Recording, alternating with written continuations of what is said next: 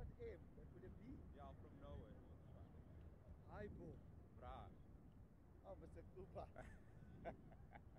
you said, it was all right on day one. Yeah, when did that change? Yo, check out this thing's dried quite a bit, eh? Yeah, it has actually.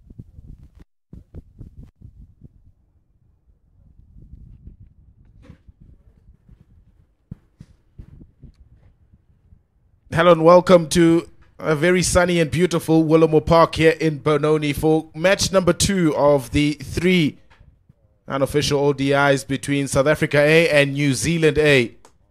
South Africans have a 1-0 lead in this 3-match series, courtesy of a 3-wicket win on Saturday. Some sparkling performances, individual performances from some of those South Africans. This is how they line up today. They've made 3 changes to the side that beat New Zealand by 3 wickets on Saturday. Andile Simelane, Tristan Lees and Luto Sepamla come in. A couple of changes and of course some being rested because of that short turnaround. Just 1 day in between that first game and this second one. So no doubt a lot of the engines will still be warm from these South African players. This is how New Zealand line up. Joe Carter and Heafy will open the batting in place of Reece Mariu and Dale Phillips at the top of the order. They've made 4 changes. Nick Kelly still leading the side in number 3. He batted really well. And so did Mariu before he lost his wicket. Zach Folks and Simon Keane were really good lower down the order, but they needed some foundation at the top. Adi Ashok also retains his place. Lennox and Ben Lister also the other 2 changes to this New Zealand side. So they were looking for a much better performance here at Willowmore Park in this second ODI. Under a little bit of pressure having lost that first game. It's a very short series, so a good start is always recommended. Not alone in the commentary box. David Midgley is alongside me. David, a really nice day for some cricket. Yeah, good morning to you, Pilar. It looks like it's going to be an absolute scorcher today, 30 degrees. It's kind of obscure for this time of the year. We're not used to such soaring temperatures, but South Africa A deciding that they'll bowl first when the coin went up, and so an opportunity to make use of what is in the surface and later make the most of a baking surface later on.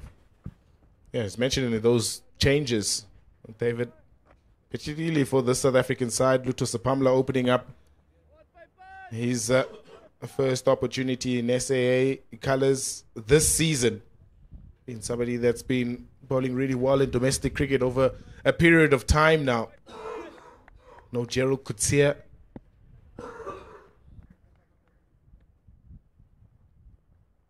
Two slips. Sepamla bowling the first. It's an absolute beauty to start things off. Yeah, no Gerald Coetzee also probably a precaution, you might think. Yeah, I wonder if you know, the South African selectors with Sepamla on the mark early here, just having a look at how do we manage players leading up to the 2027 World Cup. I think that's the main goal. Yes, 2026 we do have a T20 World Cup, but maybe they're looking, particularly with this format of the game, to see how we can manage guys all the way through to that home World Cup.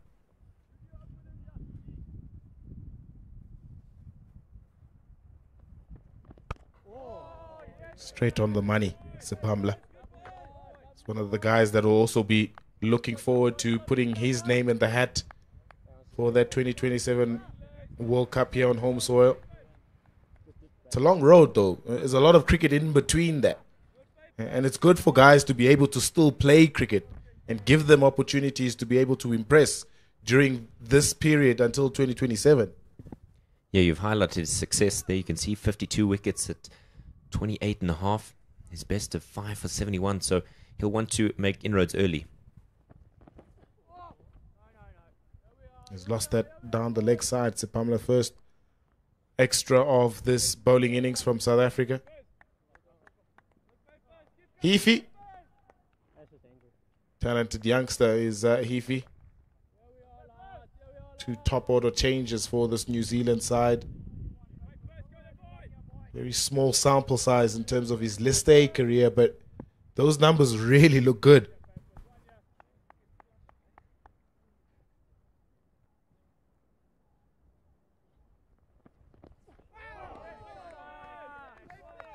Yeah, it's much better from Lutus Pamle. I think maybe he was looking for kind of a magic delivery in swinging, try and trap him on the pads there, but it's good to see he's returned to what makes sense. Good line and good length. Asking questions of Heafy here early. You don't need to find the magic delivery. Let it come through the pressure that you've built up.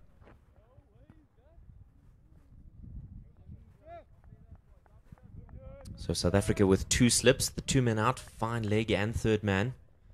Pretty standard for a one-day field.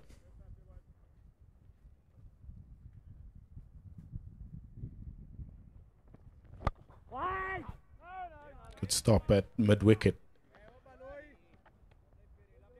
I think most of what South Africa's concerns were in that first game here at Willamore Park was their inaccuracy in terms of building pressure consistently.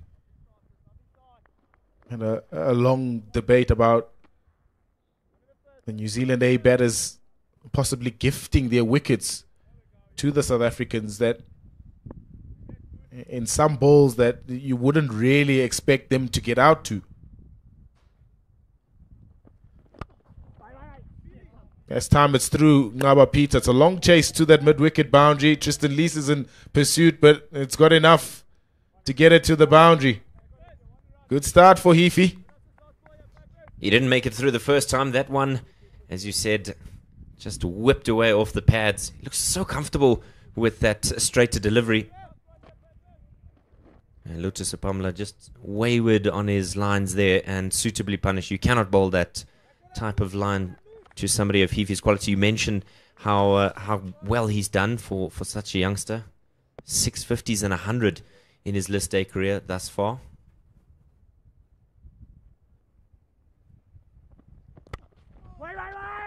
Yes, come.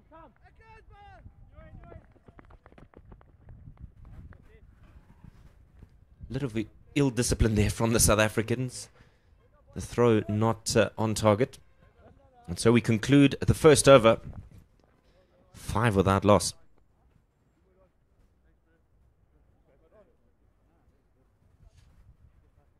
Yeah, it's probably something that the New Zealand A batters would want to rectify in this game. On shot selection, we saw Dale Phillips going for a reverse scoop, a ramp early doors in that first game. Lost his wicket from a shot that probably he could have utilized later on in his innings. And certainly was the sentiment from Nick Kelly, the captain at the toss, that the blueprint is not going to be thrown away after just one game. You're going to continue playing aggressively, but making sure that they adjust quickly to the conditions and then try for better execution. Tsepo Moreki will be Lutus Upamla's opening bowling partner from the Kuruleni end. Also picked up a number of wickets in that first game. Can still improve on those numbers in his List A career. And he's a bowler that's much improved in the last 24 months.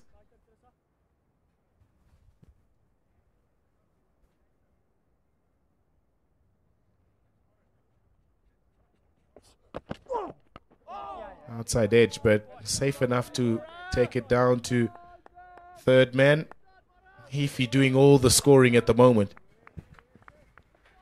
With the omission of Gerald Coetzee, you lack a little bit of raw pace, but what you lose in pace, you gain with skill, because, as you said, Tsepo Moreki, over the last 2 years, his time at the lines, just asking questions of batters across the board. And that's the right question to ask immediately. Getting the outside edge, yes, it has gone down to third man, but it's encouraging for a fast bowler.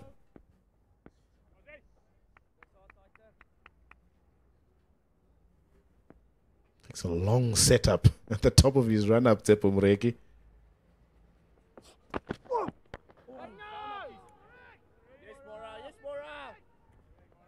Already represented South Africa Test match level on that New Zealand tour back in January of 2014, Tsepo Moreki. So still very much in the picture of on the national side. Joe Carter. A little bit more experienced than his opening partner in Heafy.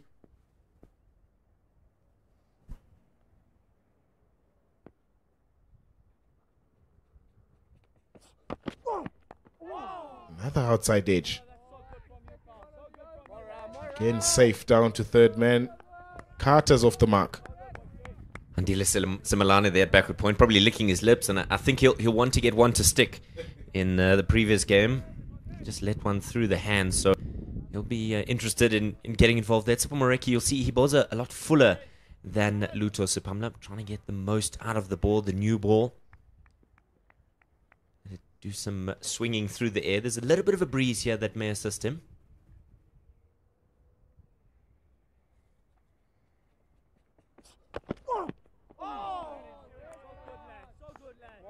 And Nick Kelly said they would have also preferred to bowl first on the surface. And he spoke about it possibly being a little bit tacky early doors and then it flattening it out. And ground staff put on quite a bit of water yesterday to try and liven up the square. It was looking a little bit dry because of the harsh winters here in the Highveld. So we'll need to adjust to the conditions very quickly here in New Zealand, eh? Yeah, we still haven't had the first rains of the summer.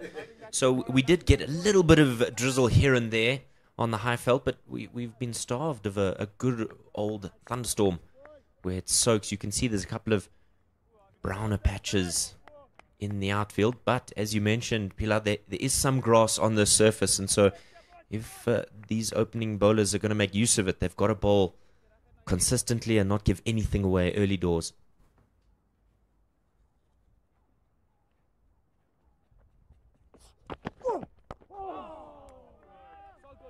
Just 2 from the Tsepo Moreki first over. 2 done, 8 without loss.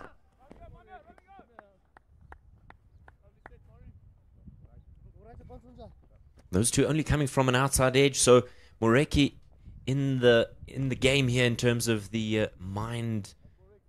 You know, so often bowlers can feel like they're out of the game quite quickly when a batter may get on top of them, but you know, in this level of cricket, you have to be mentally strong, and it's not everything all at once. It's no instant gratification. You have to toil away, and you also have to rely on your partner doing the job from the other end. So it's a good start here from the South Africans.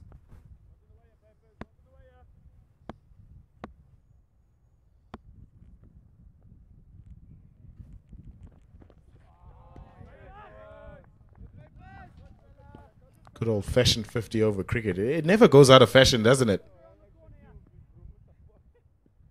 It's one of those formats where when you speak to cricketers at this level, they still thoroughly enjoy, because there's so much time to exert yourself onto the opposition and so much time to bring it back as well. So, you know, it's a game of making sure that you master it very well. It's an outside edge from Joe Carter. It's wide of those 2 slip fielders all the way to that third again. So it's a format that the cricketers still enjoy a lot.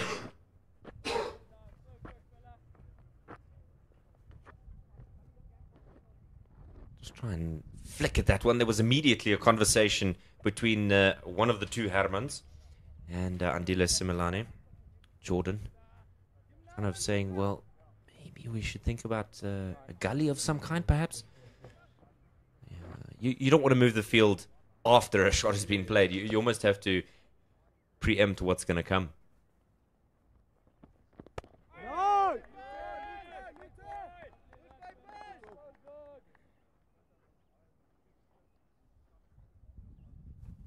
Something that lacked from the New Zealand innings in the last game was partnerships. You could see when you looked at the 2 sides and how they had worked together to build the innings. Yes, South Africa did rely quite heavily on Ruben Herman, but for me, looking at that New Zealand batting innings, only one real partnership of note, and I think that's what they'll want to recognize and improve upon for today's game.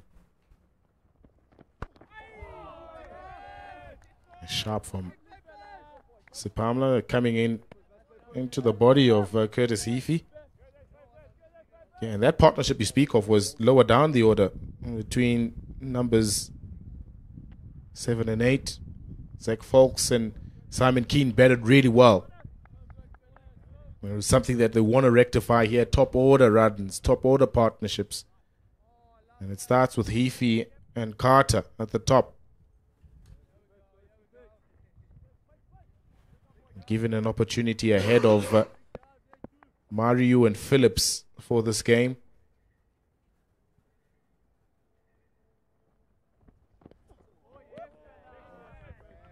Excellently well bowled there by Lutu Sipamla. He's been around the domestic setup for a long time. As you mentioned, he's had some time in and out of the national side, in and out of the A side, and he's just somebody that you know that he's almost kind of a workhorse, particularly for the Lions. He's somebody, as you can see, 52 list A wickets at 28.5, as mentioned earlier, but he's somebody that just runs in and bowls. He's not somebody that holds back. He's not somebody that you feel like he's not going to give you his best performance. Heart on sleeve type player. Another third, just one from the Lutu Sipamla over, 9 without loss. Yeah, wholehearted cricketer. Lutu Sipamla first came across him as an 18-year-old at Grey High School. 2015 that was, I think. And from then, he had a real strong head on his shoulders. Lutu Sipamla comes from a real family-orientated setup back at home. Brothers and sisters are very much supportive of his career. He's also supportive of his family's careers. Injuries haven't been kind to him of late. Struggled to finish seasons in recent times. But you know what you get from him when he's fully fit and firing. And when he is firing, he can be so destructive. Particularly the partnership last season with Tsepo Moreki at the Lions. Helped them both in the 4-day and the T20 competition.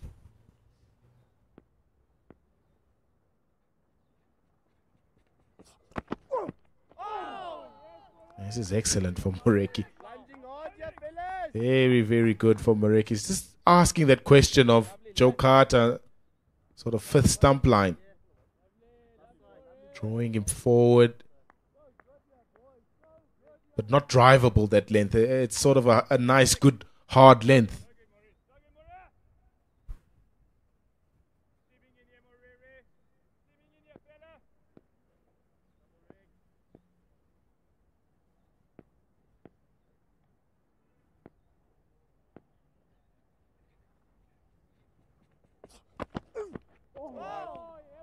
Push that down the leg side.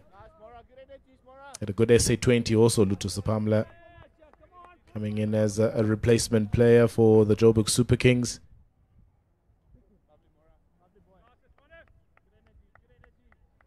He's had some time now to just work on his body, just strengthen it a little bit.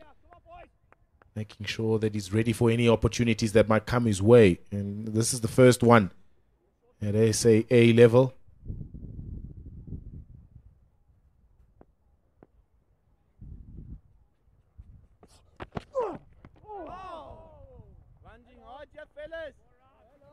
And that's the thing people don't always realize, Pila, is that the hard work is what happens during that off-season period.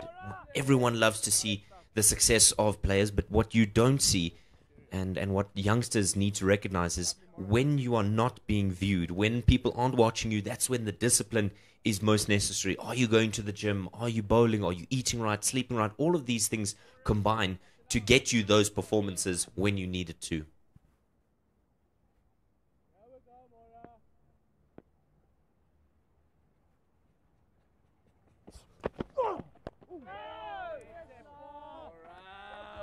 And I guess this bowling group from South Africa A is at that age point now where they sort of have to understand their bodies. Dr. Supamla just over 25 now. Gerald Kutsia hovering around 23, 24 now. Moreki probably the slightly older. How do I still keep myself fit enough to be able to perform through a rigorous season where there's also 4-day cricket? Very good from Moreki. He's honing in on that sort of middle and off stump. And I guess the change now for Gerald Kutsia not playing this game is to be able to preserve his body. You don't want to push him too much to play 250 over matches in the space of 3 days. Have to be careful.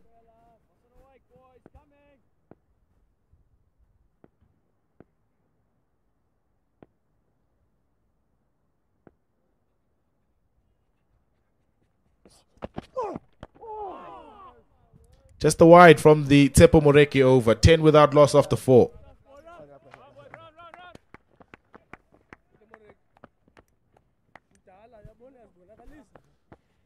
You speak about there's a big shout here.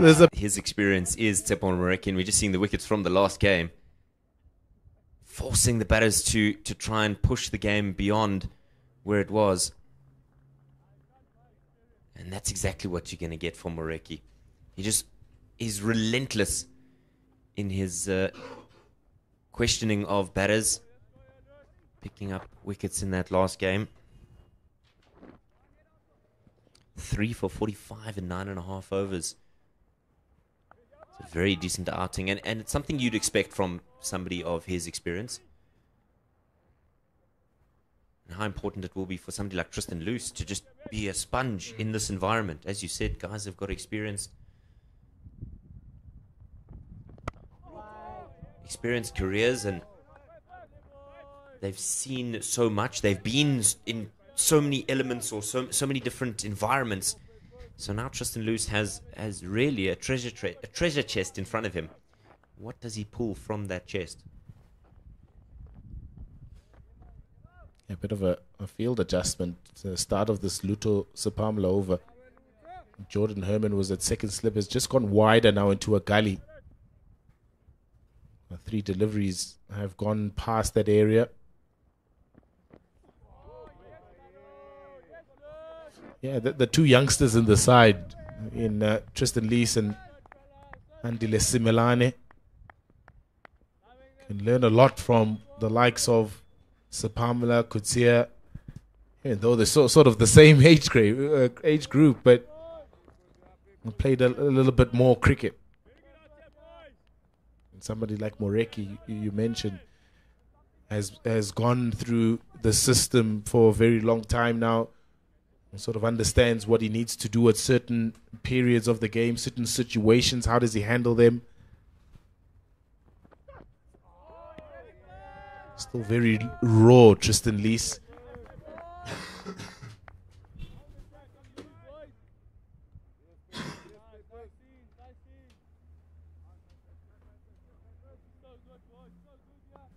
Very exciting talent, though, Tristan Lees. I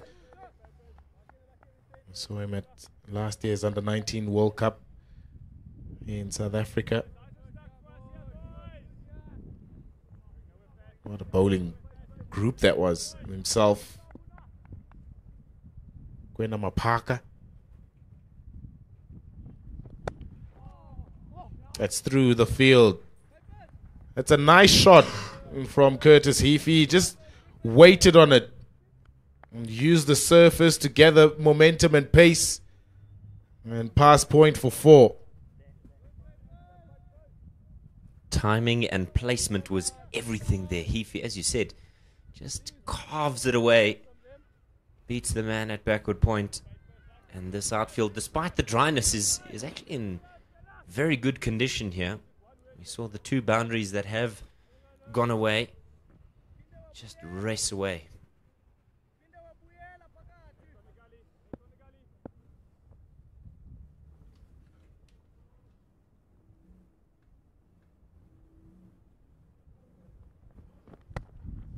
Again, same treatment.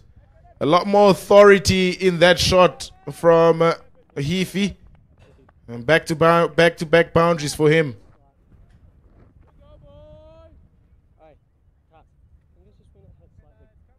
Boy, authoritative is exactly the right word there. Slashed that one away. All control. This time the two fielders just look at each other and say, who wants to go fetch, you or me? Yeah, lovely shot. Really good.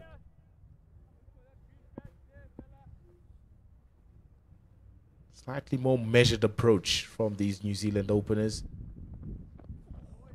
Been comfortable to do that. Just leave the good ball and respective.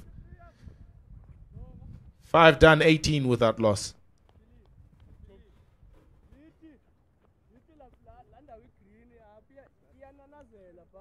Loving the chat here between the South Africans. There was mention of Tsepo Moreki being a Madala. Did I pick that one up? I mean, can you imagine being under 30 and being known as the Madala of the team? Wow. For New Zealand viewers, they've called him the grandfather, essentially, or the uncle, the respected uncle. South Africa have a perfect record against New Zealand, eh? Before the series, they'd met 6 times. They beat them 6 times, and then that victory on Saturday made it a 7 out of 7.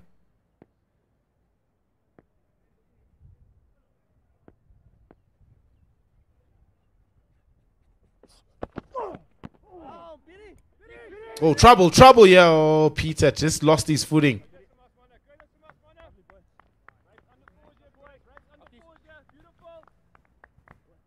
A bit of concern there between the two batters. They've gotten off to a tidy enough start, but there was some indecision.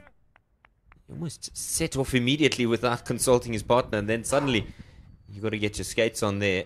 Had Peter cleaned that one up nicely, we might have had some concern early.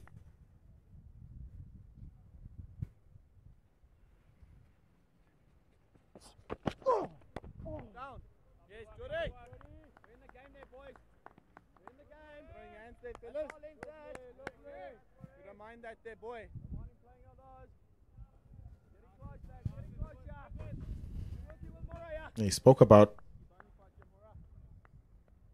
their attacking nature. Want to play positive cricket, New Zealand, eh? Nick Kelly at the toss.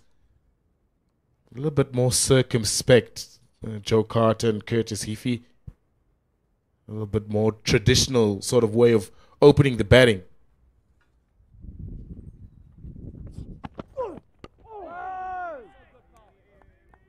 So they're fixing one element of it in terms of not being overly expressive in their shot making. We saw some in the highlights package of how Dale Phillips lost his wicket trying to scoop and ramp Moreki over fine leg. A little bit more measured with Curtis Heafy and Joe Carter. They haven't been trying anything expansive in terms of their shots and obviously coming out of their crease.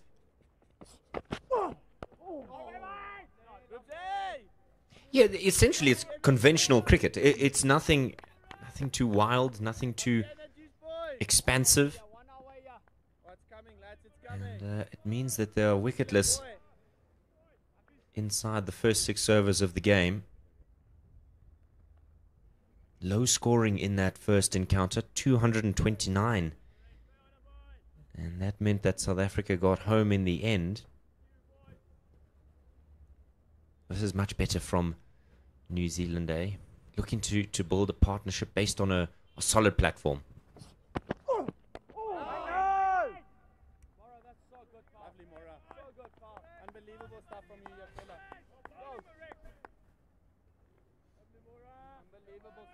And that's what you want, really. You want to play and find a middle ground in terms of being aggressive but also not reckless.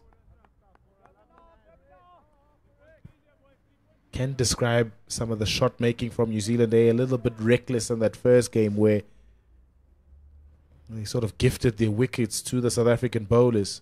229 was always going to be a modest total on the surface like this at Willamore Park. Today they'll be looking to set South Africa a little bit more than that.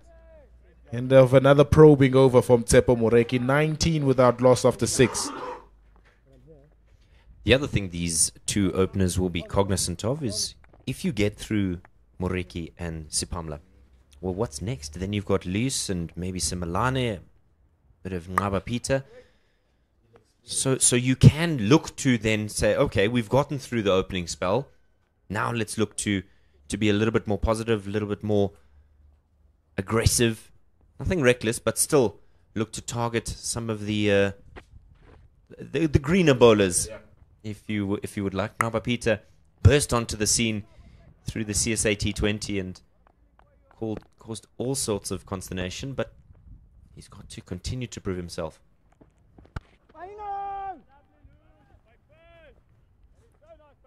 And that's what New Zealand have to remind themselves. We've got an experienced pair opening the bowling, but after that, slightly more inexperienced with Simelane, Peter, and Lees. So you can cash in a little bit later on. So Jason Smith marking up his run-up before play. Also, he probably might be called upon.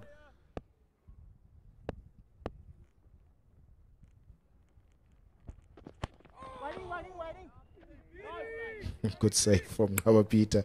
Almost wrong-footed him, that delivery.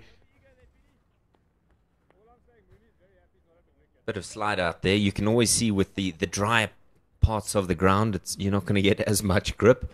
So he's done well, as you said there, just to recover quickly.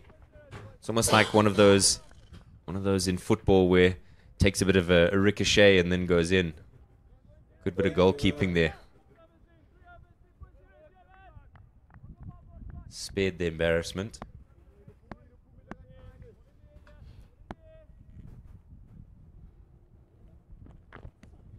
Edge gone. That's the one that Luto Sipamla was looking for. A little bit reckless outside that off stump, Joe Carter. And he's only found the edge into the gloves. Safe gloves of the wicket keeper. And New Zealand lose their first wicket inside the first power play. Sinatemba Qeshile, 5 catches in the last game. He gets another one today. Carter really looking like he was struggling to get off to a start there. 3 from 13. A little bit of a loose stroke. Sipamla gets the first breakthrough. Carter's gone for 3. And it's 19 for 1.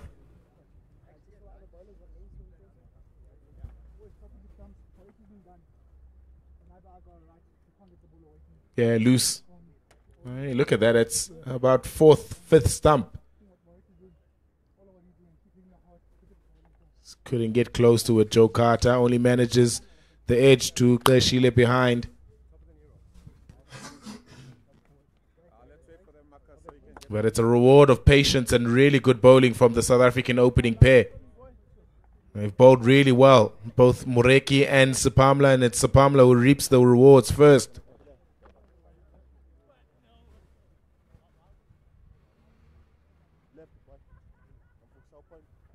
It's that length, Pila. It's that length. It's that length. You can just see that his head wasn't in line with the ball. That brings the skipper to the wicket, Nick Kelly. Got the number 55 on his back. Double fives. 91 games. 31.4 average. Decent strike rate-ish. His highest of 120, but those 2050s and 500s. Oh, his team would love 100 here today. They saw how much of an impact 100 in the top 3 makes to your game, especially in one-day cricket. You need somebody in the top 3, 4 to get a score of 75 or more to really put something on the board. So some pressure on the captain here as he comes in the 7th over.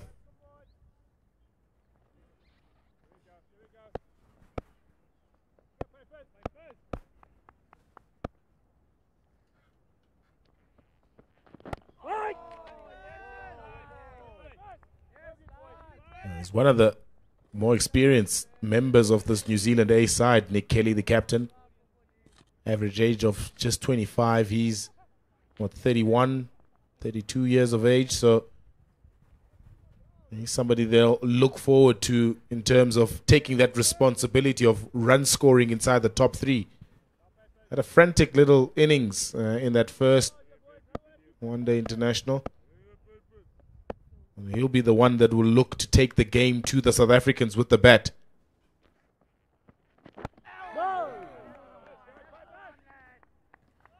Unofficial has got going here. Pilar, just for me, when, as I said earlier, he's a heart on a sleeve type player. When he gets that little bit, you give him a little bit of an inch. Boy, oh boy, can he be feisty. We saw the first ball to Nick Kelly, leered at him. This one, almost squaring him up there. So Pamela, you always feel like when he gets one, two is not far behind. And that's something that was kind of characterizing that New Zealand innings, was clusters. Wickets falling in clusters. Tidy end to the over. A wicket made it for Unofficial. He's bowled 4, 15 for 1 from his time with the ball in hand. New Zealand A, after being put into bat, 7 done, 19 for 1. He is, isn't he? He's like a dog with a bone. Every time that he has the ball in hand, he looks to really, really, really make sure that he puts in a big performance.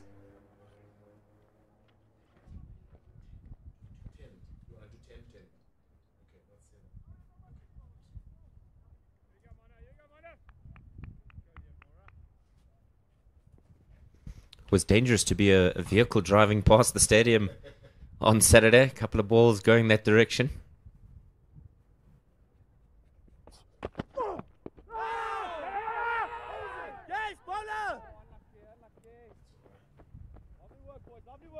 Excited there from Tsepo Moreki. I think he knows Lubabala Kulma, one of our 2 umpires for today. Get some exercise.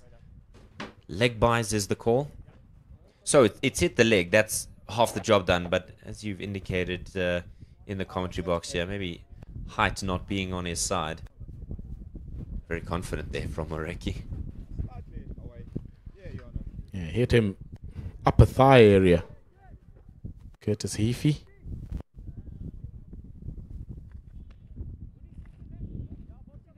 Also just always asking the question, isn't he? Yeah, you make mention of that swashbuckling innings from Ruben Herman.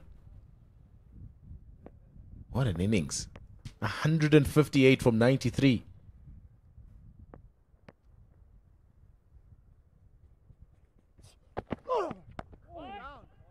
It certainly was the difference between the two sides. So impressive. Even the opposition spoke about it afterwards. They said it's probably one of the best hundreds that they've seen in a very long time. New Zealand is always very gracious. I've not known them to be, callous or malicious in the way that they go out there. The perennial good guys of international cricket. Different story on the rugby field though.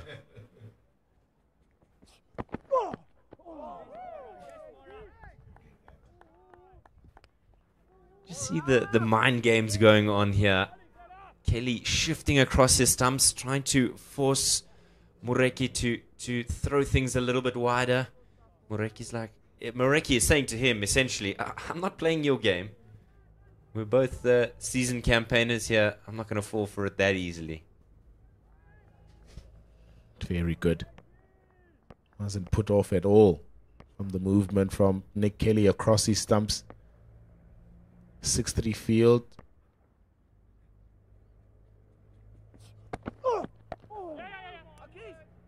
Good stop from the captain.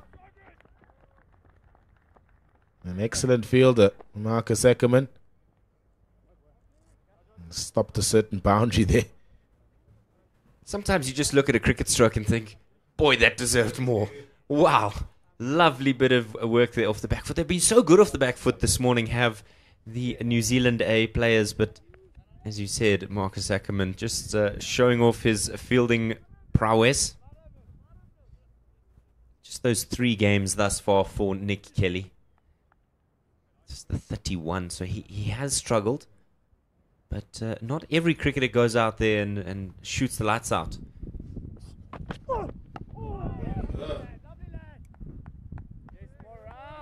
You think I'm going to sit back and just bowl gentle half volleys? Well, this is South Africa, son.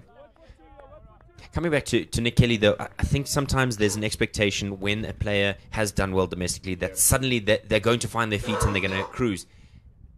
If we look back at Jacques Ellis's career, he didn't just shoot the lights out early on, but it's how you respond to the challenges. And Moreki laying down a challenge here for Curtis Heafy.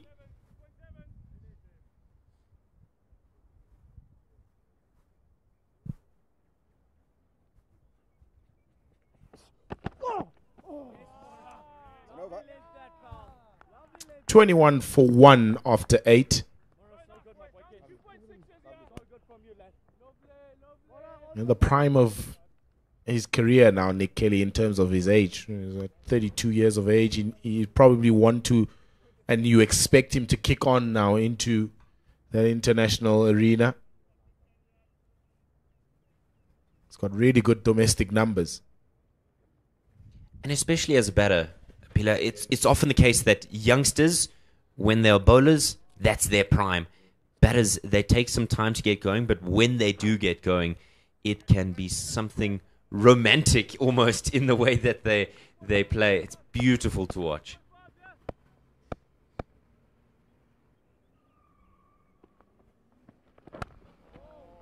A lovely shot. Excellent balance from the New Zealand skipper. Straight past the bowler and onto the boundary rope for 4. Yeah, I mentioned romance. That was caressed. Caressed straight back past Luta Supamla. Maybe a little bit too full from the South African opening bowler. And Nick Kelly, as you said, in the prime, showing us how good he can be.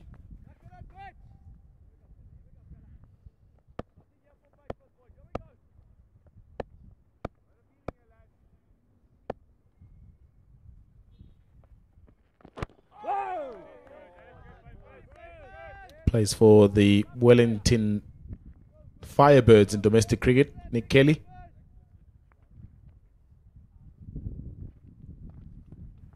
It's where Devon Conway plied his trade. Yep.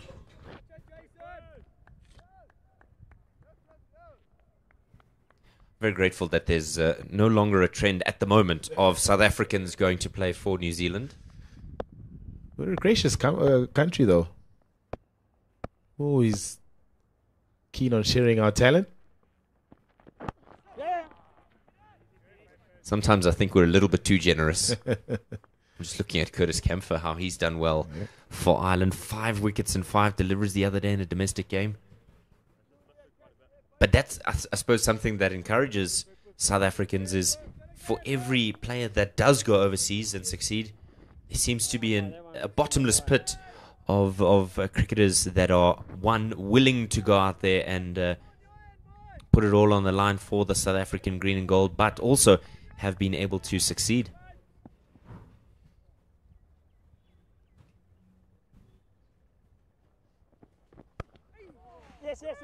Oh, good stop. Good stop. Now the throw. He's a fantastic athlete, Andile Simelane. You always have to be careful when he's around the ball. Moves very well. A stop with his left hand, transfer to his right hand, and just misses the stumps. I think he would have been in, though, Heafy.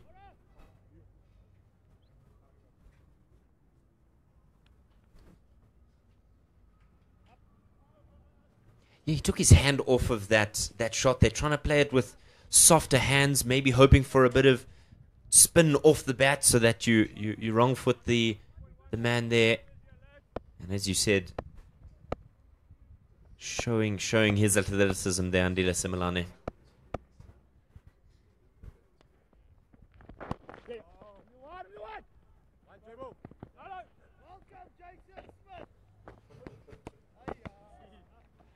Our producer kindly reminding us that Glenn and Dale Phillips also coming from South Africa. It's just salt in the wounds, really.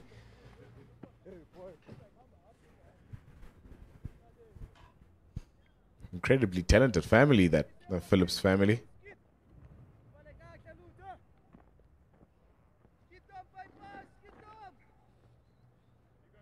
Older brother Glenn just struggling with a bit of injury of late. Had to pull out of a number of tournaments and some sides recently. It's just bounced on him. There's a bit of extra zip in this Willowmore Park surface. 9 done, 28 for 1 New Zealand A.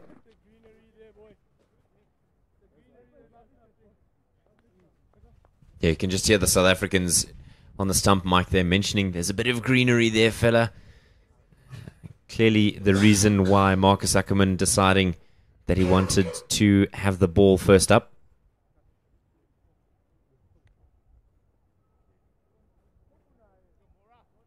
Do you keep these two bowling for maybe 2 more overs outside the power play, or do you make a change? Yeah, I think probably give him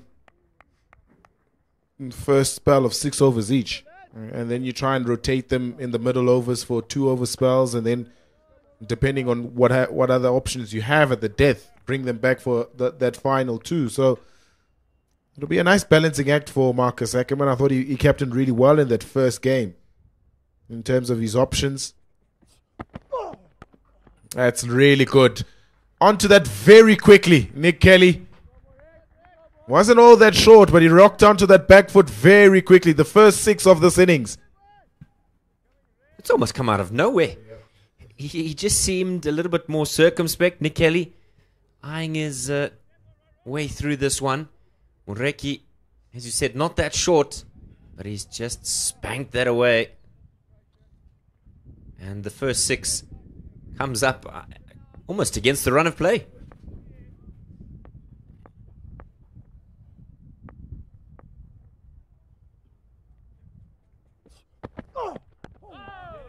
Back on the money. Yeah. There was a period probably in that game where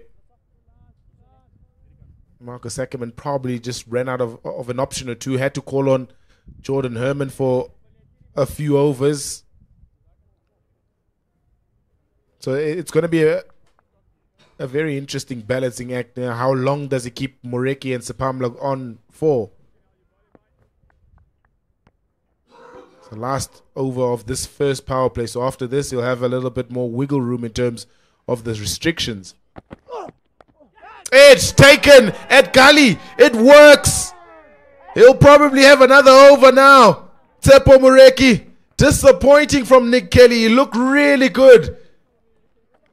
But an extra bit of bounce found by Tsepo Moreki induces the edge, and a smart catch at Gully. New Zealand A lose their second. Oh, that's so frustrating. He did so well, did Nick Kelly, to get on top of Moreki.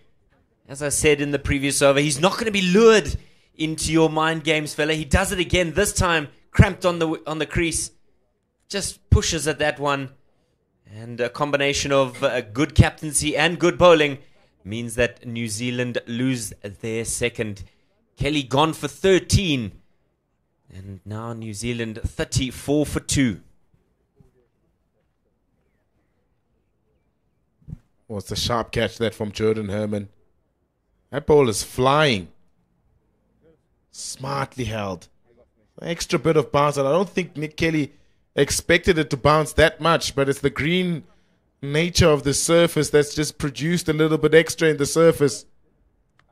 And a very good catch that from Jordan Herman. It's a ploy that South Africans have enforced throughout this first 10 overs of this power play. That wide man fielding at Gully. Seen a few balls fly past that area in the first sort of 2 overs, and then from then on they've employed that man in the Gully, and it's worked really well.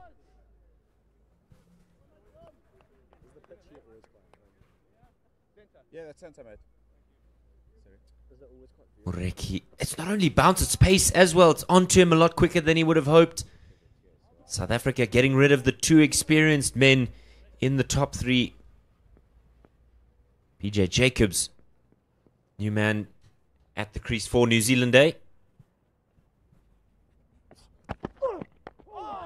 Straight down the wicket, first ball, BJ Jacobs.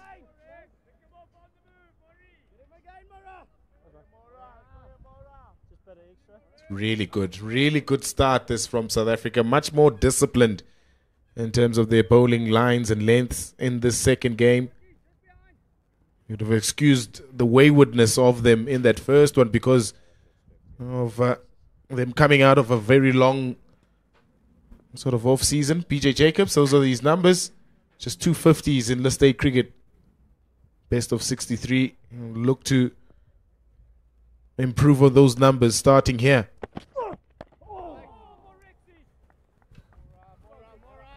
Just prior to that delivery, change in the field, meaning that fine leg comes into the ring, and there's a square leg that's about 10-15 meters off the boundary.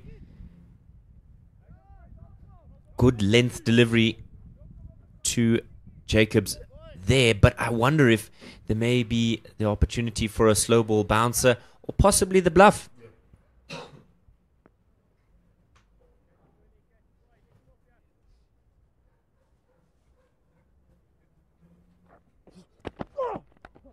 Edge taken. He's got 2 in this over. Tsepo Moreki.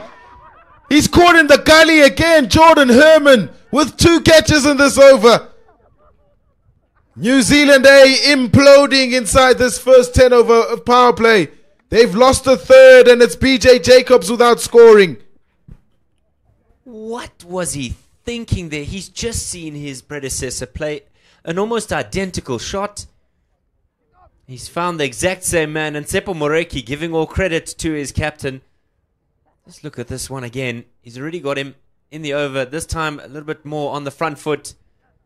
Herman pouches that one. And Moreki, after almost playing a little bit of a second fiddle with the wickets to Lutho Sipamla, has 2 now inside the first 10 overs. So the power play concluded 34 for 3 as Pilasanda makes way for Gert Maloney.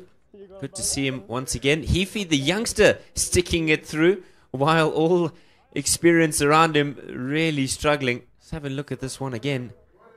What an over. 2 wickets and a 6 in it. Just strides into that one, throws his hands at it. And Moreki is absolutely cock-a-hoop.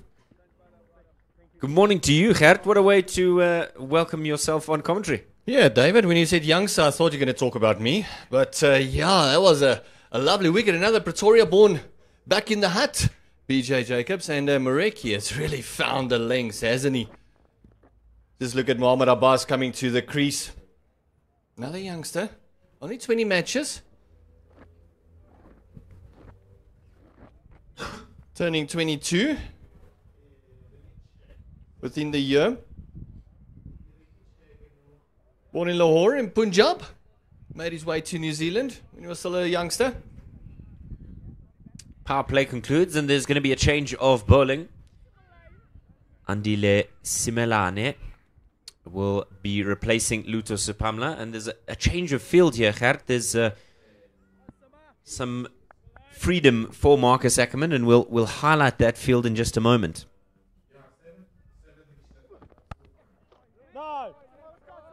Straight to the man, and the call is clear and loud. It's no.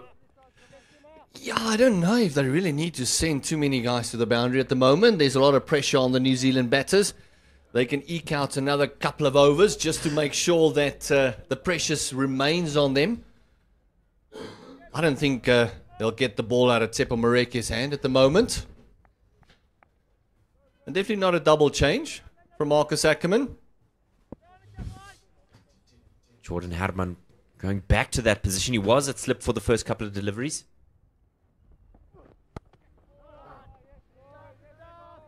So there's clearly an approach here from the South Africans to try and ensure that they get the New Zealanders playing off the back foot.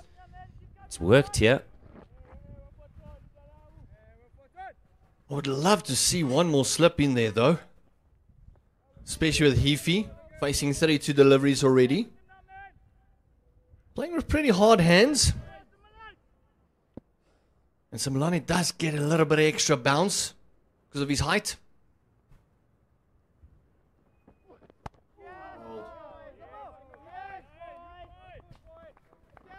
Ndile Simelane with a bit of experience in the T20 game for South Africa, but it's looking his List A career there, averaging 35.8.9, economy of 6, a tidy bowler.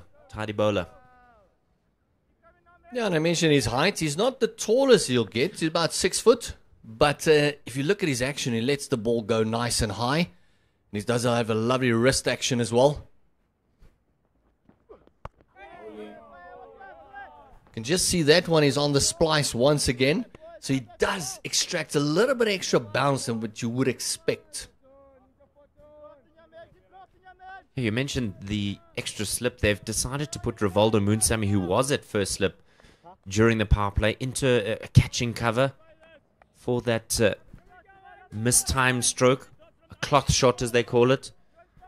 So he's nice and close in there. They've got almost a deep forward point. Third man and fine leg.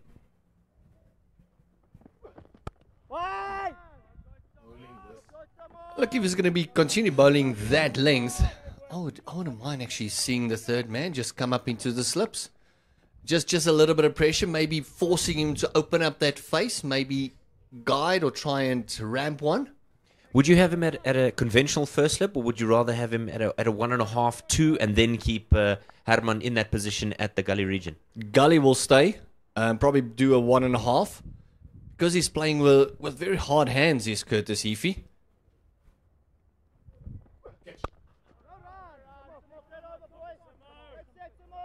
Simelane's first is a maiden. 11 have been completed. 34 for 3. I don't think you can actually see Tsepo Moreki just running in from third man. And he's actually been asked to turn around as they're going to give the ball to, looks like Tristan Lees. He looked like he was ready to...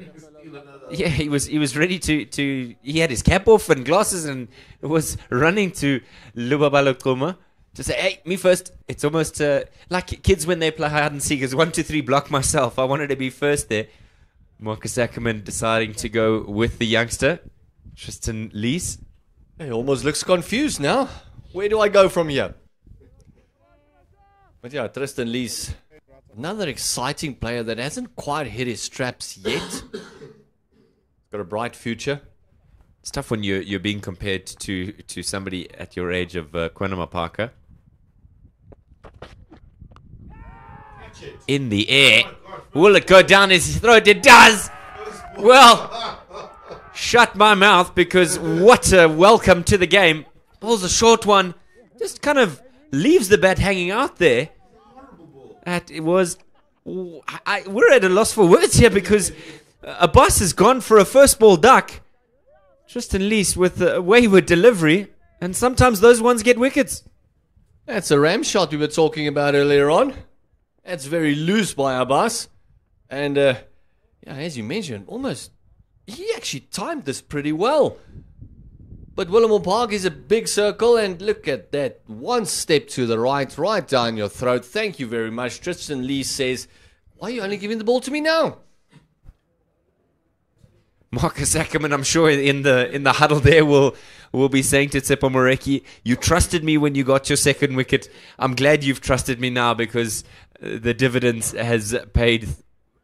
New Zealand in all sorts of trouble here. 34 for 4 in 11 overs. They were in trouble in the first game as Mitchell Hay strides out to the crease. That's almost a carbon copy of what happened in the first game. Not getting partnerships, not having anyone sticking around with a set batter. After 36 matches, Mitchell Hayes come in and, oh boy, that average of 25, he'll look to go a bit further than that today. They really need the wicketkeeper to do his bit today. Tough going here. You walk to the crease in the 12th over. 34 for 4. Batting at number 6 in a one-day game. You wouldn't expect to be in so early. And now you've got a fired-up Tristan Lees steaming in. Really didn't deserve a wicket, but it doesn't matter how you get them.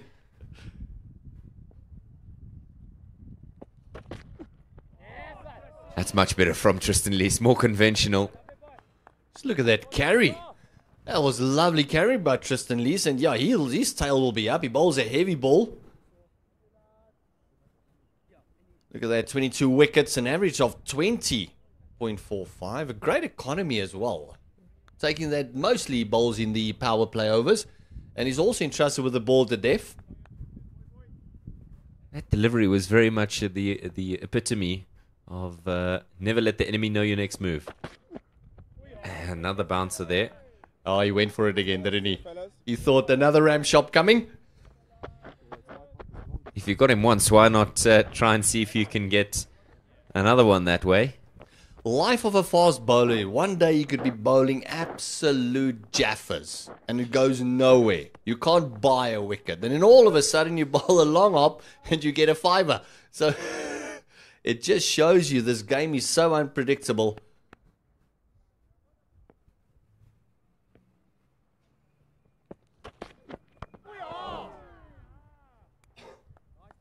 Follows the bouncer up with the Yorker, and the execution is exceptional there from the youngster. Sometimes you'll often see it that a player will bowl the bouncer, try to follow up with the Yorker, and then it ends up being a full toss or a half volley, and the opposition can get on top in the over. But Tristan Lees here, exceptional with his execution thus far in the over. Oh, no ball. No ball. Bit of hesitancy, and then you hit the non-striker trying to run through to the other end. It's all happened in that delivery.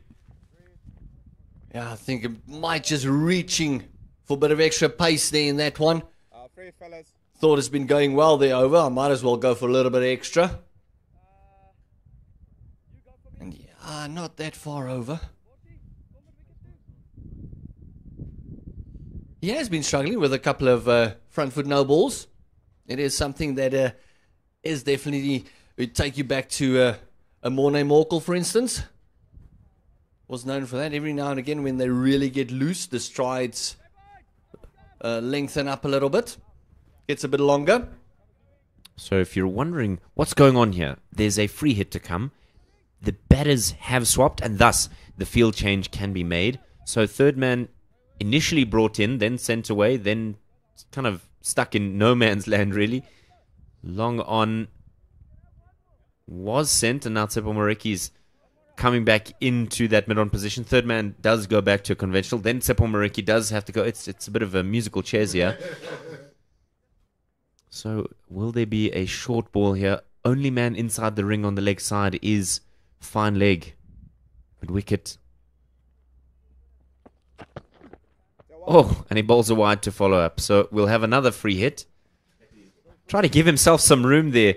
Did Curtis Heafy, and then the bluff came from Tristan Lees, and he was not as sure-footed as he would have liked. In Heafy's defense, he did give it all. He really tried to get to that one. Ended up on his belly button.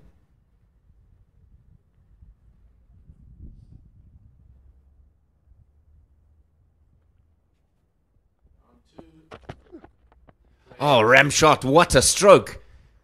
Just got in the line of that. Chipped it over Munsami, who was in the ring. And it goes for a boundary. Making the most of the free hit. One to come. Lovely, lovely bit of ingenuity. Great hands. You'll see the replay. He wanted to play a conventional ram. Then all of a sudden, the ball just went to the offside and just have a bit of a flick of the wrists and a lovely forfer. And Curtis Heafy looks like he's here to stay. He's in for the long haul. Just needs someone to stick around with him.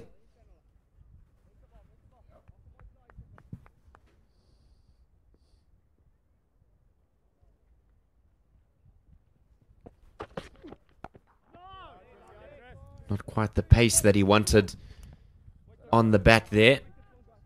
Heafy little bit frustrated with himself. 12 overs have been completed. It's 41 for 4. Just having a look at that ram shot again. Look at that. Just lovely hands, just flicking it away, and great contact as well. Does look like a nice compact player, doesn't he, Fee? Only 22 years of age. Celebrated his 22nd birthday about 36 days ago.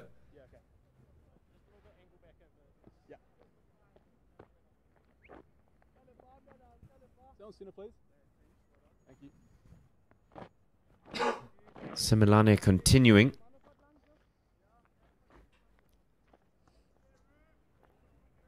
Thrifty, miserly in his first over. Oh, nearly going. There's a shot in off. Yeah, could he have gotten that one? Marcus Ackerman, a little bit of a fumble. Maybe just a bit overzealous. Threw the ball before he even had it in his hands. Often happens. You just look up to see which end you got to go at, and then the ball just bounces a little bit more, a little bit less.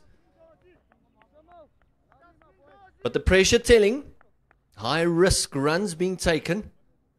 Now they need to get the run rate up a little bit and also preserve wickets.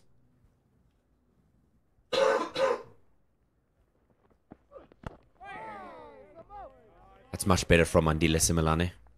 You mentioned that kind of approach to the game where you look to take on the fielders and put them under pressure, and suddenly there's 4, 5 or 6 runs in the over, and somebody who's done that very well at not only domestic level but A level, and now for South Africa is Matthew Bretskia. When he does get going, boy oh boy can he be frustrating, because suddenly you look up and he's on 20 or 30 and you think, where's it come from?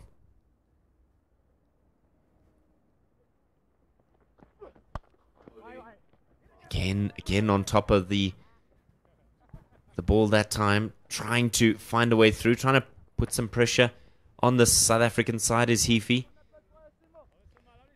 Yeah, I think someone in the cricket history that was probably the best at that was the Australian Michael Bevan. He had an average of over 50 and never really went big. As soon as you see he's on a 20 or 30, all of a sudden his eye is in, and left-hander can just start caressing you through the covers. Oh, just mistimes that one. Hits it a lot squarer than I suppose he anticipated. Question is, will Heafy be able to get out of his own head here? It can be frustrating when you're not really scoring as quickly as you would have liked. You almost feel that responsibility on yourself as the somewhat established man. 19 for 41 is hardly set in stone. But he's somebody that now has a responsibility to go along here. In the air for a time, but falling safely, collected on the boundary just for the one. I think it's very important for him not to get too much involved in his own head. Just play the game. The wickets have been falling around him. He can actually just try and bat through the 50. And hopefully that batters will stick around with him, create a partnership here and there, because they need a couple of 30s, couple of 50s, maybe one big partnership with him and Hay is just what the doctor ordered. Marcus Ackerman deciding that he doesn't want mid-wicket, so he's just sent him out there onto the boundary. There's always plans afoot. Always plans afoot. Last ball of the over. What is in Similane's head? Foolish delivery. Pushes hard at that one. Goes straight to Ackerman. And the 12th over, 13th rather, has been completed. 43 now for 4. Just 2 from that Similane over. Yeah, Similane really hitting that back of a length, those hard lengths, making it very tough. Tristan Lees walking to his mark. It's an exciting combination, isn't it? Andile Similane and Tristan Lees. Gives you something of everything. Andile will just hit the lines and Tristan will just run in as hard as he possibly can.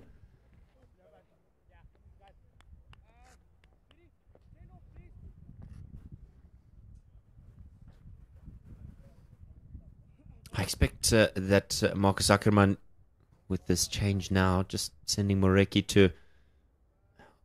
I don't know what you'd call him. He's kind of a mid-wicketish, sort of very wide, mid-on, close in. This one's just tucked away. They're going to look to run two here. They're running very hard, but very quickly pounced upon. I wonder here if Ackerman's going to ask the youngster to really bend his back. I want you to be aggressive here. I don't want you to bowl too many friendly deliveries here. I want you to really give it your all. Yeah, I want him. I think he said to him, "I want you to hit that 7-meter mark. Hit it as hard as you possibly can." That's going to make the on drive very difficult. I think that's why Tsepo Moreki is there. It's exactly what I'm talking about. You just see in the delivery stride there, Tristan Lees really giving it his all.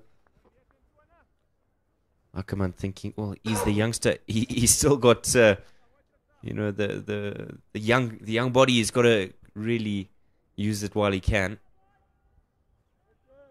As you said, good carry through to Kreshile.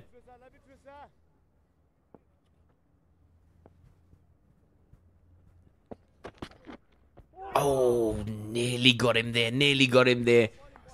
Bit of shadow batting there from Mitch Hay. It's really difficult going here for batters. Once you sort of find your feet, maybe you can get going. But Tristan Lee's bowling a very good length. And that's a length that you would be looking to bowl at. Even if he attacks the stumps a little bit more, driving on the up is going to be very difficult with the extra bounce that he gets.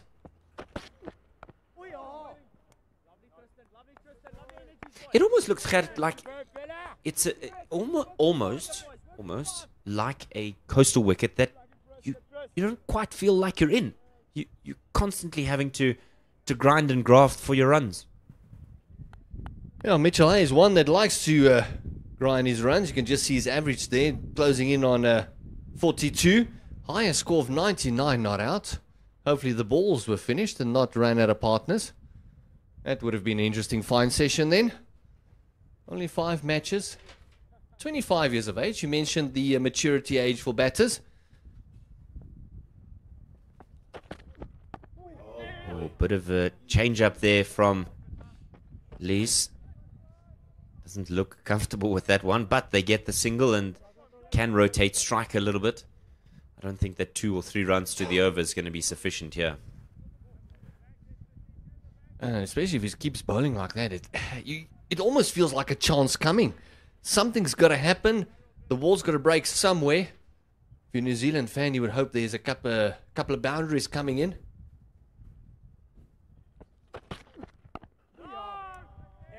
Just look at that length. Look at the bounce. Perfect, and exactly what the captain ordered. And now it's where it comes in. Patience. Stick to your line. Stick to your lengths. The rest will take care of itself.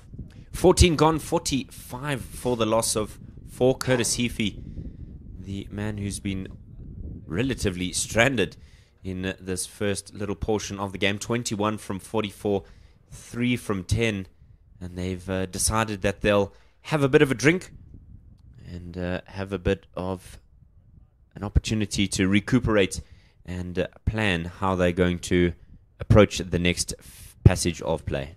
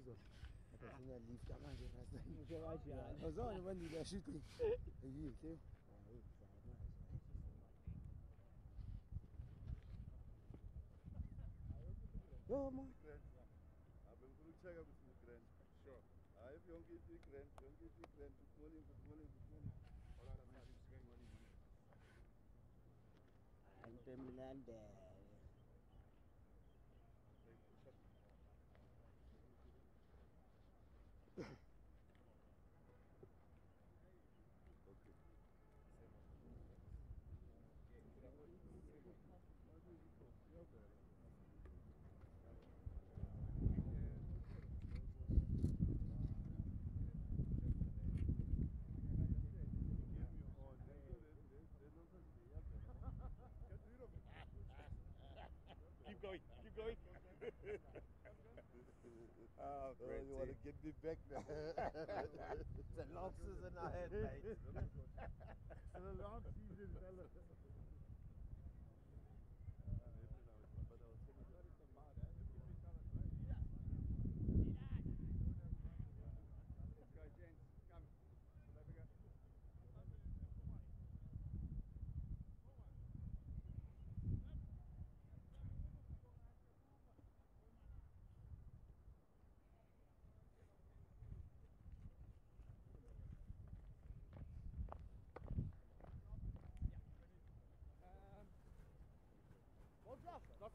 Welcome back to Willamore Park in Benoni. It is the second unofficial one-day game between South Africa A and New Zealand A. Just to give you a summation of where things are, South Africa A deciding that they'll have a bowl, and it has paid dividends. 2 for 11 from Tsepo Moreki, Tristan Lees 1 for 9, and Luther Sepamla 1 for 22.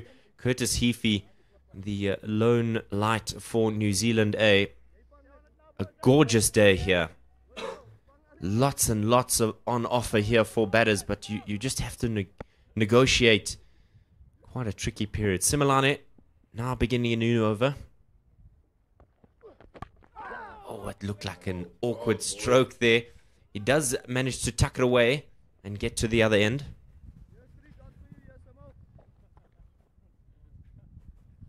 Closing in on that 50.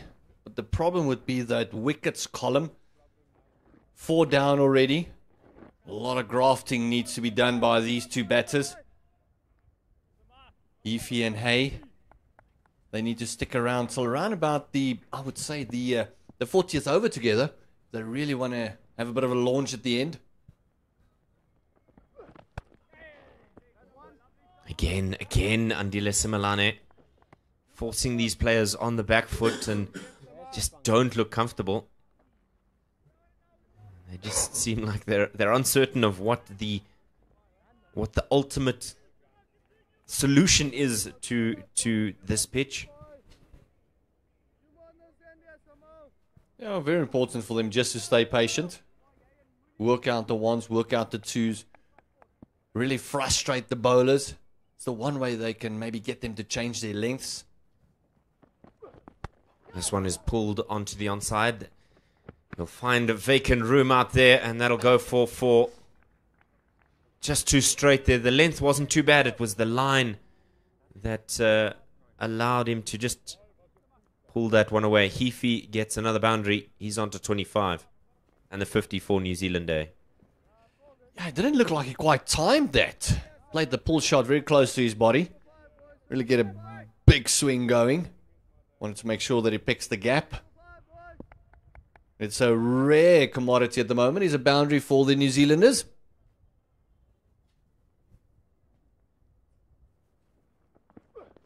Oh, he just comes across his stumps there.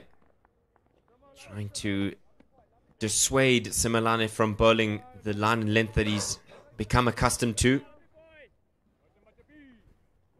I mentioned the patience for the batters. Now it comes down to the patience of the bowlers. Boundary went, no problem. You're not really under pressure at the moment. Just keep building pressure. Projected score only about 170. If they go at this current rate of 3.4.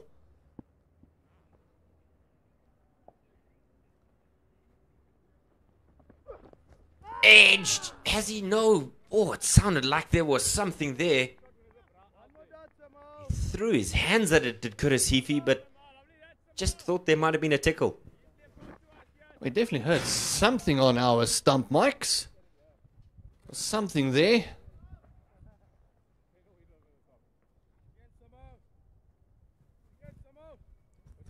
Thought he might have taken it, and also the way that the ball shaped away, we thought he might have gotten something faint.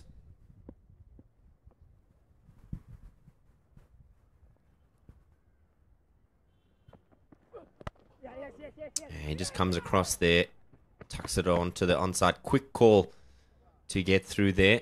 And an over has been completed. 6 from that Similane over. And the most expensive from him thus far, and still not outrageous. 15 gone, 51 for the loss of 4. Yeah, really went for that one. That was a bit wider. One of those deliveries that was misdirected. They wanted to take full advantage of it. Just couldn't get it, as we see the coaching staff just walking around, having a look, having a conversation. It's always an important conversation as coaching staff when you do make changes, irrespective of the timing and management of players. You always want to feel sort of justified that these are the right men for the job, and no reason to say that they've gotten anything wrong, particularly with the start that the South Africans have had. And also, it's not just always the getting the right people, it's also getting the right personnel in the right places. It's making sure combinations are good, your opening pair, your opening bowlers, backup bowlers. Who's going to be first change, who's going to be second change, when you bring in the spinners. So all those things, and who's going to complement the spinner on the other side? Is it going to be spinning in tandem? Do you have a nice medium pacer just running in? So those conversations normally doesn't just go, oh, him, and him. It's a strategic conversation. And the reason why they walk around and do it is you get a feel for the game. It's the atmosphere that you actually pick up. Good over here from Tristan Lees. He's just started this over, halfway through it, and he's just started with such energy. Well, the wicket of a buzz helped, to be fair. I mean, if you bowl a long hop and a bit of a loosener, and you get a wicket, I think all of a sudden all the joints and all the ligaments feel nice and loose.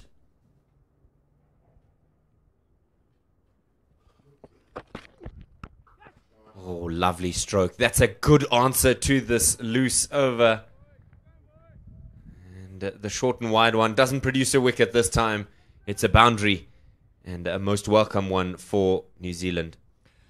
A little bit of less bounce than he actually got throughout. You can just see that one got right on top of it, and oh, lovely hands. Just threw his hands at it. And all of a sudden, it looks like Heafy's just finding his footwork, finding his timing on this deck.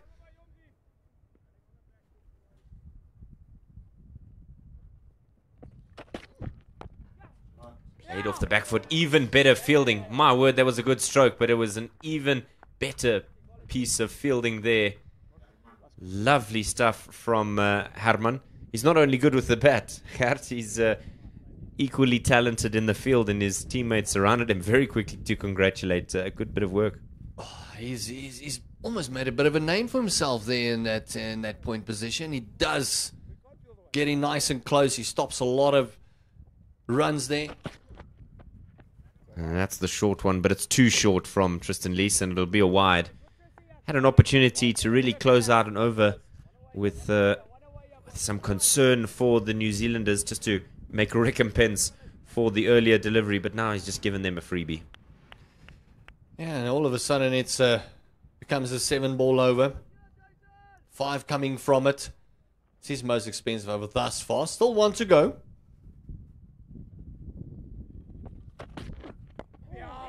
It's much better, much better. Quick call through. Safe in the end. And that's the end of the 16th over. 57 for 4. Almost feeling that over that Lees just got a little bit impatient. Reaching and searching for maybe a line that wasn't there. Also, Heafy has faced 55 deliveries. He's kind of a set batter at the moment. So he's finding his feet. And I think that would be the exact conversation that he's having with Hay at the moment. Saying, just stick around. It doesn't become easy, but it becomes easier to bat on. You start to pick up the length a bit better. Andile Semelane bowled the maiden. His first over up. He's conceded 8 runs in the 3.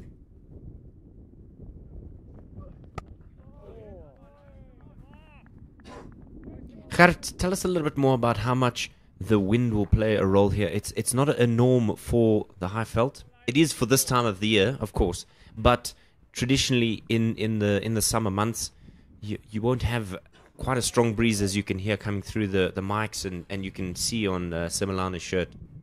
I'll tell you what, one thing that I think not everyone knows is bowling into the wind especially is actually a skill. It's something that you need to practice. Comes across, lifts this up and over. There is protection down there in the deep. But a little bit of positive cricket here from Curtis Heafy. You said it, he's feeling like he's found the measure. Yeah, and I think he realizes that the bowlers are getting a bit impatient. So he's just forcing one or two mistakes. But just getting back to our conversation, is bowling into the wind, and even if it's a crosswind, it is a skill. It's something that you need to learn, that you can't force your action then. You can't force your runner, because force and force doesn't work. You just need to trust the action, trust the practices.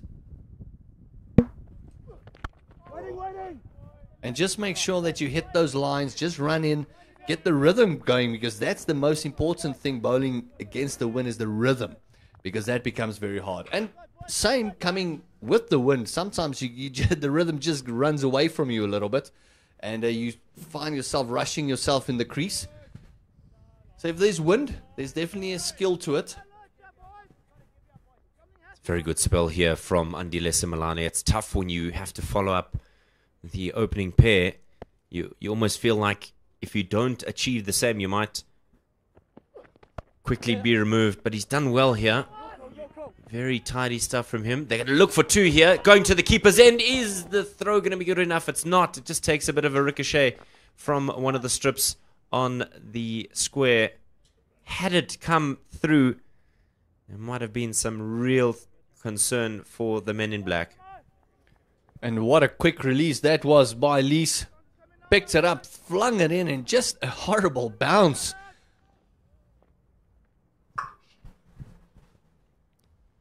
Bashile nearly taking one there in the chops. Hope his dental is up to standard.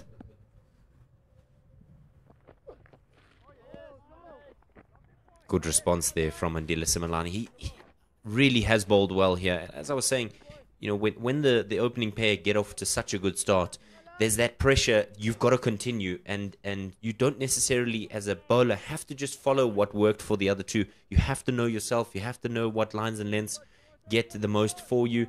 You have to know yourself that you don't have to push yourself to try and force anything. As you mentioned, he's become very mature, Andile Similane, over the last little while. A little bit of width, and this is played away through the covers. There is a man down there sweeping things up. Ngaba Peter, who will be excited to get his hand on the ball a little bit later. 4 done for Similane. He's got an economy of 3 today. 17 overs gone, 61 for 4. I must just be very, very careful that they don't get impatient. I mentioned it earlier on as well. They actually saw which lengths are working on this deck, and it's almost each of them, Lees and Similane, getting a boundary hit off them. So we just see a summary there. 32, the mainstay, it's Curtis Heafy. And Mitch Hay, the keeper, sticking around with him. This partnership has gone to 27.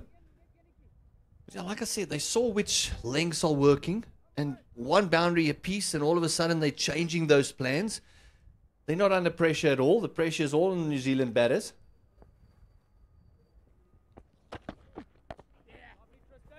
Lovely start to the over. As you heard there, lovely Tristan, and equally on the money here, Tristan. A little bit of waywardness, but it's expected with a younger bowler.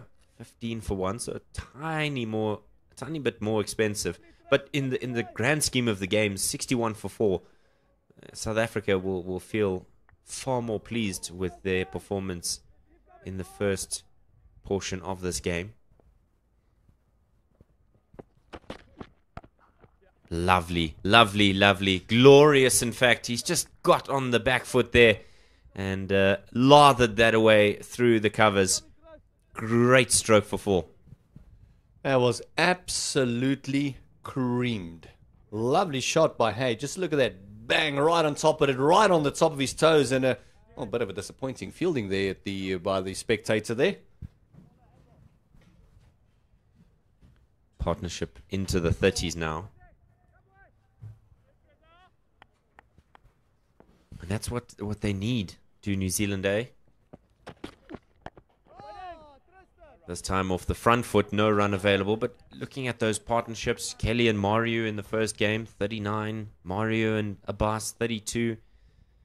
Not much else, barring that Folks and Keane partnership of 66. Comparatively, South Africa A, 51 from Herman and Ackerman. Smith and Herman getting together for 64. And then 40-odd partnerships from Kutsia and Peter. This time trying to pull it away onto the onside. But I think that's crucial, is this partnership. We've highlighted it. It has to be the partnership for New Zealand, eh? And he also mentioned that it's almost in danger zone times for New Zealand now, because all the other partnerships are around about the 30-odd mark, between 30 and 40. So they need to get that monkey off their backs. Take this to about a 70-80 partnership at least. It's overpitched, flicked away, dribbles away to the boundary. Munsami had no chance in stopping that one. Lovely shot there. You have to capitalize when you are given a gift. Just leant on it and just made sure that he picked the gap. And with the pace of Tristan Lees, no chance of chasing it. Lovely shot, and it almost looks like he's really finding his feet. He's moving nicely, getting into good positions.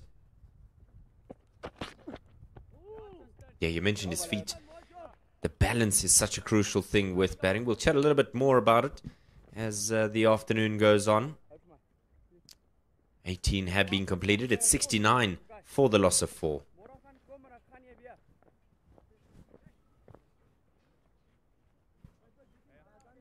You mentioned one man earlier on, Nkaba Peter, when he'll get the ball in hand. There's a little bit of bounce on this deck, and the leggy might just get a little bit of something out of it. Interesting to see what end he bowls at. Yeah, Mentioning it. yeah. I think he's somebody that really could cause some problems here. Change of pace, so to speak. He does bowl very quick for a leg spinner, but what he can do is really just put the doubt in the batter's minds. 13 wickets in his 5 games. Best of 3 for 73 in Lister A cricket.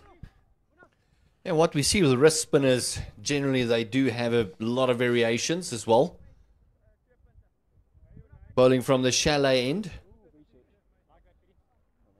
Just asking the captain, just keep me in the slip there.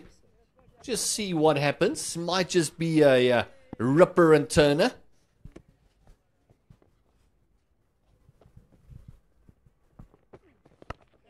Shane Warne always used to believe that if there's grass, it'll turn. Oh, that's also, gentlemen, if there's glass on the field, he'll turn it. It's no accident to get 700 test wickets, I'll tell you that for free. It's good by Ngaba Peter. Good lines. I've always found him being a better bowler if he can be attacking instead of just trying to defend a bit of runs. So I'd love to see maybe have one in there a little bit shorter again, build some pressure. Oh no. Oh no. It's a common trope with leg spinners. Sometimes it either sticks or just slips out, and that one, a bit of a freebie. I think Curtis Heafy's maybe missed out on a bit of a golden goose, if you would pardon the expression.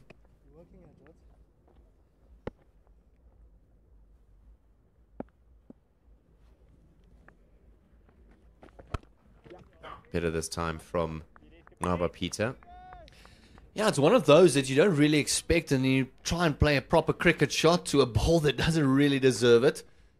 Sometimes better just to flat bat the full toss over the bowler's head. But you don't really expect it, so it isn't.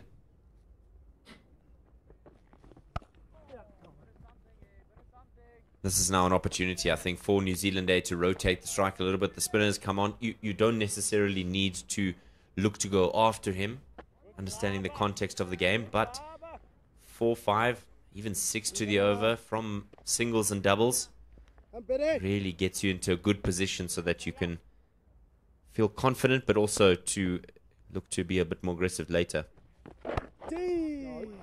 No run this time. And an over completed. Ngaba Peter collects 3 runs in his first over. 19 completed, 72 for 4. Yeah, it just looked like he was searching a little bit there to see where the ball will grip and turn a little bit more. There was one aimed at leg stump. There was one a little bit wider just to see where it will be. Often being asked, why do we keep wrist spinners like leggies to a different standard than offies? Because it's a very hard craft, and because you're bowling out of the wrist, it does go wrong very quickly. Tsepo Moreki returns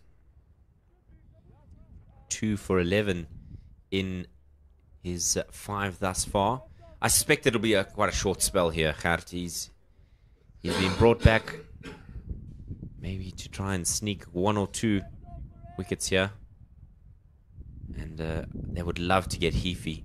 Will Moreki be the man for the job?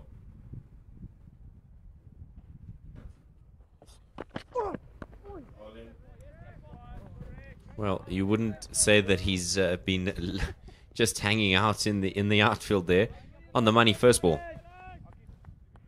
Well, his last over he bowled, he picked up 2 wickets, so he would want to show that he needed 1 more. Bowling from the Kuruleni end, the end where he picked up those 2 wickets.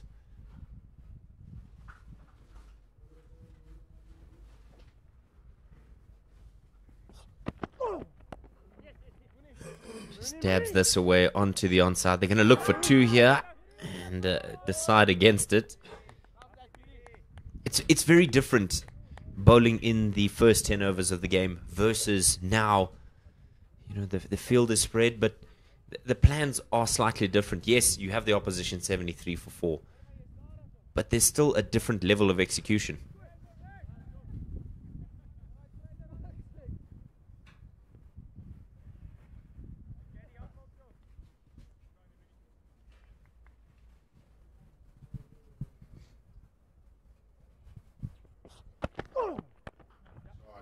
What a stroke. Just on the back foot, swivels and gets the timing that he needed. Gone for 4 and a smile on the face. Yeah, that was hit in front of square as well. Just see that, just those hands. Mitchell, hey, not scared to throw them at the ball. Yeah, the plans do change. Every now and again, you almost start bowling too defensively instead of keeping the attack on, especially if you've been successful.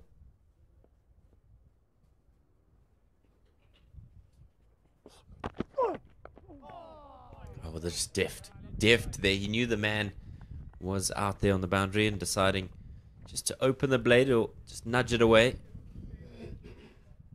Very surprised there's no gully for Tsepo Moreki. Him and Gully has got a bit of a love relationship going. Yeah, it's definitely love. There's no love-hate there.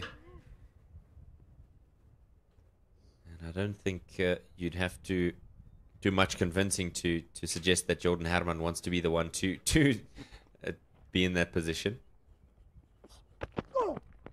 Oh, goodness. Cut him in half there. And I suspect that's hit him in an uncomfortable place. Yeah, it's done more than cut him in half. That has maybe changed the tone of his voice a little bit as well. The Bee Gees might be interested at the moment. But that is very uncomfortable. It's a dreadful one. It's a dreadful one being hit in the lower abdomen. The physio can do nothing for you. And everybody thinks it's the most hilarious thing when you get hit. It's not. It really isn't when you are the one being hit. And the last thing you want is the deep heat spray. Now he's got to face up to Moreki. Last ball of the over. outside edge. Got him. The mind games playing. And Moreki has the last laugh. Hifi is the one who falls victim. Outside edge, he's gone for 35. And they've brought that 44 partnership up, and all of a sudden, a big heave-ho wide. He could have let that one just go. Just got hit in the abdomen. And he could have just let that one go, just to get a bit of breathing going, jump on the heels a little bit. And he went for the big swing, and Keshile says thank you very much. And Moreki picks up his third. And it's a set batter, Hifi, that's gone. Just look at that. Just look at his reaction as well. You know he was not happy with it. As the players enjoy a bit of drinks as the new batter comes in. Total is 78 for the loss of 5. And it's half the New Zealand team back in the hut. As David makes way for Philisande, who's a bit of a wicket taker in the comm box. Philo, welcome back. Yeah, I don't think the New Zealanders like me being on comms. They've lost the wicket every time I've been on. Yeah, but it's just a loose shot. Again, it's untimely, this wicket. You made mention to the reaction of Hifi. I think he also recognizes that it's probably not the right time, the best time to lose his wicket. Because the rebuilding job with Mitch Hay was starting to look good. They were getting some momentum into this batting innings from New Zealand A, and then just lost the wicket. Zach Foulkes comes into the batting, into the crease. Average of 24. He's played 20 matches. Scored the 150, highest score of 74. And you alluded to it. It's just as they got going where a loose shot once again breaks a partnership. Tsepo Moreki picks up his third. Gaba Peter into the attack. And how difficult it's going to be for the new batter to come in and all of a sudden face a rampant Moreki and also Gaba Peter. And explains the reaction from Hifi. Set batter. He knew the responsibility on his shoulders to try and bat through. He'd gotten the measure of conditions. He'd been there the most of all the New Zealand A batters. So I understand why he reacted that way. 78 for 5 after 20. It doesn't look good from a New Zealand A point of view, but South Africa played really well. That's a single they wouldn't mind. As Hay all of a sudden becomes the mainstay, he needs to hang around. He looked so positive. He started to find his feet. Partnership really got going. And this will be a tough little period as we saw new batters coming in, finding it very tough. Not easy going. Especially with two different styles at the crease at the moment. Got Gaba Peter, Tsepo Moreki.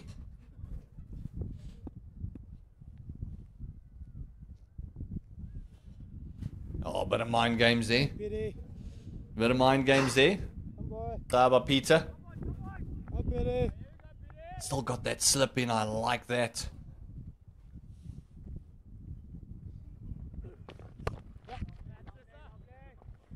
Bit wide. Easy single there just to get off the mark.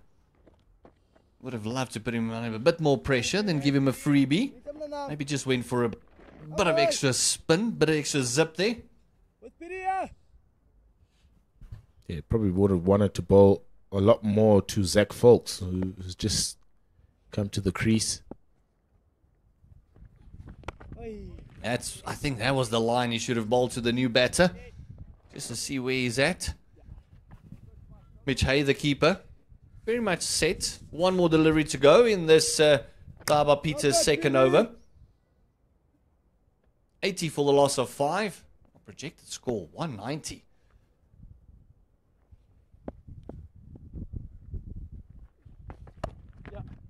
This one again just worked to the sweeper.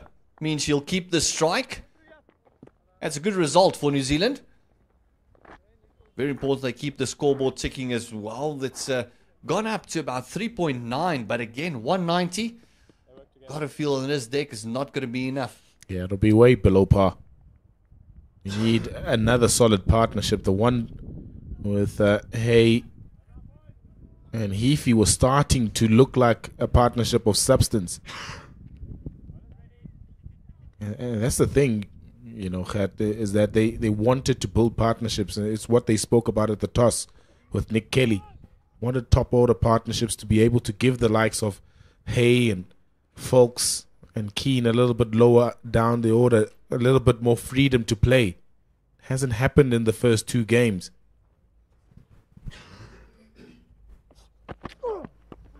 Tsepo Moreki right on the money once again. Getting in nice behind it. See, just checking that splice. There's something in the deck. If you actually look at your screens there's a bit of a green tinge on about that 6-7 meter mark. And that's kind of what they're going for. And that's what actually giving that little bit of extra pop. And it has been. And South Africa have hit their straps. All 21 overs they've bowled so far. Moreki's picked up 3 for 17. It's a very good return. This again. Picked up 3 in the first game as well. Tsepo Moreki. Utilize him with the new ball and then back in the middle overs. Oh, this one pulled very nearly right into mid-wicket's hands. Only the one. He's got protection there at square. But you could just see the ball not really timed and very, very nearly right down the throat of Rivaldo Munsami. Again, trying to pull that in front of square. This time just hurried on him a little bit. The way that he's bowled also, it's made it difficult for the New Zealand A batters to try and attack him. He's not a bowler that you'll see at the death. So you kind of calculate when he'll be in operation with the ball. So new ball up front and then in the middle overs, but they haven't been able to get the measure of him. Smart bowler has added so many skills to his white ball game now. Tsepo Moreki makes him very effective. That ball that angles in and then leaves the right hand has been the most effective on a deck like this where there's been a little bit of live green grass.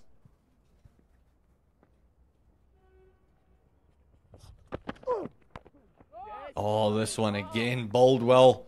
There's that one that you mentioned. It's angling in and just straightening up off the deck. But now it becomes very difficult for the captain, because would you actually keep him on for another over and only leave 2 for the depth, or would you actually leave 3 for the depth? He probably won't see a lot of him at the death. Bulk of his overs in the middle. So you might find that he'll have a 2-over spell, 3-over spell here. He's picked up a wicket in his first over since coming back. So Marcus Ackerman might be tempted to give him another one in this middle overs. And then try and see what other options he has for the death. He has the pace of Tristan Lees. Still raw though, young. But maybe that extra bit of pace might help you at the death. Still a couple of overs from Sipamla. That was a bit of a wayward one. And umpire not moved. He feels that the batter might have given him a step or 2 in the offside. I think Tsepo Moreki got away with that one, to be honest.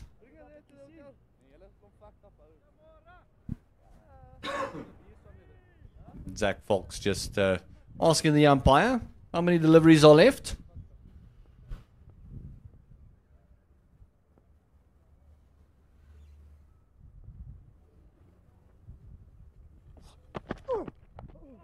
Oh, this one in that gully region once again. Great over by Tsepo Moreki.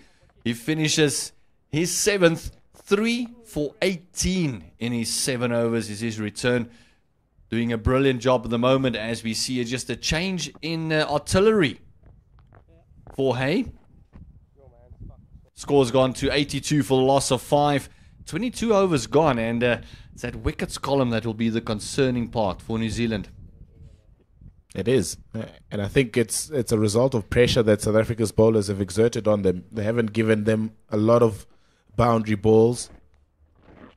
But also, whenever they've gotten momentum in their batting innings, New Zealand A, they've lost a wicket. So it's not ideal in terms of being able to start again. 2 new batters again now. Zach Folks also trying to take his time into proceedings. This one played uppishly. And they take 2. That's excellent running by Zach Folks. He turned around immediately. Willamore Park is a very, very big field. So there's often 2s where in most fields there'll be 1s. It's a very big square, and as you look at your screen to the right, it is the bigger side of the field. You're looking at about a 75-meter hit.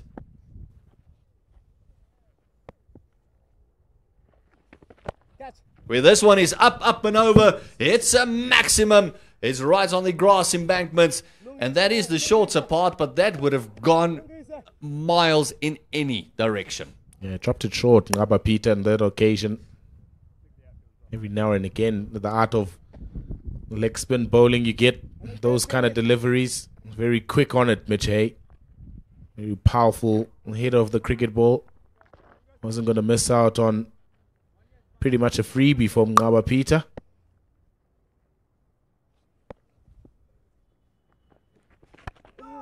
Oh, this time just finding the outside part of the bat. Almost feels like if he timed that perfectly, it would have been down the throat of the fielder. Just hanging around in that short extra cover region. Come back, boy.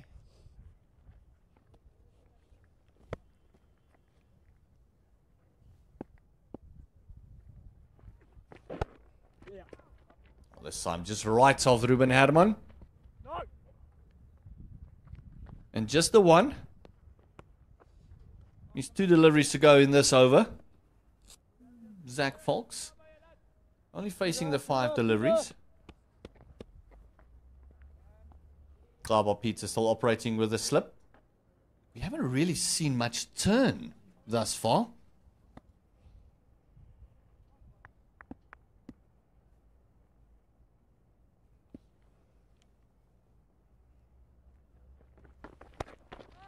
This time just rocked back, slapped over deep mid-wicket. That is Zach Folks that said, hold on, whatever you can do, I can go in that same direction. Yeah, drop short again. He's dropped 2 short in this over, and he's been punished on both occasions. Peter is losing his action a little bit there on the delivery stride, and then it becomes easy pickings for the batters to rock back on that back foot. There's a big portion of the ground that's unattended there. All he has to do is Zach Folks is get a good piece of bat on it. That was the delivery. This one worked through the covers that I actually want Ngaba Peter to bowl a little bit more, a little bit slower through the air, give it a little bit more flight, a little bit more chance to build up some refs, and then maybe get a little bit of turn and bounce as well. Sometimes he gets carried away with bowling too quickly.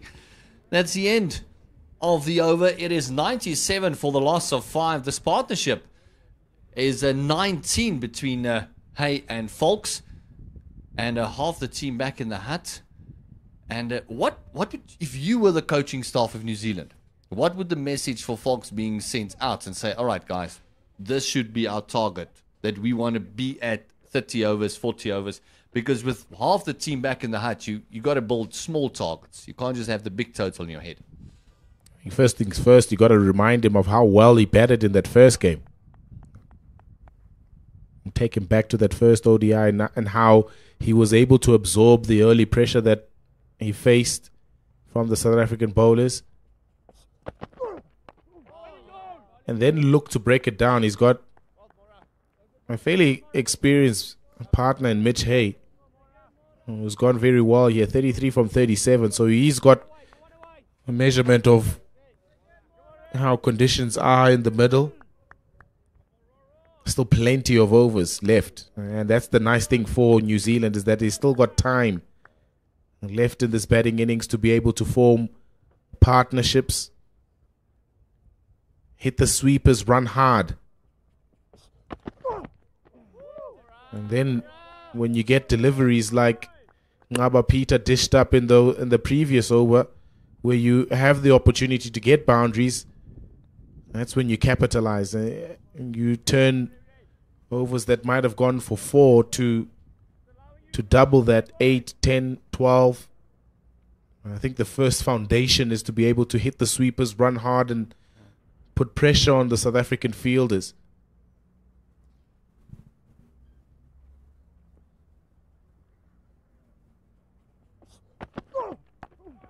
Nice forward defensive there. And both of them playing for Canterbury. They would have batted together a few times. Both of them Canterbury lads, born and bred. So they would know each other. Running between the wickets shouldn't be a problem. So as you mentioned, hit those gaps. Make sure the ones turn into twos. Just get that run rate maybe up to that 4.5 mark before you can have a bit of a launch at the end. Grow them hard in Christchurch, don't they? So there's good familiarity between Hay and Folks. That helps if you're provincial teammates and you're faced with a situation where you're 97 for 5. You can rely on past experiences where Hay and Folks would have faced this similar situation before. Yeah, and both of them being Folks being 23 and Hay being 25, basically a year apart. It's the same age group. A lot of cricket being played together by these two.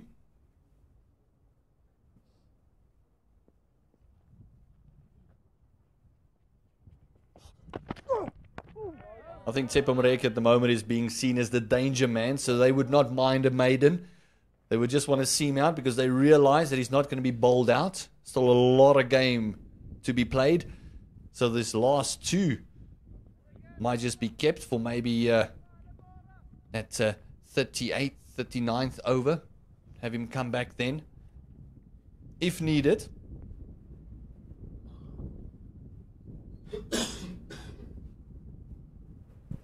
He's had it on the string all morning, Tsepo Moreki. Closes out his over. His 8th over as a maiden. 3 for 18 after 8 is Tsepo Moreki. Oh, he's brilliant today. Scores 97 for loss of 5 after 24. You can just see them having a bit of a chat. Not really looking at the scoreboard at the moment. They just want to rebuild. This partnership has now gone to still on 19. Having a look at the field. You just see the bowling stats there. Lutus Apamla, 1 for 22 after his 5. He might come back for an over or 2 as well. Tsepo Moreki, 3 for 18 after 8 overs. What brilliant bowling that was. And Tristan Lees as well. Got a wicket with his first delivery today. 4 overs went for 24. Oh, finding the outside part of the bat. A lot of work for deep point to do. Talking about that man, Tristan Lees. He's got a rocket arm, doesn't he? Bullet. What's also going to be interesting is who Marcus Ackerman turns to for his 6th bowling option. He's only used 5 at the moment with Ngaba Peter, the latest. He has the option with Jason Smith, who's been a reluctant bowler in domestic cricket over the last sort of 2 or 3 years. So that 6th bowling option is going to be very interesting. Oh, reverse sweep, big appeal, and that's the wicket. Ngaba Peter. You can just see the way that Mitch Hay turned around, is walking away. He knows that that was not the option. Why go for the reverse sweep if you've been playing so well? It's a massive wicket for South Africa, this. It can be very dangerous. It's hit him flush on that front foot. He's planted it right down the middle, and Mitch Hay has to go for 33 or 43. New Zealand in plenty of strife here at Willamore Park. 98 for 6. And we're not even halfway through the innings. And this is the big wicket. Now that partnership again, just reaching that 20 mark, being broken once again. And every time is the set batter that's gone out at the last couple of wickets. As we see Simon Keane coming in. Average of 26. They can hold the bat. Nice strike rate of 87. Hasn't scored a 50 in his 11 matches thus far. So it shows that Testing. he Who's there? that he's right or thereabout. But now it becomes very, very difficult. Simon Keane comes into a time where the rebuilding phase has to start all over again. Zach Fox has only faced 8 deliveries, so he's not set either.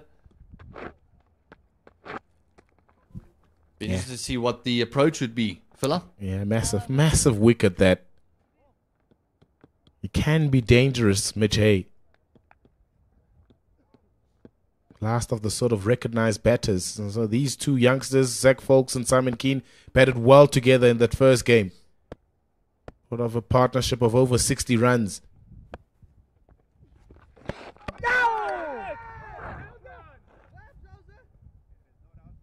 There's a couple of questions. Very politely, Koshile asked, how was that? Not normally the the keeper's way of asking it. I thought he might have ricocheted back onto the stumps, but it was Koshile who broke them. This one just punched to the sweeper, just to get himself going. This was the partnership that saved them, got them out of the woods the last time round. So will it be something of the same? Might we see Luto Sepamla coming in now on the back of Tsepo Moreki? He's still got 5 overs to go, and then Tristan Lee still got 6. So maybe operating seam from one end. That 6th bowler might not be necessary.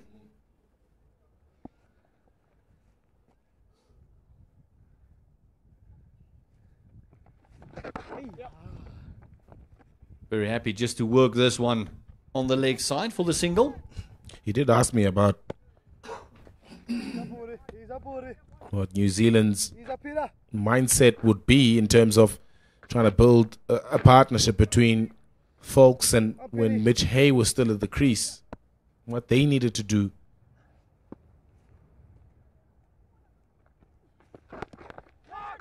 And the inverse, South Africa will have to tell themselves that one more wicket here and we genuinely have a chance of bundling New Zealand A out for less than 150, 160, 101 for 6 now.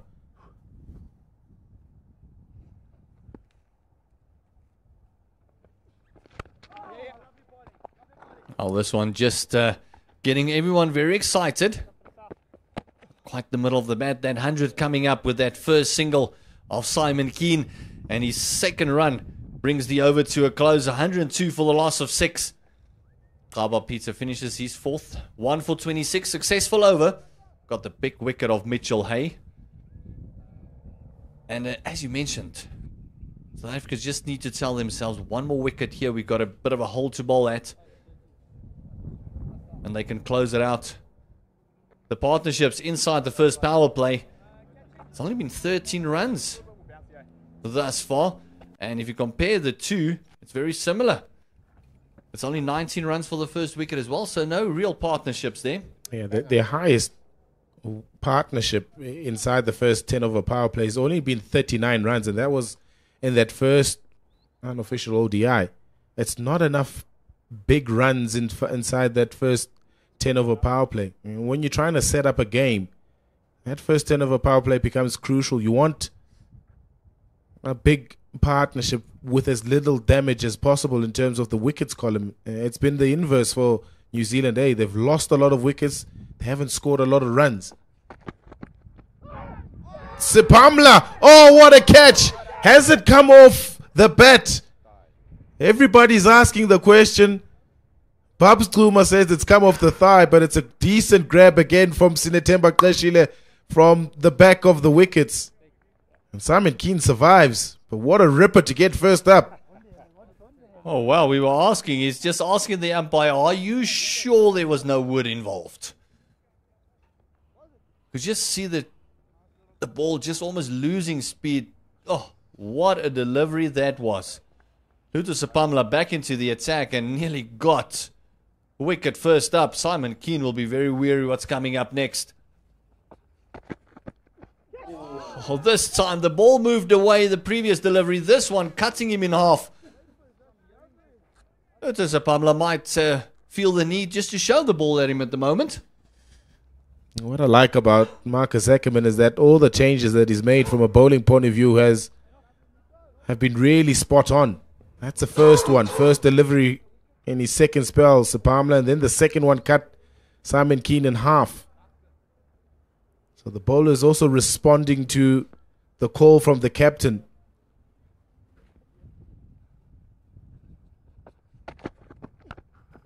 Oh, this time just leaning onto it. Sweeper's got a lot of work to do. 2 to go. Great fielding. Good running as well. We've got a couple of deliveries to go. Then we're just over halfway at the moment. And these two were in the same position that they were in the previous game. 6 down, only 100 up. Looking to do the same work, and after that first delivery, Simon Keane nearly found himself wanting.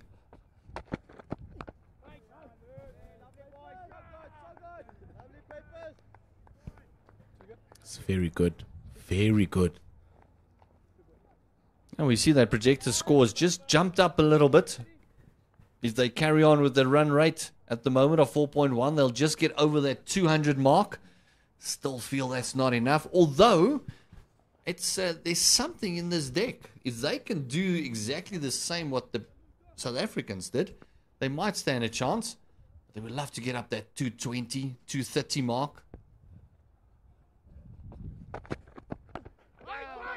And from the position they were in, they'll take it.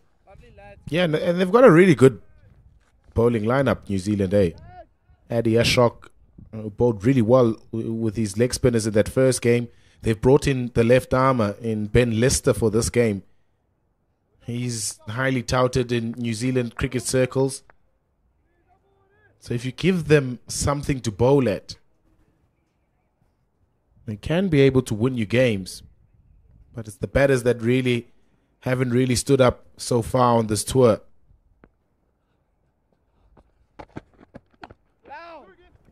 This one played nicely on the offside. Will only be the one. And you can have the best bowling attack in the world. If you don't have runs on the board, it's only so much the bowlers can do. 105 for a loss of 6 after 26. So you see the coaching staff just making sure they get their steps in for the day.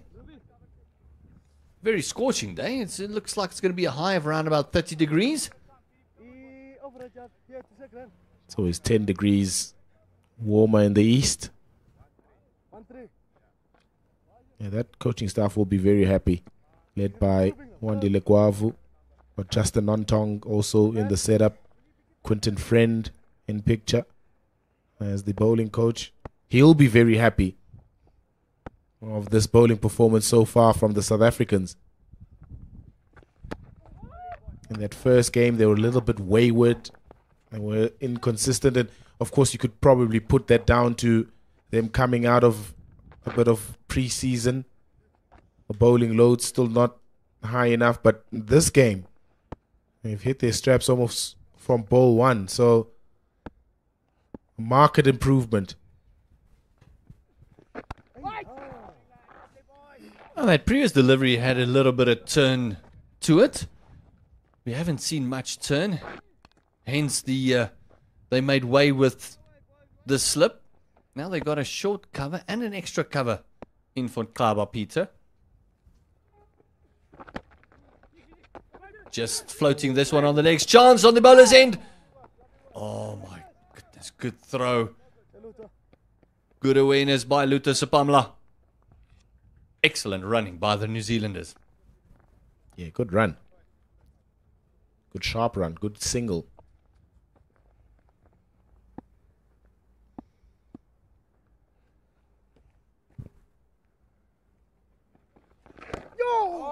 This time just a little bit fuller. You can see Folks just looking at it right onto the bat. Just assessing if there's really turn there. No really attacking options at the moment. Just got to push the singles.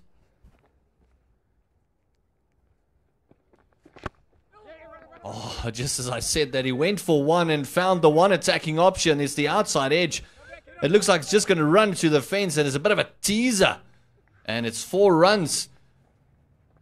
And that's a very welcome boundary for the New Zealanders. Welcomed. He squeezed that out nicely, though. Well, Zach Folks, it looks like it came from the bottom edge of his bat. Yeah, that's what Dashil is saying. Ibetenga pansi, which means it comes from the bottom of his bat.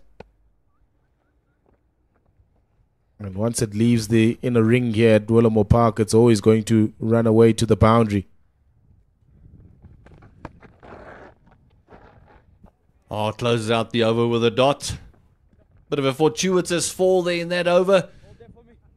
That's 1 for 31 from Kaba Peter. 27 overs gone, 110 for the loss of 6. Zach Folks is on 13 of 12, and Simon Keane 6 of 12. And just going back to the conversation we had about the power play. If you're going to lose wickets, at least then bat at 9 or 10 to the over, because that's the reason you're losing wickets. But if you don't have a real good run rate and you're losing wickets, it puts a lot of pressure on your middle order. We just see a couple of people that's out and about for the day.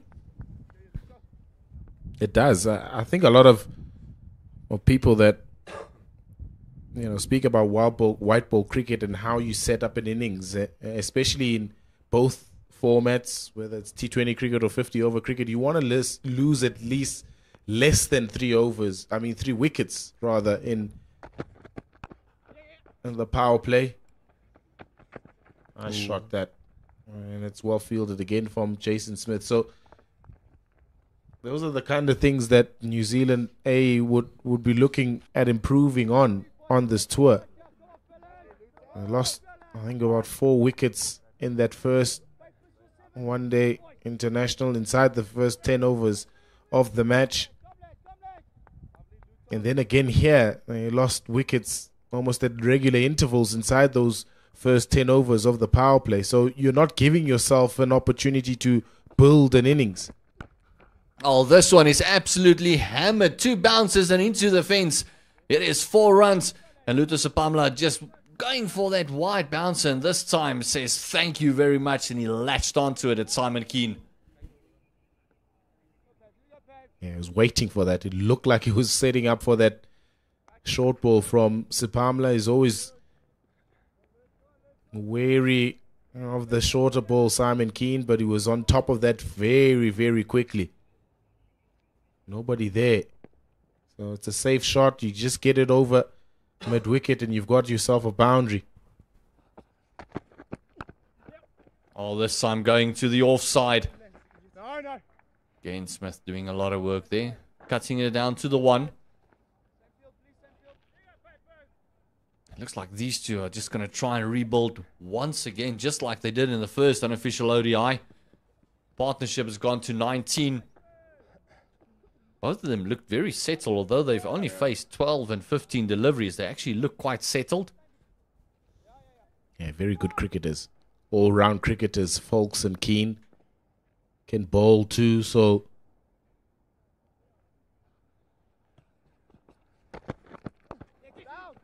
sought after cricketers. Good run again. Well judged from Folks and Keane. Oh, nice soft hands. He knew he didn't get a lot of bats on that. Drop and go is on. 118 for the loss of 6. 2 to go in the 28th.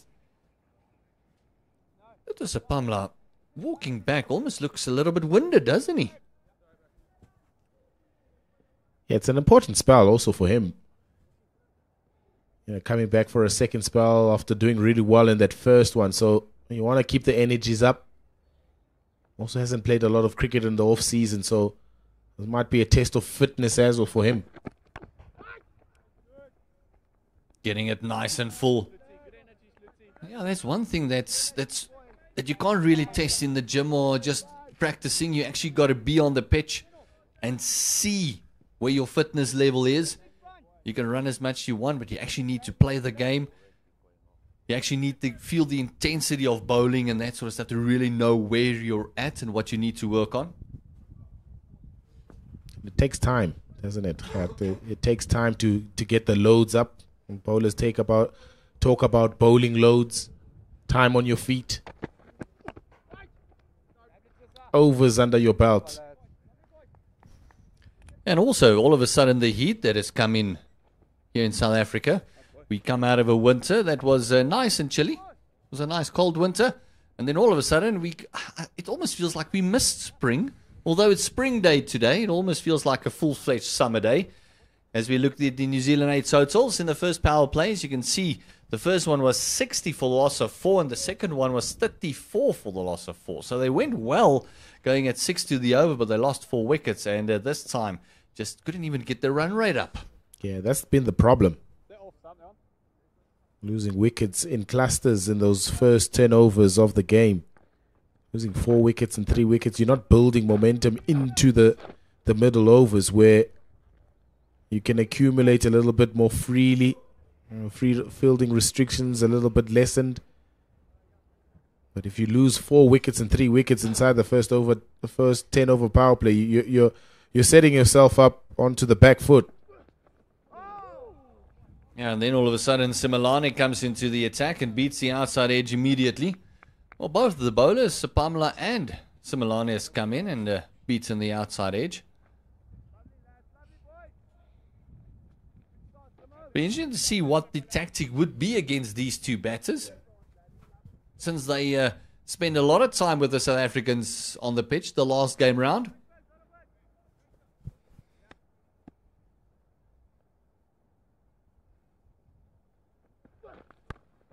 This one is cut away down to third man. Just a nice pick up and throw there.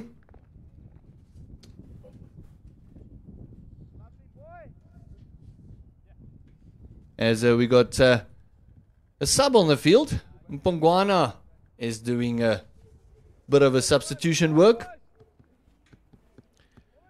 I think this pair also needs to tell themselves we need to pick a bowler from the South African bowling lineup that we need to try and put under pressure. If it's not Sapamla, then it has to be Simelane.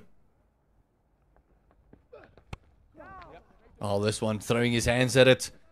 Mpongwana has got a lot of work to do. I don't think they'll take his arm on. That way they can accelerate the scoring rate. Even if it's just doing it at 5s and 6 to the over, getting the singles, making sure that every single delivery actually goes for 1, they can just start there and then build up from there. Because the one thing with the cluster of wickets, they give themselves less of a chance to have a launch at the end.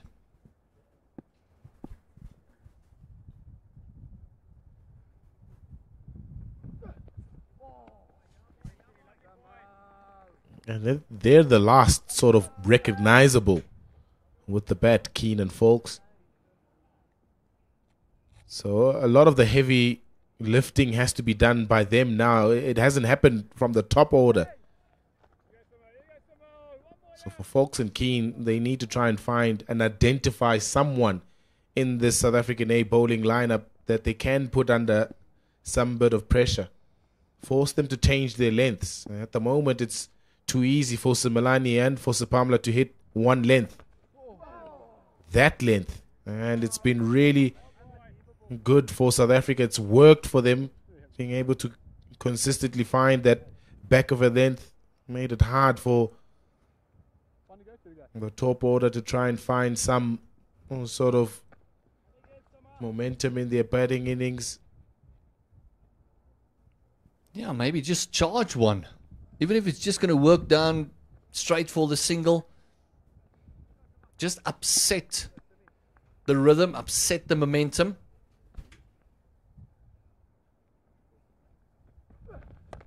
This one is worked fine. Isn't Mpongwana going to get there? Oh, nicely picked up. And it's 2 again. And it's almost like they've realized that they need to get the 1s and 2s. But only 4 from that over once again. It is 16 without picking up a wicket for Andile Simelane after his 5. The score is 122 for the loss of 6. 29 gone. And the rule of thumb normally is around about the 30th over, you want to double up.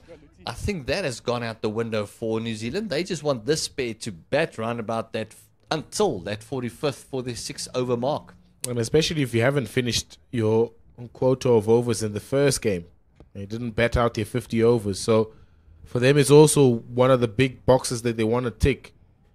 Being able to bat out of 50 overs. And that's what Keane and Folks need to also try and remind themselves. They did so very well in that first game, where they batted deep and they took it into the 45th over, 46th over.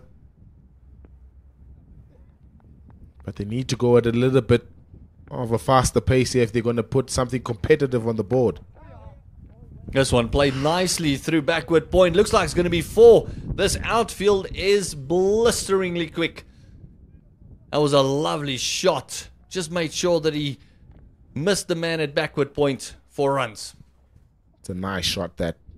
Late as possible. Stayed down on it, which was so important. And defines that gap backward of point on that offside.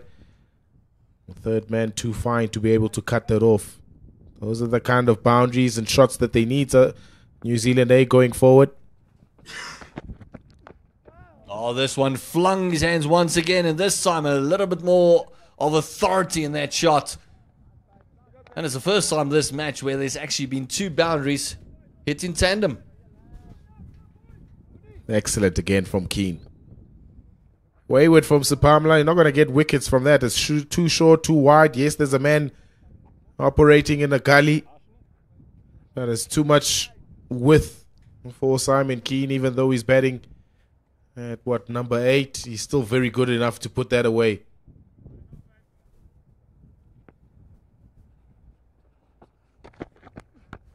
This one going Fuller once again, and this time he just driven it nicely. The one, and this is one of many overs that New Zealand will hope they'll have. Already 9 runs coming from it, only halfway through the over. And it's very important for them just to keep the scoreboard ticking from here as well. Get another couple of singles, a boundary if possible. Yeah, those 2 boundaries early on in the over help a lot. And now they can rotate strike, hit the gaps, run hard, possibly try and turn those 1s into 2s. Already you're almost at double digits in terms of runs accumulated in this over. Big call of wait. Knows the last thing they need now is a silly run out coming from nowhere. But even that first match, the running between these two were very, very good. Quick responses, trusting each other's calls. Lutus Apamla's got 2 deliveries to go in his 8th. Gone for a bit of tap in this over. 9 runs coming from it already.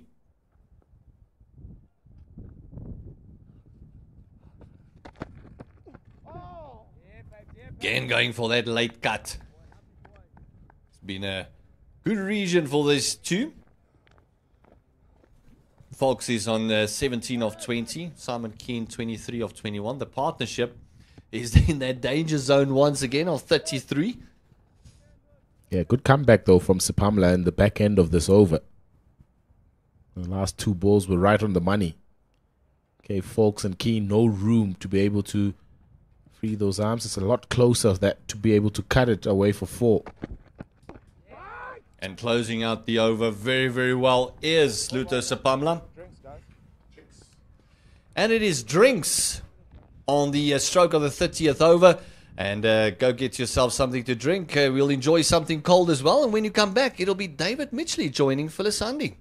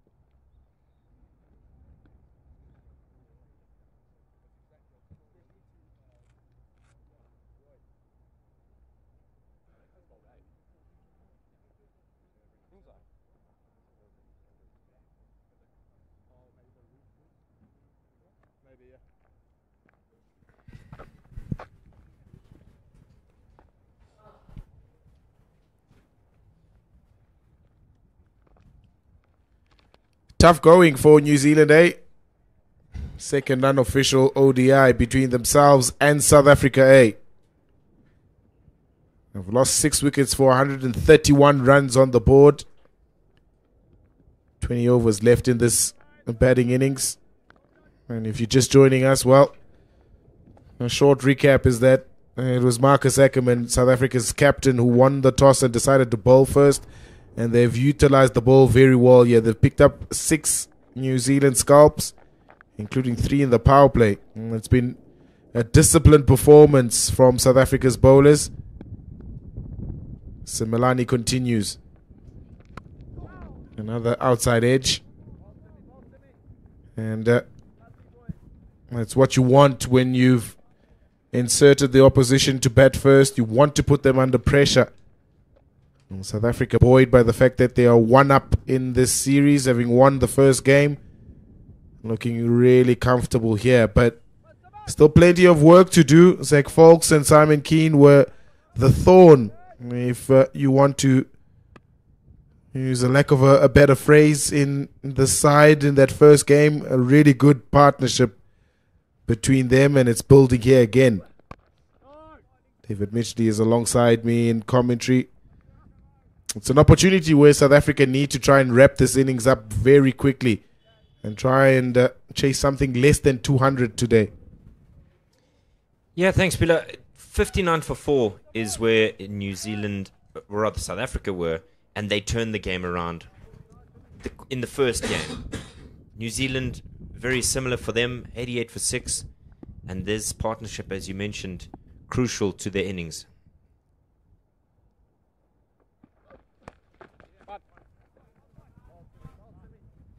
And the question I want to ask, Pilar, is did South Africa learn from their first game? Because they had the New Zealanders on the ropes. They didn't kill the game in a fashion in which they probably should have, having the opposition 88 for 6. You now had them at 98 for 6. Very similar. What do you need to do to really kill this innings?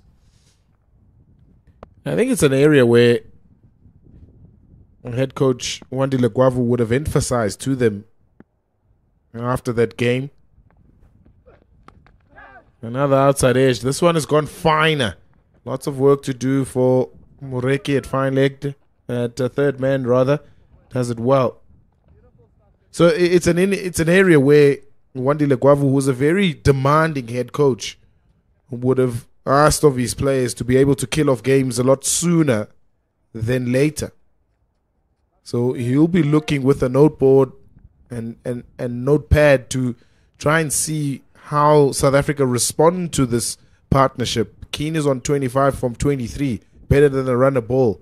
Zach Folks not too far behind, 18 from 23. So these youngsters have the measurement in terms of conditions at the moment. So for South Africa, it's about finding a way to breaking this partnership that has been problematic.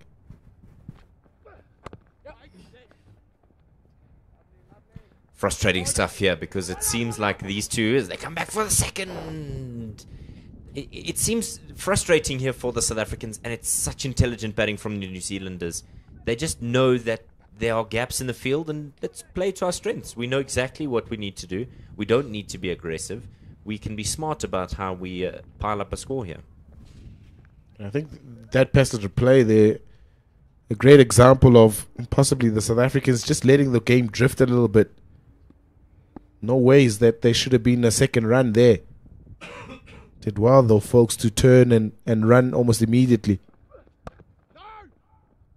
So they have to find a way, the South African bowlers, to continuously pick up wickets. 31 done, 6 for 136 on the board.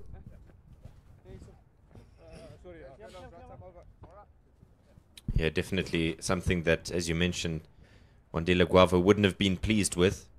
He wants that killer blow, that foot on the throat type approach. And sorely lacking in that first unofficial one-day game. And Marcus Ackerman will be cognizant of it.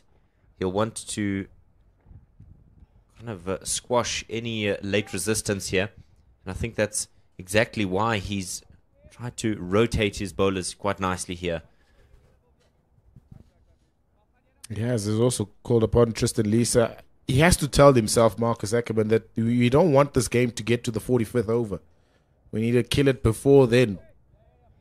We need to try and find the last 4 wickets very quickly. And Tristan Lees, 1 for 23 in his 4. The faster of the South African bowlers on display this afternoon.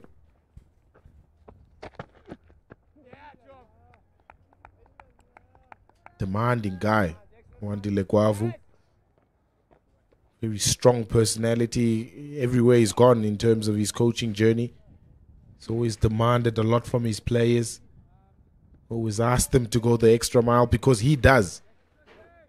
Nice start though from Tristan Lees. Yeah, Simon Keane looked like had some glue under the shoes there, stuck in the crease.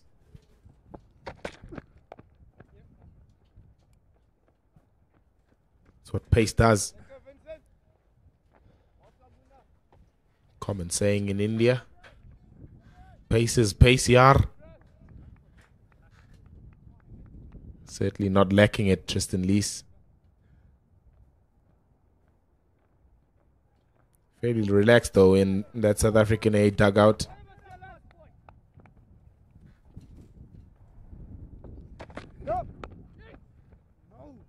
No ball and the single. Frustration from Tristan Lees. It'll be a free hit for Simon Keane. The second one that Tristan Lees has bowled in the South African bowling innings so far.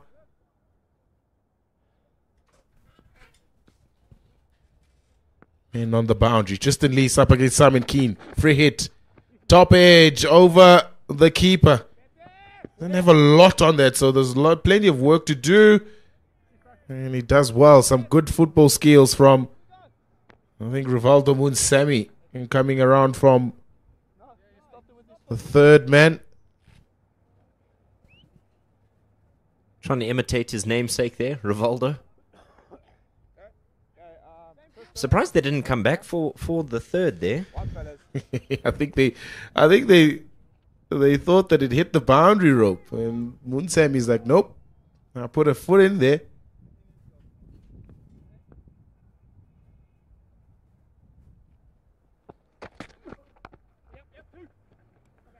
Lots of work again to do for Munsami. Might not get there. No, he won't. Lovely placement. He was trying to recover from that long chase that he did the previous ball. This time Simon Keane finds the boundary. Need plenty of that from now until the run-in. New Zealand, eh? It's just deftly placed. He knew exactly where Munsami was, and he also knew that if he took him on, he might get some fortune there, having done some running in the previous delivery. Still trying to catch his breath.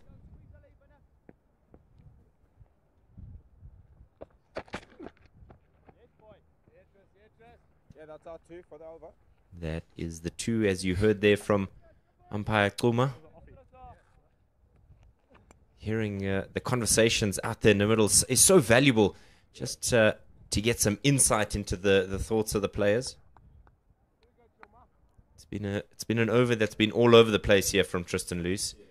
He'll want to wrap up things tidily. Gorgeous cricket shot. Enough protection though on the boundary. Jason Smith does a tumbling act and can't prevent the batters from turning around for the second. Profitable one for New Zealand, that over. 147 for 6 after 32. A partnership growing again between Keane and Folks. Just one shy of a half a century. It'll be their second time crossing that mark. They understand each other and bat well with each other, Folks and Keane.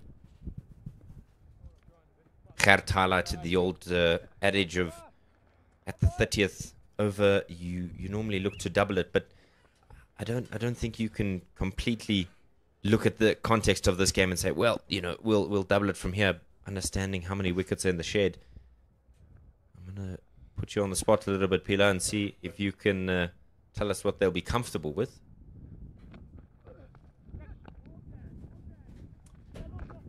I think anything over 200, 230 would be what they'd look to get from here on. Identical to what they got in that first game here at Willamore Park, but they'll know that it won't be enough. They'll look at maybe an extra 20 from there. Get themselves to maybe 250, 260. They'll feel confident of defending that. Mate, he was halfway through his run-up. The other thing I'm cognizant of is it's a hot day, Pilar, and the wind is blowing, so that surface is going to dry out quite a bit. And when you do come out to bowl, you want to give your team something to actually deal with, because if the South Africans do get going, particularly Ruben Herman, on a drier surface, a little bit flatter, you might find yourself done early. That's why this partnership becomes so crucial. 50 partnership now between Keane and Folks. It needs to extend. Another 50 between this pair. And then maybe with 5 overs to still go, they can properly launch. And then maybe 270 becomes a realistic target for them. Still a long way off. They need to try and chip away.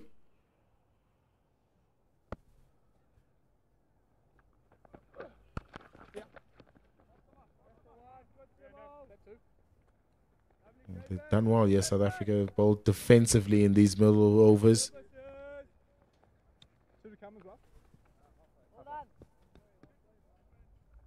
Simelane has bowled so well today. He's just known exactly the right delivery for the moment.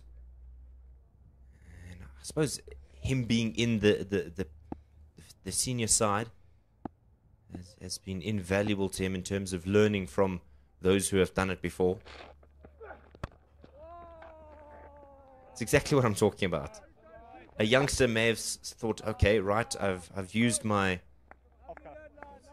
bounces for the over. Now, well, where do I go? And it's just the use of his skills and not being too predictable that has allowed him to. Yes, he's gone wicketless, but he's been invaluable in terms of support within this bowling setup.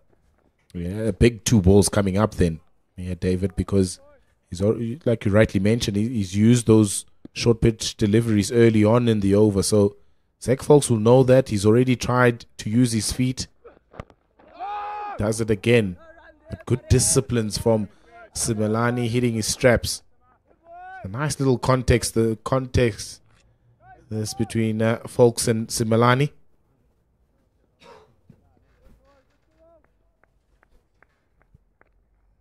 So the last ball of Simelane's 7th over, as you mentioned, you almost feel sometimes as a viewer that something is going to happen. It's almost like a kettle just boiling. You almost feel like you can hear something is about to brew to the surface. Oh, he almost thought that was through. He thought that was through. Oh, Zach Folks, but work done brilliantly behind the stumps by Sinetemba Qeshile. Ends off a really good over from Simelane. 2 from it. 149 for 6 after 33.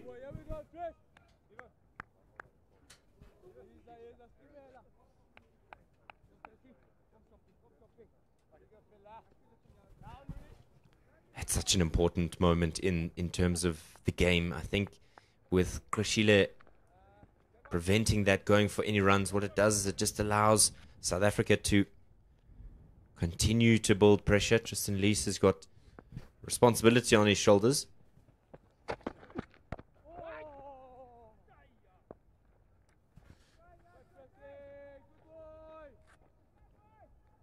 So he also becomes very crucial now, Tristan Lees. He needs to try and keep it as tight as possible. Yes, he's young, he's raw. These are the sort of situations where you have to learn to sort of curb your natural instincts of attacking the batter. Ball there for a couple of overs.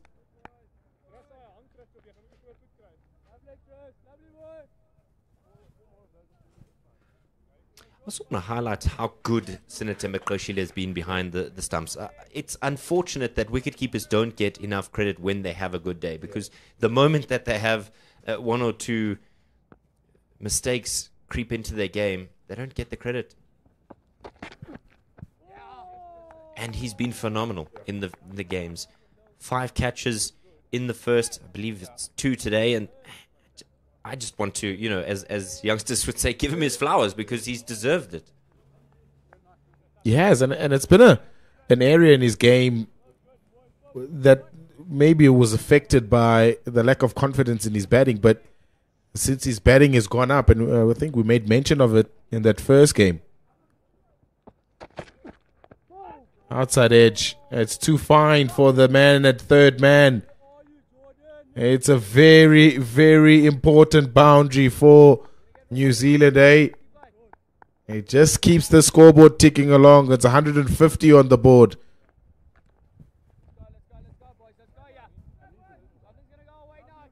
Yeah, the call there was, where are you, Jordan? Because it's gone exactly where he might have been.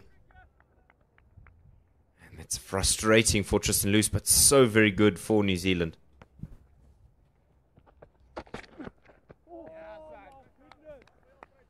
Just going back on that Mqoshile discussion, since his batting has gone up, his keeping has also found that much needed confidence back into his gloves.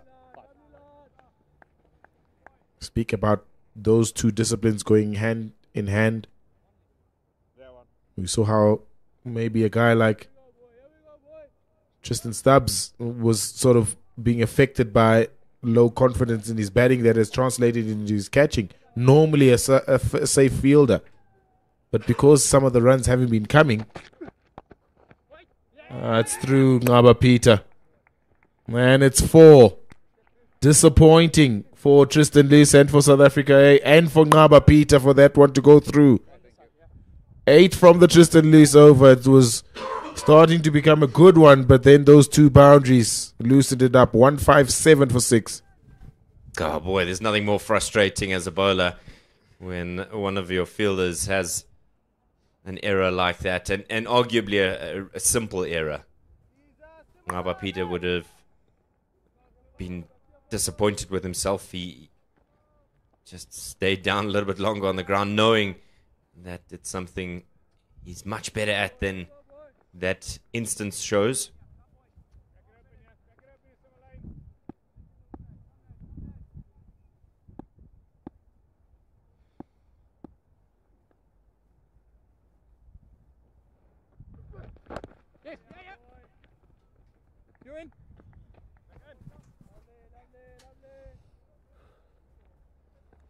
Talk about controllables in cricket, David. Fielding is one of those. Can't control whether you get a good ball or not. Can't control whether you have 5 wickets or not. But you can control how you can stop runs in the field, how you can catch. Hard work at that.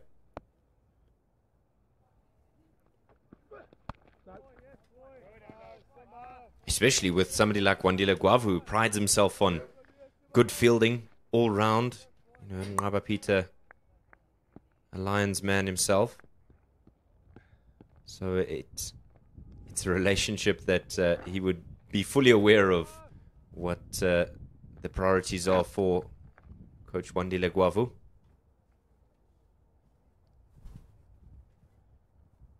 Gwavu, Ontong, and Mangaliso Mosehle was also one of the coaches in the side, all fielding orientated, slashed away. Square on that offside, hands on heads from Similani. These boundaries keep on coming for this pair of Keane and Folks. Oh, it's frustrating for the South Africans. But boy, oh boy, is it enjoyable if you're a New Zealand fan. It really was calamitous once again from them this morning, and you might have thought, oh, we're going down the same path. But these two have come together and given new life to this New Zealand Day innings. Scoring at a rapid rate now, Simon Keane. 47 from 39. Just trying to wrestle the advantage back to their side, New Zealand, with this pair. 162 for 6. It's a good base with still 15 overs to go.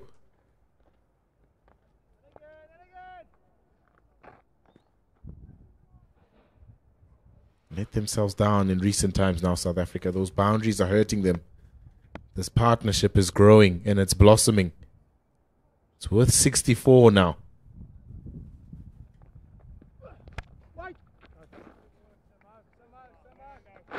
It's exactly what South Africa needed. Had that gone to the boundary, I think you would have seen heads drop even further. Just those small moments in the game, Pila, that can really just shift the body language and the energy in the field. For better or for worse. Yeah, there was a quite an animated discussion between Quinton Friend and Tsepo Moreki during this over on the boundary line.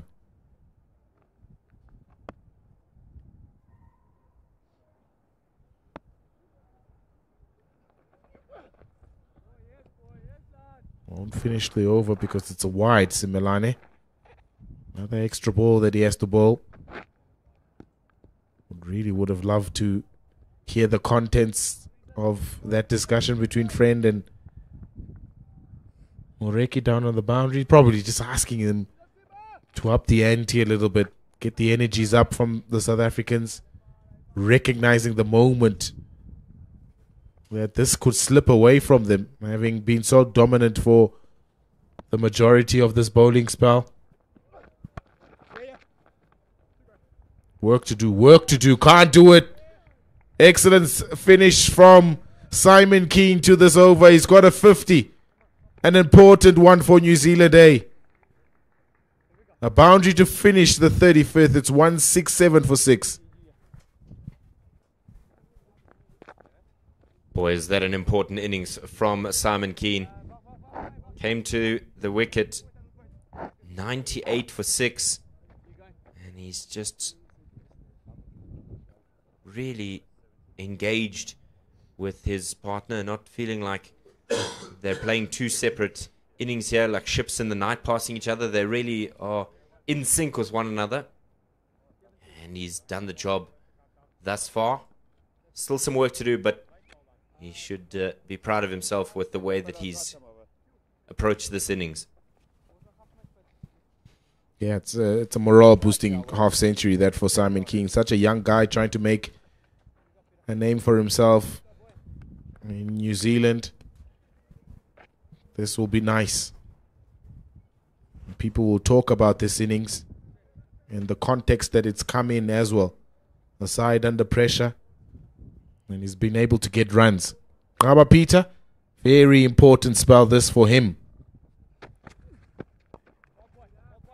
Needs to pick up a wicket here for his side. Yeah, it can often be the case that your leg spinner does come under a bit of pressure. But if he gets it right, it could turn the game, and they want to break this partnership.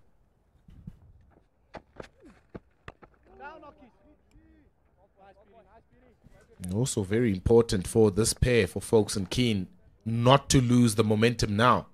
Not to lose their wickets. Either one of them are very important.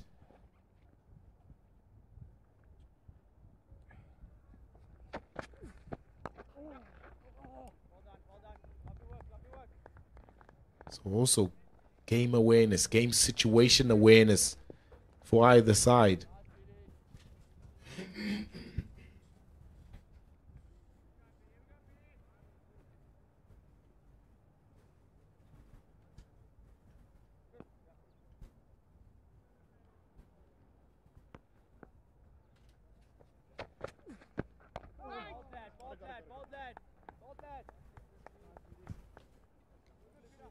What do you think South Africa have to do here to get a breakthrough? Because it just seems all too comfortable. I know you mentioned the conversation with Quinton Friend. Is it a matter of just changing mindset, or is it who is got the ball in hand? Who has?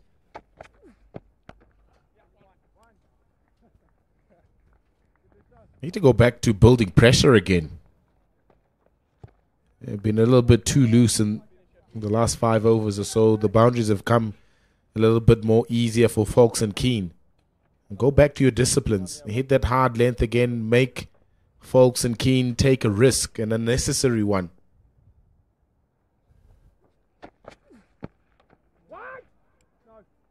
Good save. Just 2 from the Ngaba Peter over on his return. 169 for 6 after 36. 1 ball in play now since that 34th over.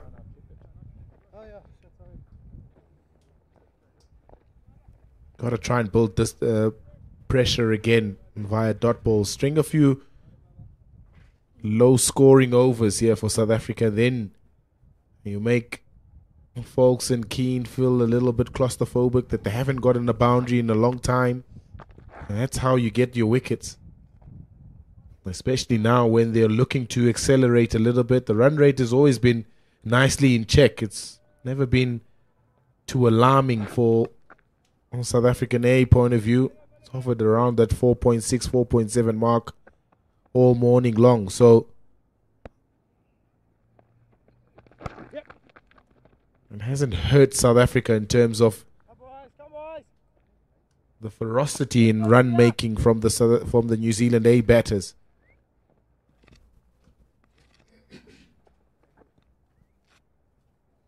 Is it a surface, one wonders, that you can really just free your arms? And I suppose the argument could be made yes and no, because everybody, barring really Ruben Harman, has struggled on the surface. Maybe he's just got the rub of the green.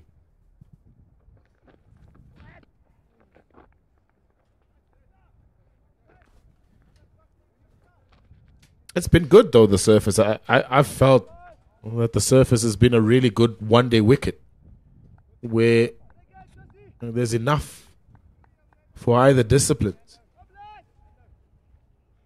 And if you apply yourself, and Simon Keane has shown that if you apply yourself a little bit longer, respect the good balls and then try and capitalize on the bad ones, you can accumulate runs almost freely.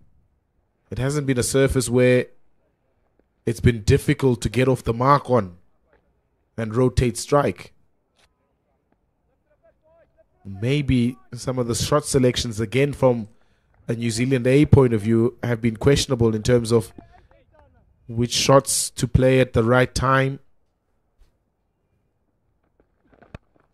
That's a flick. And it's a flick that has gone all the way for 6. That extra bit of pace from Tristan Lees onto the middle of Zach Folks' bat. And these are very, very handy runs. That was just so effortless. He just stood there and swung away. Tristan Lees wayward with his length, and Folks enjoying that one. Laps it up.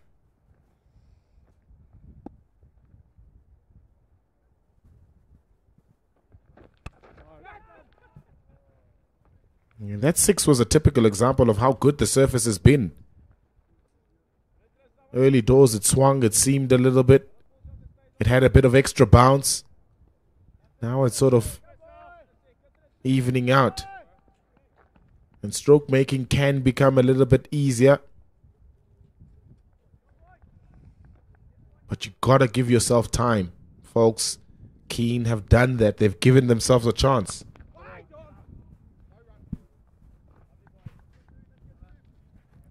Seven from the Tristan Lees over. 176 for 6.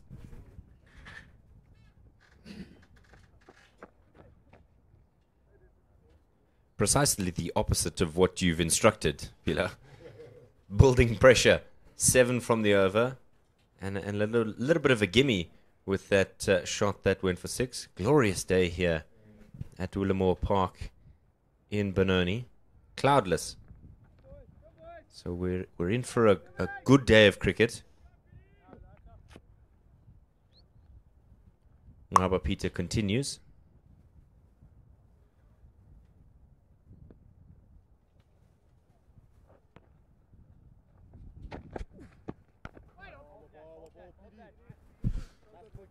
If you ask the locals here, they'll tell you it's the home of cricket in South Africa. Wellamo Park. Have you been speaking to Jeff Toyana? Might have sent him a text or two.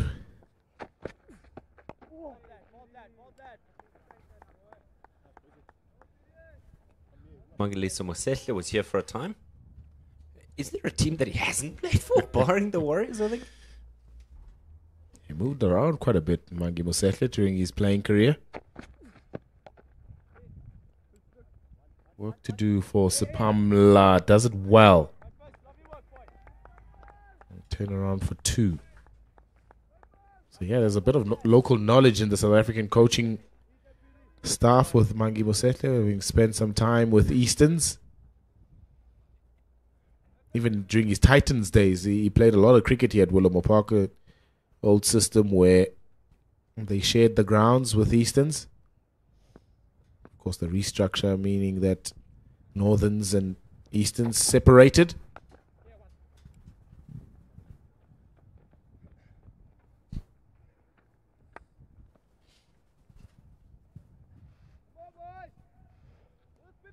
Yeah, a lot of people will get upset if you say one ground or another is the home of South African cricket.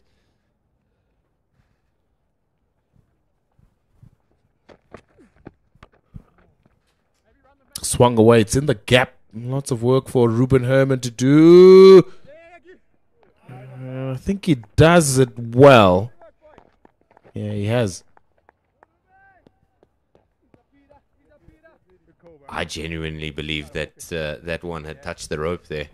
Just have a look at this one again. Slides across. Oh, cheeky bit of stuff.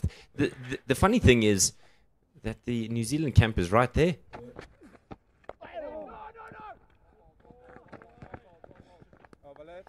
Had they have said something, it might have been something slightly different. 38 gone, 181 for 6.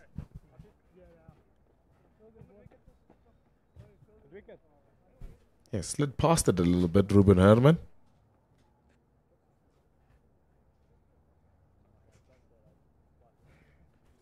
This is nice. This partnership is really good between Keane and Folks. It's extended a little bit from their first one in that first game. This one is a worth 83. I think they put on 60 odd in that first game.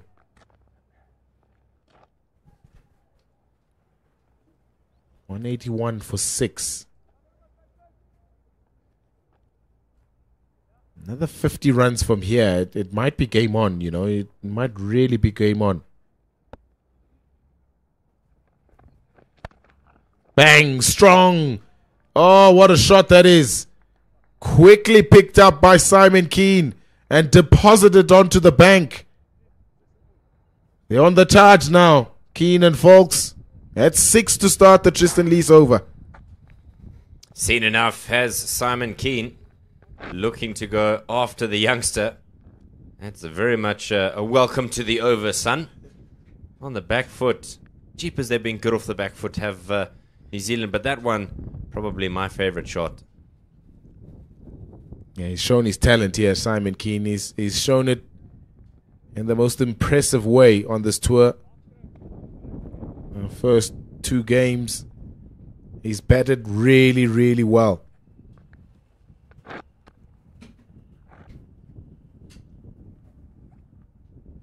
Under pressure now, Tristan Lees. 1 for 55. Is this his 8th over?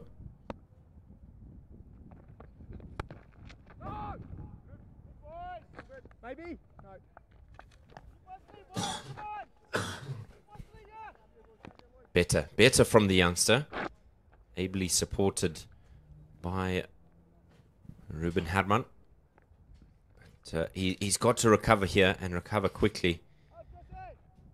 As we've discussed, this game seems to be drifting away from the South Africans.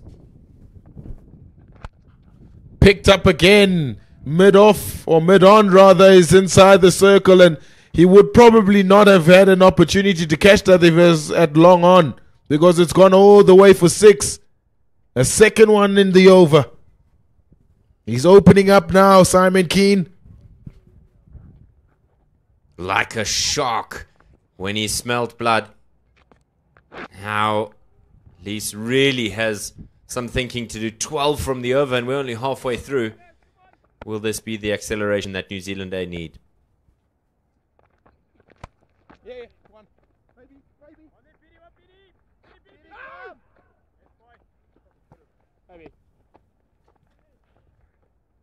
So good. So good. I love the way that he's just stays strong, Simon Keane, in all the shots that he's played. That's a very flamboyant flick, but he had a solid, stable base to be able to pick that ball up. Even the pull shot in the early parts of the over.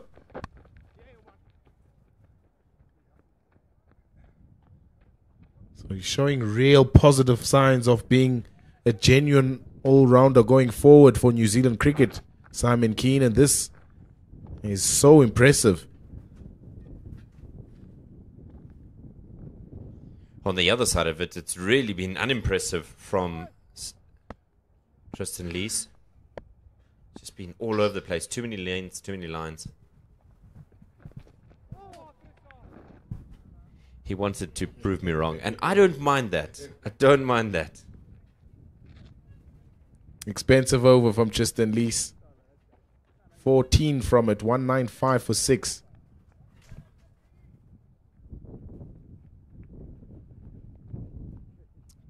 Partnership eking towards 100. They've just been so good together. It's not been slogging. It's not been aggressive for no reason. It just has been elegant in the way that they've slowly built it up. They've negated or navigated rather that dangerous number of between 30 and 40 with the partnership. It was 66 in the first game. Now creeping towards 100.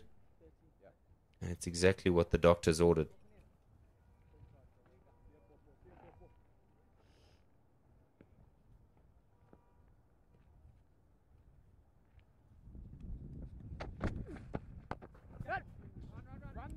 In the gap. Lots of work for Herman to do. This time he can't. Another good start to the over for New Zealand, eh? This time I think it's Zach Fox who's picked up a boundary early doors. Didn't quite time it as much as he'd hoped to, but boy oh boy was the placement excellent. And this outfield a friend to all with Willow in hand. Pressure. Just one short of 200 now, New Zealand. It didn't look likely.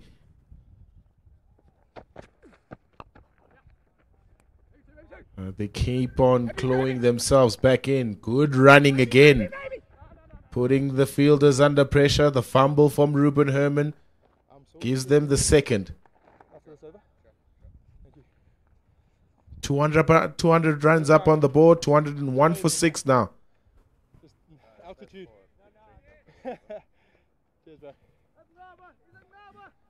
Yeah, it's frustrating continually for the South Africans.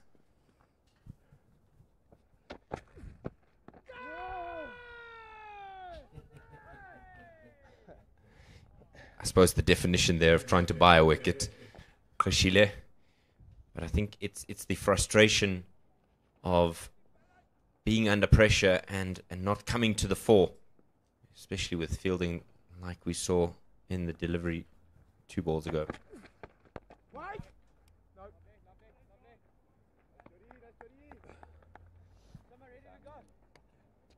Simon Keane mentioning to the umpire that he'd like another drink, mentioning that the altitude is getting the best of him.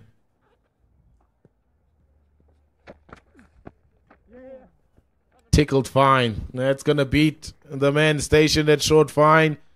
These are really, really important runs from Folks. Another boundary in this Peter over. nothing short of intelligent cricket. Just laps it round the corner, fine enough that the man in the ring wasn't even a consideration. And 10 from the over, 1 to come.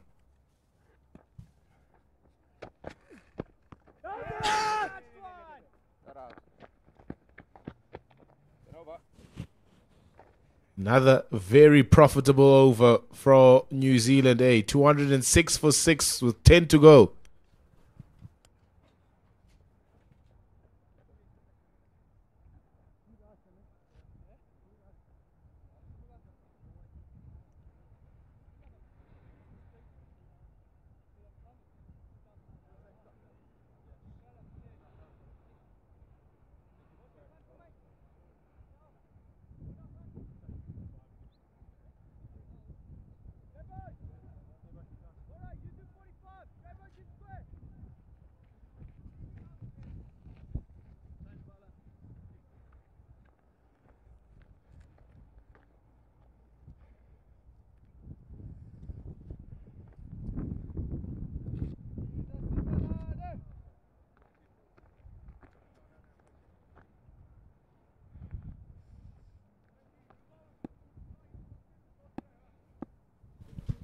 After a bit of an unscheduled drinks break, we return.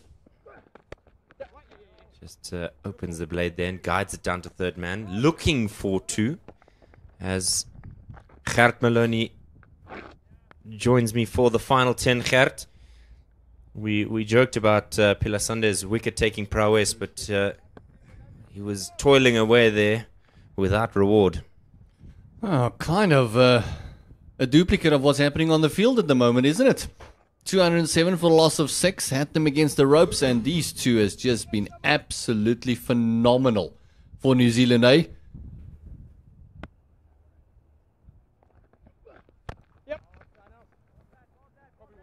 That's all too comfortable at the moment for the men in black. Lovely stuff. It's almost like a phoenix rising, so to speak. 98 for 6. 98 for 6. That's where this New Zealand side was. And 108 partnership between Folks and Keane means that they are much, much more comfortable than they were. And not only the partnership, also the strike rate that they've achieved it in.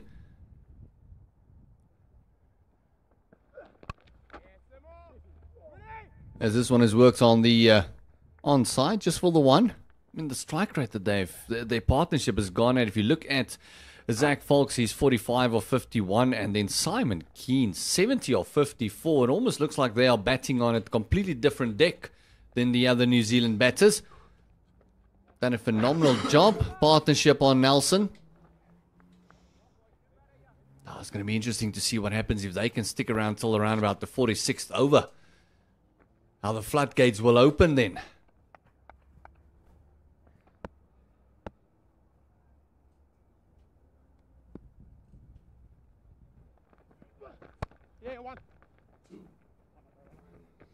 It almost seems that the South Africans are without a plan.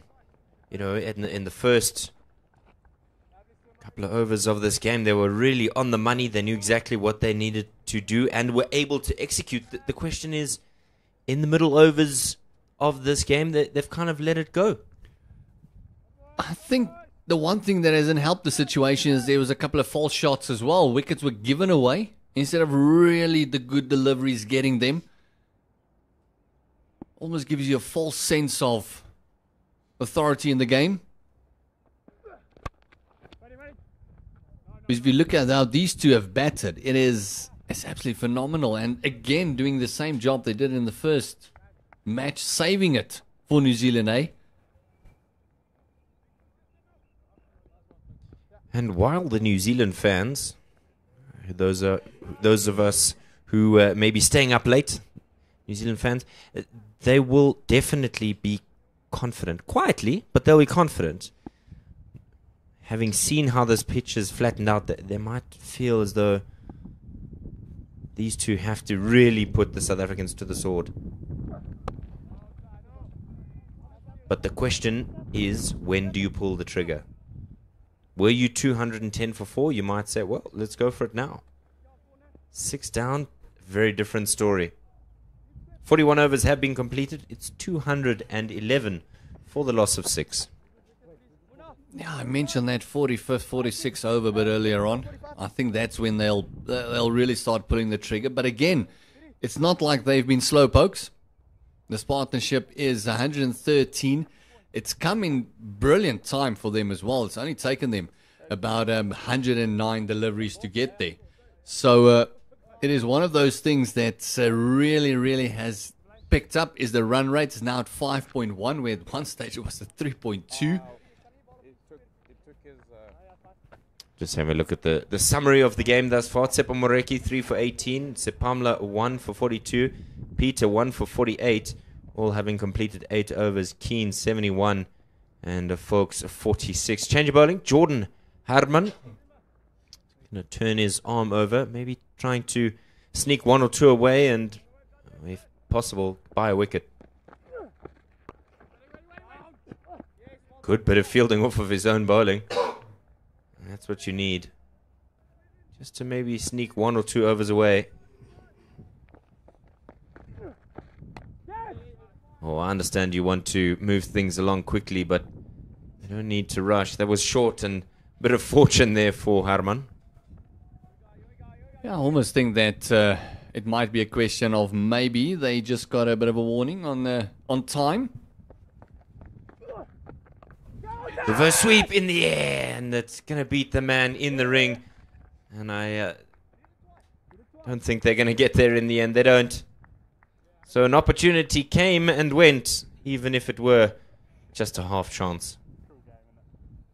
Beating both the in-ring fielder and the one patrolling that square leg fence. Simon Keane showing his whole bag of tricks. Just pulling the handbrake up there. Maybe just saying, I wasn't quite ready yet. Stands and lathers this one away. There is protection out there in the deep. And they get home comfortably for 2, as Jason Smith is called into the game. Surprising that they haven't utilized him with ball in hand today. It's a bit surprising. They held off for the 6th bowler until the 42nd over. They could have given, if they want to rotate a few bowlers, could have given him and Herman maybe that 34 to 40th over. This one's launched high into the air. There's a man under it. Will he take it? And he does. Tristan Luce safe under it. And finally, the partnership is broken. It's been a wonderful innings from Simon Keane. 77 for 5. Oh, and a bit of an exhale from the South Africans that are watching not only pitch side here, but also at home. Golden arm. Herman does it again. 218, finally picking up the 7th wicket, and that important wicket of Keane for 77. Just got underneath it a bit more than actually threw it. You can see, Least, just that wind just making it swirl in the air. It was a much better catch than he made it look. It was a lot tougher. There's a big breeze at the stadium, and Keane will get a massive round of applause. Really put them in a situation where they could actually get to that 240, 250 mark even. Much improved from the first game. 110 is where that partnership ended up. As Aditya Ashok comes to the wicket. He comes in at number 9. Just 11 List A games under his belt, but he's still relatively green, young in his career. So as he comes in at number 9, not expected to perform miracles, but what he does need to do is keep Folks on his side. He's got to ensure that he tries to rotate the strike, and with the field a little bit spread here, or very spread actually, he might feel like this is an opportunity to get off the mark quickly and to find his feet quite quickly as well. South Africa wanting him to take the 1. He politely declines. So a wicket in Harman's first over. He concedes 7 from it. 42 gone. 218 for 7. Yeah, not really known for his batting. Is a shock. Nice knee defense there, though. So he'll probably have the word with Folks. Say, listen, stick around with me. Just look at that one. Just getting the hands underneath it. Playing more up than through. And oh, Tristan Lees with those big mitts getting it around the ball. And Folks now becomes the mainstay. He's got to take it deep.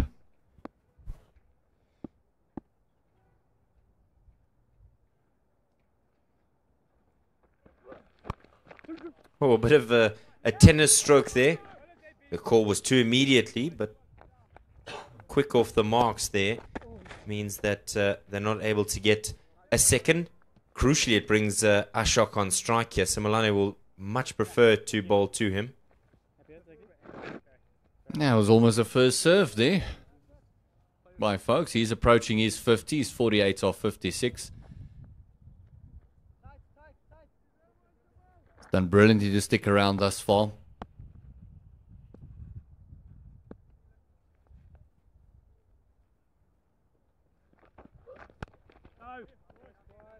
Yeah, for somebody who's coming in at number 9, Ashok looks very comfortable behind the ball. No mug with the bat. Yeah, looking at his first-class careers and that, it doesn't have a massive average. It has a first-class average of 11.5 and a list A of 17. So, hasn't spent a lot of time in the middle.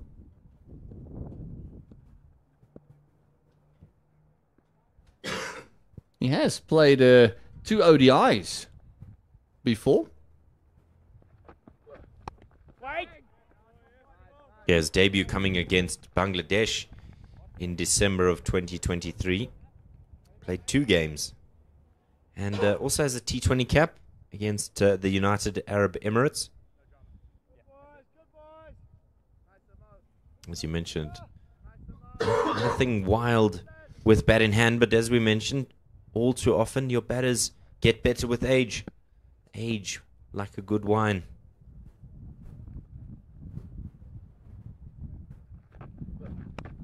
Short and comfortable behind that one. Plays it round the corner. Good bit of work there, and he calls for the second. Confident that he can handle anything that's thrown at him. Well, that actually didn't look like someone who's struggling to bat. Nice swivel, got right behind the delivery. Placed it beautifully between those two. That's at fine leg and square leg on the fence. Yeah, I was also part of that under-19 group that came to South Africa when we hosted the under-19 World Cup about 3 years ago.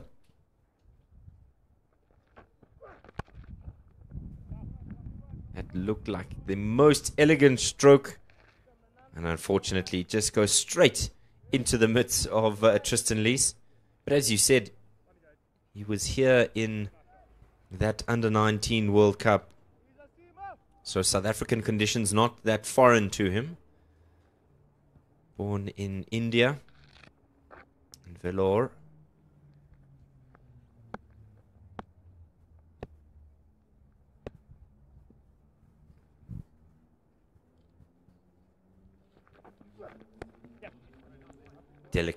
Delicate but intelligent. It allows him to retain the strike. 4 runs from that Simelane over.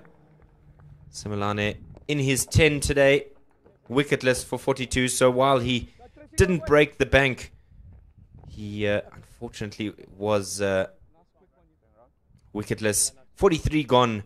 It's 2-2-2 for 7. At one stage, that projected score never got up to 200. Now they're looking at 260. They can keep 1 or 2 wickets in hand, especially Folks' wicket. Can have a bit of a launch as Herman comes in. Good hard running here for that first one. It's all important when trying to steal 2. And it doesn't look like Folks is trying to actually harbour the strike or keep Ashok off the strike.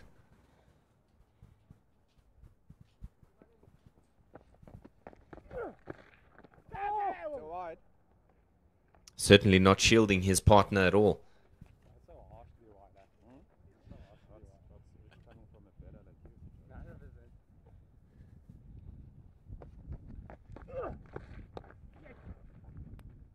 Just nurdles this away onto the onside. They're go after the second one, but the throw not up to par. Just not got the pace on it, and they'll come back comfortably for Zach Volks's 50 runs. He was crucial for them in that first game. 74 from 117, and again, he's got himself a half century. Mentioned it earlier as they get another single. It is just almost looks like this deck is flattened out completely. It's like a flatbed now. There's no real extra bounce. There's no inconsistent bounce. A dream to bat on. Got him. Eventually, Jordan Herman has it. Bit of frustration with how he's bowled in this over until now. But Ashok trapped on the crease. And he's gone through the defenses. It almost looks like there's a bit of turn for Herman there. Just got it to turn in. And as Ashok, after looking pretty decent, gone for 4. And you almost got to feel that it's up to Volks to really harbour the strike. Whatever overs is left, he's got to face the bulk of the deliveries. The easy ones, almost think he's got to decline them. I suspect, Gert, we might have been guilty of commentators' curse. We were promising such greatness from Adi Ashok, and well, then he's been undone by a part-timer.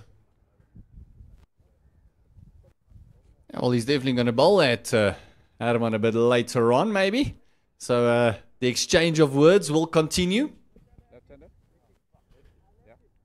New man to the crease. Lennox comes into this game as one of the changes for this New Zealand A side. Jaden Lennox in at number 10. And so, as you mentioned, he's just got to really get through this over and ensure that he's supporting Zachary Volks.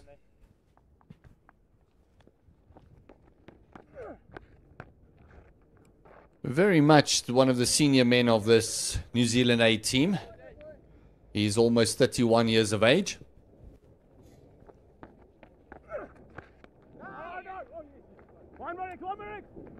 The initial call was no, and then suddenly they realized that they were in with an opportunity here to pick up 2. They do. A wicket in that over for Jordan Herman, and I suspect he might even get a third here.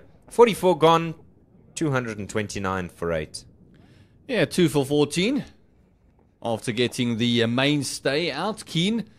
And then also Ashok sent back to the hut. I think Herman might just say, let me roll it for one more. Give it one more dab. Also got the left-hander in as well, so the ball will be going away from the left-hander. As we see Kaba Peter coming back into the attack. Ball's a very good wrong one. So he'll be happy to bowl to the left-handers, but he'll be bowling to Volks at the moment.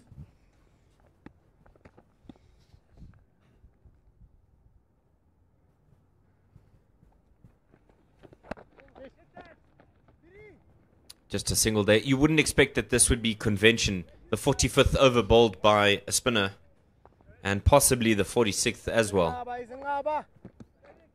With no real turn on the deck, you wouldn't expect it, but I think with the lower order, maybe they feel that pace on will just give them an opportunity to work the ball into the gaps a bit more. To give them an opportunity to hit the runs instead of just working it around. Let's try and give you the field quickly. Third man in the ring. There's an extra cover and a mid-off. Catching mid-wicket on the onside and fine leg in as well.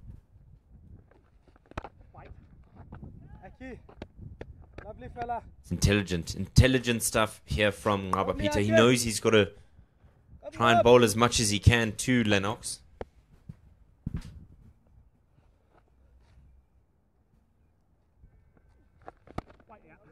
And he also knows he can attack the stumps as much as he wants because he's got 3 men on the fence. He's got long on, then also a deep but about a mid-wicket and then also a deep long leg.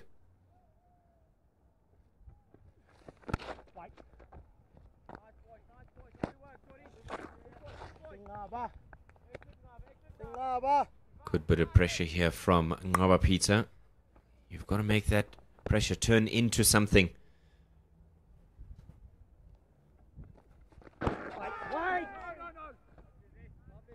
Don't think New Zealand would mind this too much. They just want to see out their 50 at the moment. Every single run they can get from here will get them closer to that 250. Still 5 overs to go after this.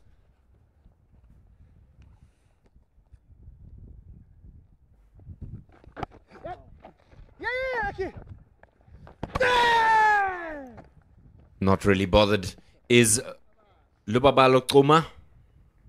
Comfortable in the end. Just the 2 from that over. 50 up for Ngaba Peter with ball in hand today.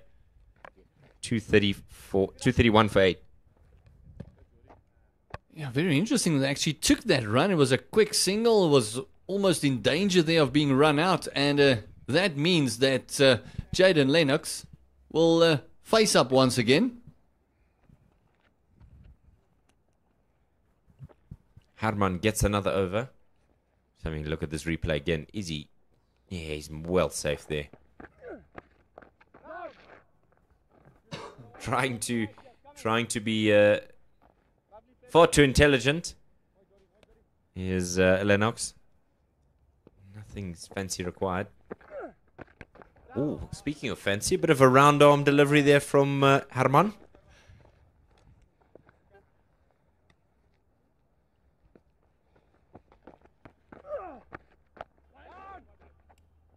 Just showing he's got a bag of tricks of his own. Good control on that round armour.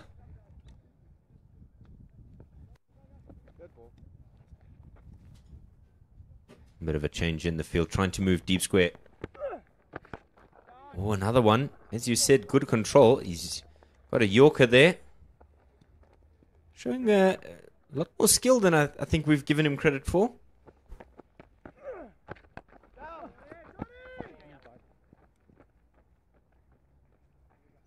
So a tidy single there. With 1 remaining in the 46th. Does he get another over? Gotta feel that Folks has got to take another single here. Make sure that he gets on strike and stay on strike.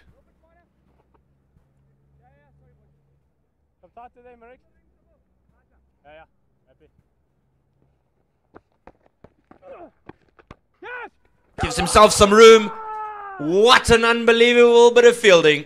You will struggle to see anything better in any level of the game. What a great catch from the captain. Just gave himself some room, slapped it, and a rocket is pouched, and Folks has to go. That was absolutely slammed through that offside. It was smeared. Look at that contact, and oh, what a catch that was. Tell you what, he's going to high-five with the left hand tonight. That right hand will be pounding. Could you see the reaction from Folks as well while he was standing there? He could not believe that was taken. Let's have a look at this one again. It was hit with some fierce power. Gives himself some room, slaps it hard. And Marcus Ackerman. Wow. Absolutely brilliant. That also means that Ruben Herman has got 3 wickets. He might just have bought himself another one. Well, Lennox is joined by Lister at the crease, 10 and 11 together. And Ngaba Peter will be like the cat that got the cream here. If he gets a wicket, he'll be searching for a second one.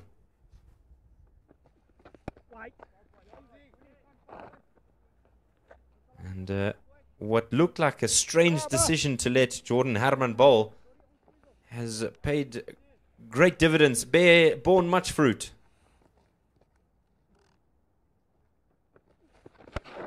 A bit of a full toss there. I wonder, has that bounced short?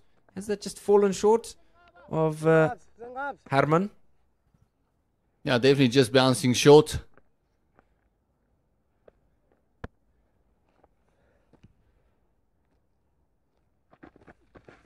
Oh, bit of innovation, reverse sweep. He's beaten the man in the ring, and that'll go to the boundary for 4. What a way to naysay your haters, so to speak. Yeah, I almost wanted to say it's all about survival now. They just got to go to that 50, and then look at this. Just a lovely reverse little lap around the corner with the fine leg being in.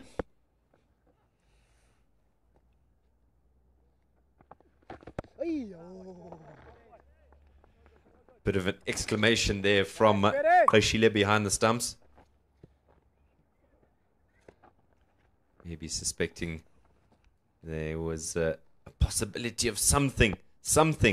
Last 2 balls in the Ngaba Peter spell. Oh, goodness me. Tries a little chip shot, almost a scoop. And that one bounces safely over the top of the stumps. Not sure why. Fine leg is in the circle. That would have been down his throat.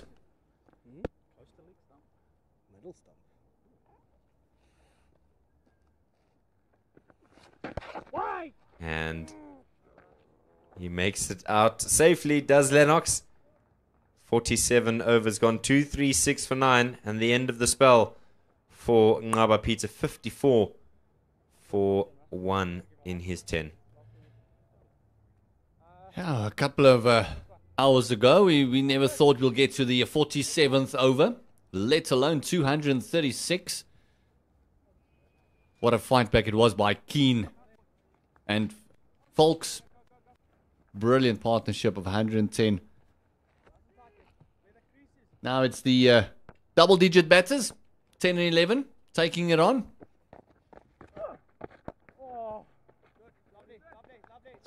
Good field placing there. Just before that delivery was bowled, they said, no, go stand on the crease for the adjacent strip.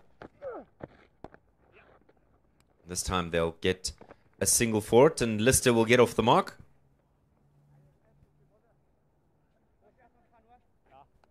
Avoiding the dreaded duck as a number 11 is sort of a moment of pride.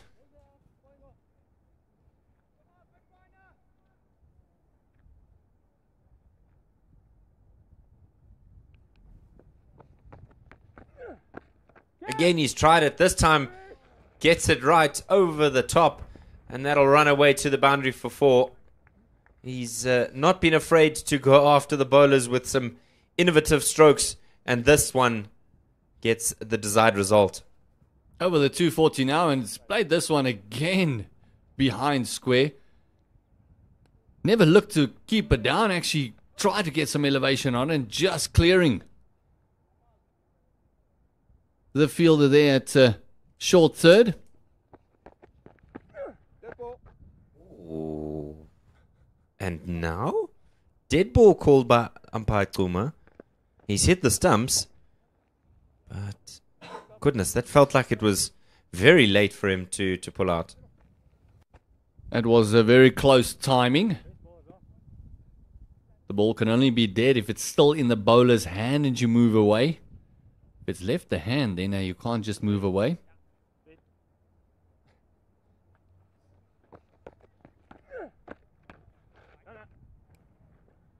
Not able to pierce the gap that time. So 2 balls remaining in the 48th. I think that 250 mark is where they're going to be looking to aim as they head towards the final couple of overs. Another round arm delivery. Not able to get it away. Not just round arm as well, also bending that front knee, trying to get low. Oh, just beats the outside edge. Khoshile looking for the stumping. The over is done. 48 have been completed. It's 241 for 9. It'll be interesting to see what happens now for the last 2 overs. Most likely we'll go back to one of his main seamers. Luto Sepamla is the man tasked with the job of trying to get this final wicket. 8 overs, 1 for 42. So 5.3 is a tiny enough economy, but he's got to wrap this up in this over. Would you then now give Herman the last over? Because he hasn't gone for runs, except apart from one or two risky shots.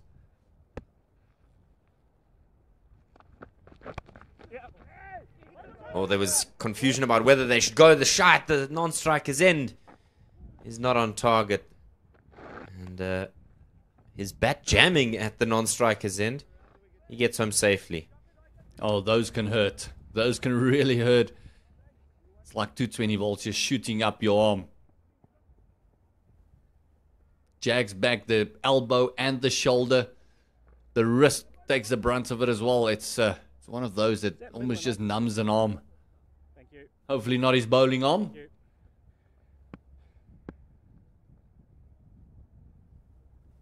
Round the wicket. Into the air, but it'll fall into no man's land. Desperate shout of catch will go unheeded as they come through for the second. It all depends on who you're going to ask about that delivery. Tutu Sapamla will feel that was very lucky. If you ask Jaden Lennox, he'll say that was placement.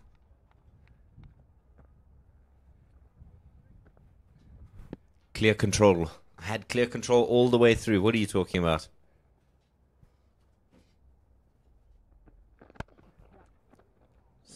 Deftly played here. He's going to get just a one for it, but it was very well played. Crucially, what this is doing, though, this rotation of strike, 1, 2, 1, what it means is that now the South Africans are having to change almost every single delivery. And when you've been out there in the heat, it can feel as though the innings is dragging on.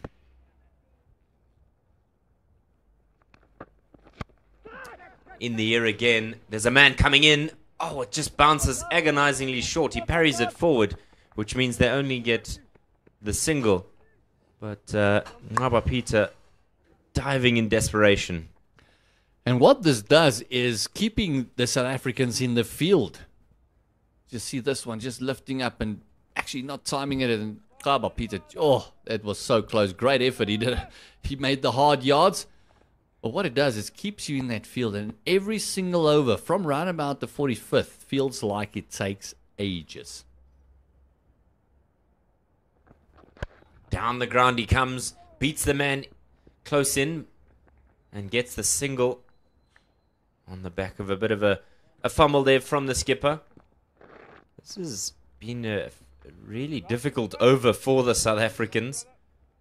It's all too comfortable, all too calm. 6 runs from it, and you're bowling to number 10 and 11. And the partnership is also now in double figures, not just the batters.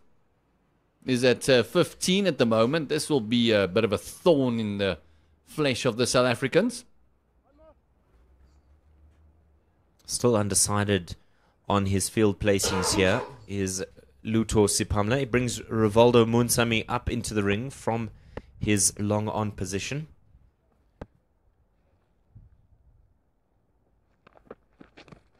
Oh, taking a bit of a feather through to Qashile. It goes on the bounce. It's the end of 49. 1 remain. 247 for 9. Wonder what the discussion would be as these two batters will go into the lunch interval. 1 more over to go. And just ask the top order, guys, what was so difficult about that? Tsepo Mureki tasked with wrapping things up here. So unfortunately for you, Gert, Herman not able to wrap things up neatly with the bow here. Can you imagine if he'd come away with a forfeit? I'll never hear the end of it. You were talking about Ruben Herman shining a little bit. Well, not shining a little bit, shining a lot. But this man with ball in hand has just been phenomenal today. 8 overs, 3 for 18. That is unbelievably good from the senior man. The Madala, as they called him earlier in the game. The uncle, the old man. At the age of 30, oh my goodness.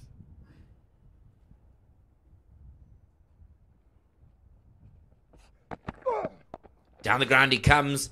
Hits it a lot squarer. That's a brilliant bit of fielding. Goodness me. Lightning across the surface there was Andile Similane. I hope he's not done himself a misdeed. Looked like he stayed down a little bit longer. I think he might just be winded. I think he fell on that side ribs. Hopefully not a grass burn. Those are terrible.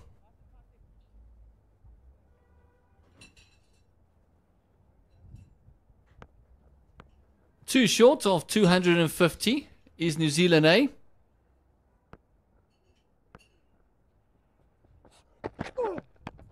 That one's hit high into the air. There's two men converging. Somebody's got to call for it. In the end, the catch is taken by the captain. He'd have to move. And age felt like it was hung in the air with snow on it, and it eventually has come down. Brilliant catch to wrap up the innings. 248 all out in the final over. Who would have said that an hour and a half ago, that we reached the final over and they'll actually get up to that 250. Look at that, Tsepo Moreke, 4 for 19. Fantastic bowling. And you got to mention Herman there as well. He took 3 for 20 in his overs. And in his 4, Kaba Peter went for 54, picked up the 1 wicket. Tristan Lee's first ball of his spell picked up a wicket and then got a bit of tap. He went for 63. David, just take us through the batting there. A bit of a collapse there in the beginning. Yeah, there was a tidy start from Heafy. And then it was a procession, really, as Carter and Kelly and Jacobs and Abbas really struggled to get going.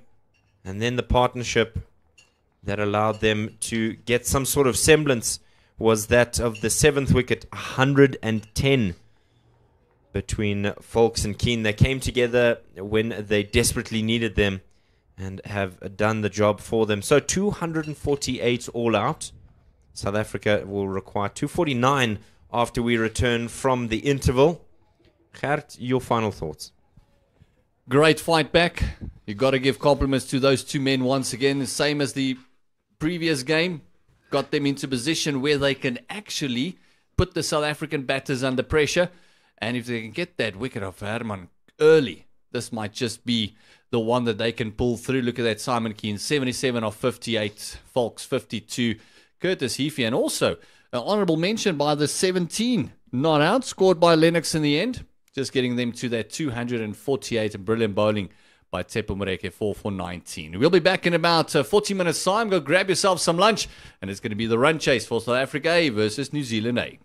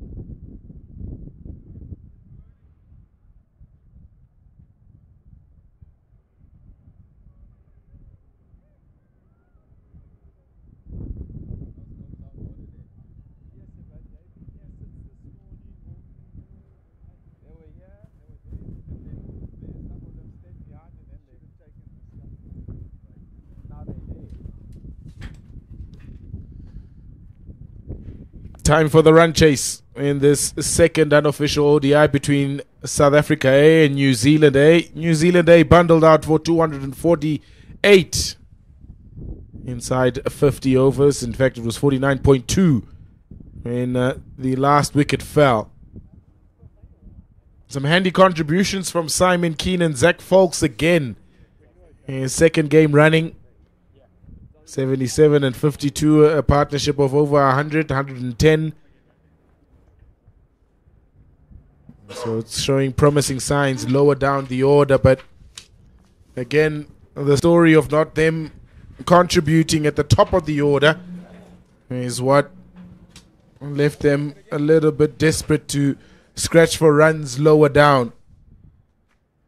All in all, a disciplined bowling performance from South Africa, having asked the New Zealanders to bat first. Tsepo Moreki, the pick of the bowlers, outstanding for 19 in his 8.2 overs. Late at the death, he only bowled in the 42nd over. Jordan Herman, 3 for 20 in his 4. Some really good contributions from the likes of Luto Supamla, Andy Lesemelani, who I thought was excellent in containing the New Zealanders in the middle overs. Although he didn't pick up a wicket, he was really good. The man on strike entertained us all on Saturday, 158 from 93. He spoke about being attacking and using every opportunity that's afforded to him. Ruben Herman. He'll face up against Zach Folks, who bowl the first ball. It's a nice start from Folks. Gert Manolni is alongside me. 249 to win. Enough on this pitch? Oh, I really don't know. Philisane, the way it just almost died out. There's no life in it anymore. We saw that last 15, 20 overs. There's nothing happening, no real turn. There wasn't any excessive bounce, any variable bounce. This man batted brilliantly. Zach Folks with Keane setting up this 249. And you got to feel that the big wicket for them will be Herman. Yeah. Because they kind of got into the South African batting a little bit. Picking up a few wickets along the way. And he was the mainstay. He was in that run chase of a 220 odd. He scored 150. So they feel if they can get him early, just put the other guys under pressure a little bit. Carried his bat in that first game. Ruben Herman saying it out until the last delivery. Through the field. They don't need that. He's a powerful striker of the ball, but that you feel is a little bit sloppy in the field from New Zealand. South Africa get their first boundary in this run chase. Well, this was absolutely hammered. It was muscled more than really timed. And it was Lennox that just let that one slip through. He made a nice contribution with the bat of about 17 as well. Not out, but yeah, bowler will not be happy. And that also means that Ruben Herman is up and running. Hey, you want to keep him quiet. You don't want him to get an early boundary. That's an early boundary for him. He's a big boundary hitter, Ruben Herman, so you want to keep him very quiet from a boundary getting perspective. It's beautiful how he was so aggressive in that run chase on Saturday.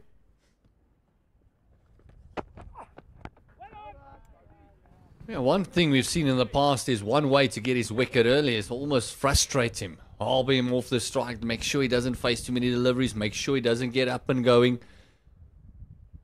And then one or two false shots will come in, but once he really finds his foot movement, then, you're in for a long day. Spoke about him taking the road less traveled in South Africa's domestic environment. Had to play Division 2 cricket. In the air, but it's safe enough and in the gap.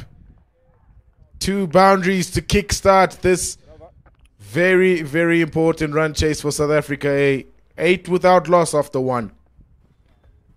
Yeah, high risk, high reward. You can see this one is just flicked up in the air, but its placement is absolutely sublime. That's what happened when you're in form. Doesn't matter where you hit it. There's never a fielder close by. Yeah, as you mentioned, he played Division 2 for about 2 seasons, if I'm not mistaken. And then all of a sudden things started snowballing from there. Really someone that really came through the ranks.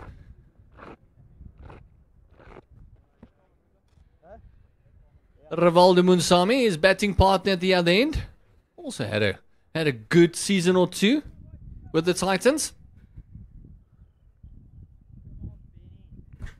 Yeah, same. Also had to take the road less traveled. Rivaldo Munsami. Ben Lister for the first time this series to go and play for the Northern Cape Heat for a couple of seasons in Division 2. Also Rivaldo Munsami, after losing his Titans contract and then piled on the runs there in the Northern Cape, and he's found himself in some serious form that made the selectors very difficult to ignore him for higher honors, and he's done really well for SAA since he's played. A massive 100 in the West Indies on the previous tour. Another one of those keeper batters that the SAA team has got in their arsenal. There's a few of them actually. Almost like the Proteas team, batting with 3 keeper batsmen in the top order. Don't you just love a keeper batter? Slashed away. He was out first ball in that first game, trying to play a similar stroke. That time it was on the front foot. And when you give him width, he's a very dangerous player. Rivaldo Munsami gets his first boundary. And one of those very dangerous batters. Also someone that you don't want to get him going. Him and Luandre Pretorius have had a good time of it, opening the batting. Rivaldo Munsami and Ruben Herman will complement each other so well.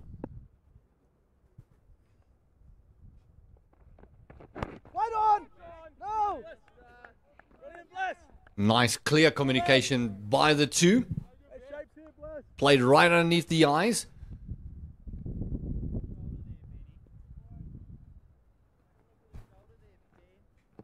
Three ODIs under his belt, Ben Lister.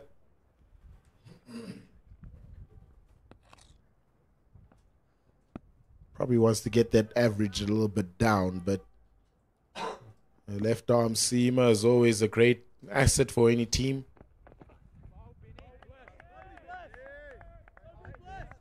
Yeah, it's one of those, it's almost like Kaba Peter. You don't really care about the runs. He's a wicket taker. You should come in, bowl. If he goes for 5 or 6 to the over, it doesn't matter as long as the wickets column keeps ticking over.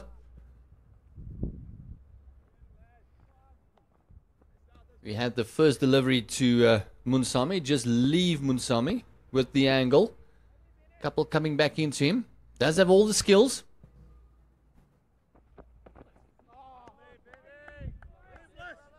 Nice shape from Ben Lister, just conceding the 4 runs in his first over. 12 without loss after 2.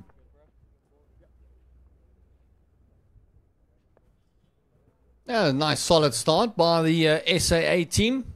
See the equation there, 237 of 288 deliveries. Still a long way to go, but for New Zealand A, it will be wickets. They need to get into this batting lineup. They need to put the pressure back on the batters. Otherwise, they'll just be going through the motions. Yeah, absolutely. And especially now with South Africa making some of the changes. Get through this top order. You can expose that middle order that hasn't done well in the first game. Oh, it's through again. It's Lennox again. Oh, that's not great. That is not good. We'll get another boundary here, Ruben Herman, but It's sloppy fielding from Lennox. Oh, you can just see the teapots all over the Black Caps at the moment. Lennox doesn't know which part of the field to go field at. He does have a heavily strapped right hand there. Wonder if he didn't get one maybe in the warm-ups.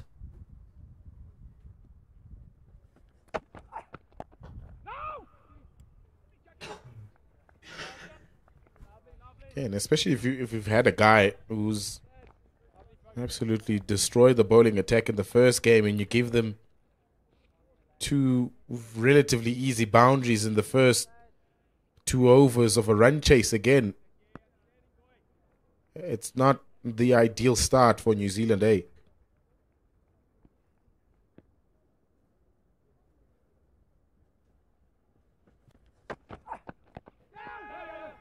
Some bat on that inside edge, but it was also sneaking down the leg side.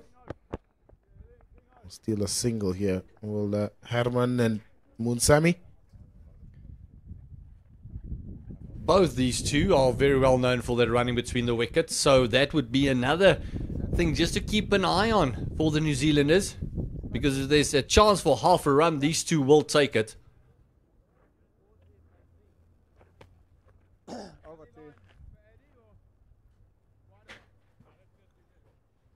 Fox is a very, very handy all-rounder for New Zealand A.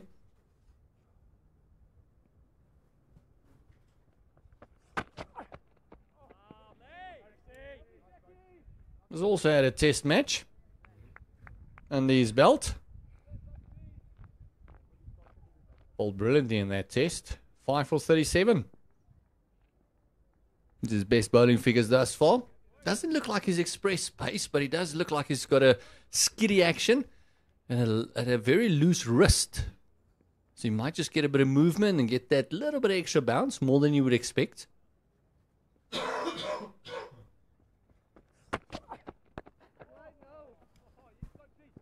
It's a nice prospect, isn't he, Zach Folks?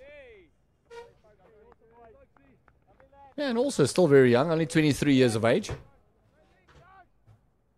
Looks like he's got a very mature head on his shoulders. The way he batted, the way in both games, he's actually taken the team into a position where they can be competitive.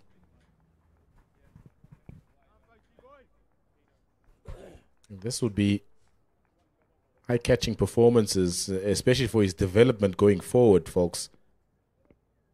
If you have a seamer that can bat as well as he, it just adds to the talent pool that the coaches at senior level will be looking at. 17 without loss after 3. No doubt, New Zealand head coach, who's very common to South Africans. We'll be keeping a keen eye on him. It was his second list A 50.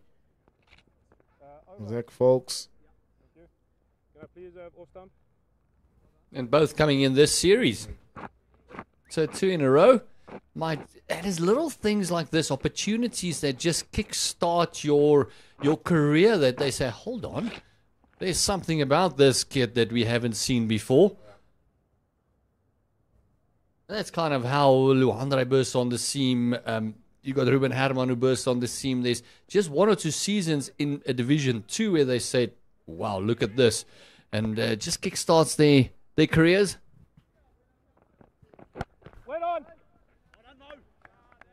First time Ben Lister's bowled to Ruben Herman. Yeah, and it's about taking your opportunities, especially on a tour like this. Might have been a little bit tricky for New Zealand A coming here. They struggled a little bit in the 50 over stuff in Bangladesh. Then they came back nicely in the first class leg of that tour.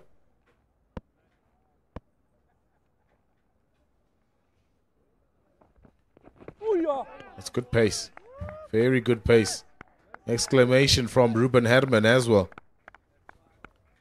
Said, hold on, I was on the other side. You didn't have this pace when bowling to Munsami. That's definitely hurried Ruben Herman. He's got very quick hands. Look at that. Oh, look at the look back at Lister. If that doesn't fire you up as a fast bowler, nothing will. Yeah, might have woken up Ruben Herman up a little bit there. Surprise short ball. Now the fuller one, double bluff. 1-2 trick, but just swinging down the leg side on that occasion. Stephen Harris saying it's not out. Yeah, I can just see that the two batters talking to one another said he pushed this one in, swing it into the left hand instead of taking it away. Oh, yes, coming in nicely and definitely missing the leg stump.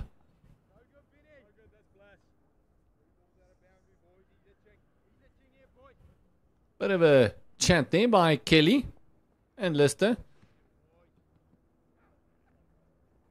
Might have seen something that they want to exploit.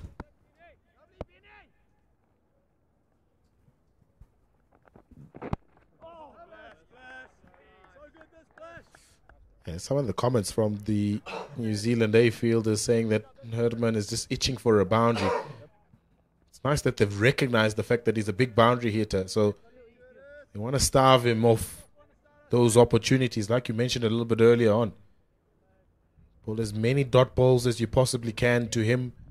Make him feel like he hasn't hit a boundary in a very long time.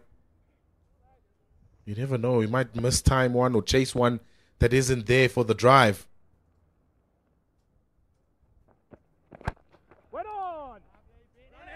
And obviously your keeper becomes very important with that slip cordon. Just reminding the batter that, yeah, you haven't scored in quite a while. Have a bit of a chat in the year. And the chirps goes a long way to really unsettle you as a player. Talk about chess being a mind game. This is even more. Need a strong mind to be able to block out all of that noise.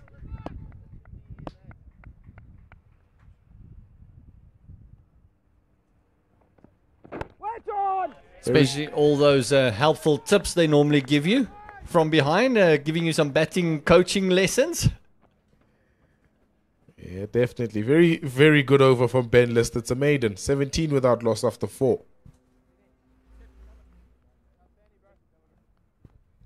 Still very much in the driving seat is SAA. You see the third highest total by New Zealand against South Africa in the unofficial ODI is this one in Benoni. That one in Centurion was back in 2004, similar with the second one. I think there was also 2 games in a row.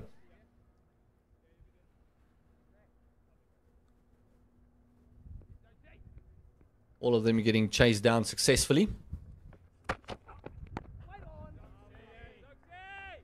Being 7-0 against New Zealand A.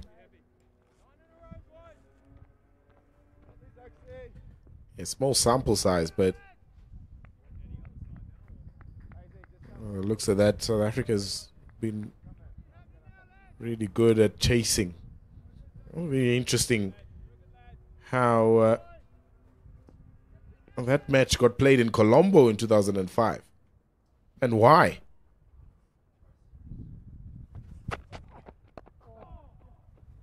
Clipped off the legs by Munsemi. Long chase for fine leg. Gets around nicely. There's Ben Lister. Oh, pick up 2.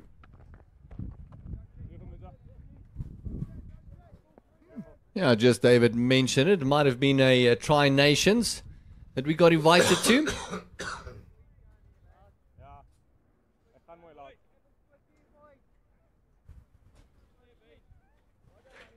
You can just hear the chatter. 2 batters speaking in Afrikaans, just making sure that they don't get understood. I wouldn't be surprised if one of the New Zealand boys understands a bit of Afrikaans. Lots of South Africans down under. Yeah, Jacobs is one of them. Born in Pretoria.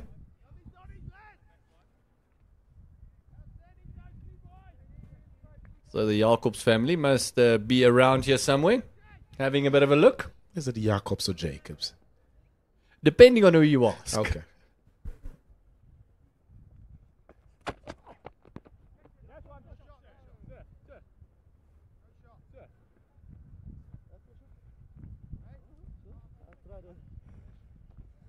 Oh, Babs. What, like this? It's called a dead ball because Munsami hasn't offered a shot there, so there's a bit of an inquiry from Zach Folks. It was surely that can't be given as a run, and Babs Duma does agree, so it's a dead ball and Munsami has to go back to strike. That's lovely. He's got lovely hands, you know. He really does, Rivaldo Munsami. He doesn't use his feet all that often. When he let that one swing and played it late and found the gap behind square on the offside for 4. Yeah, the chatter would probably be, is that a dead ball as well? Give me another one. I think folks would feel that you should have given away the single there.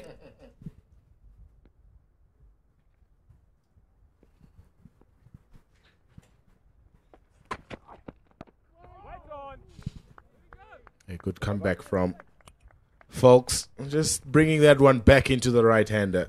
23 for none after 5. Yeah, halfway through the power play. 23 without loss at this stage after the power play. New Zealand, I think, was already 3 down. They only scored 34 runs in the entire power play. Why we mentioned in the innings, if they said they can get up to 249 after the power play, they would have said, we'll take it.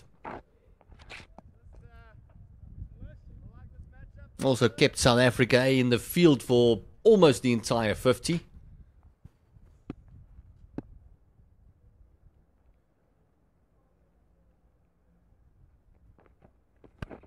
Slashed away. And third man is too fine to cut that off. Another boundary for Ruben Herman. One of the players you do not want to give any width to is Ruben Herman, because you have no half measures. Look at that. Look at the bat speed. He'll just throw his hands at it and he'll connect 98% of the time. Kitchen sink at that one. He really does just throw the hands hard at it. Any sort of width. Thrives on that. In fact, both these players out in the middle for South Africa thrive off any bit of width. Fast hands through the ball.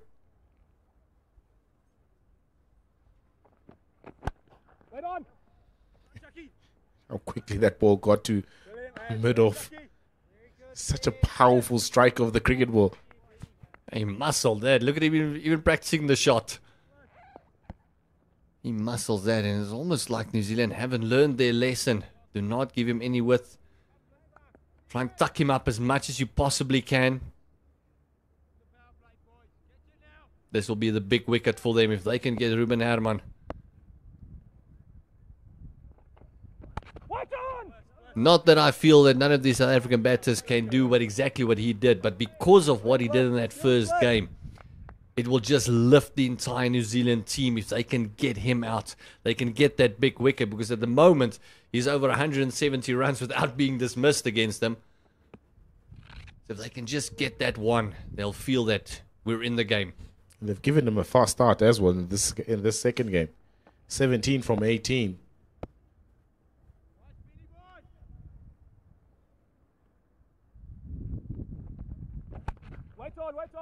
He feels like he's on top. He feels like he can dominate because of the fast start that he's gotten.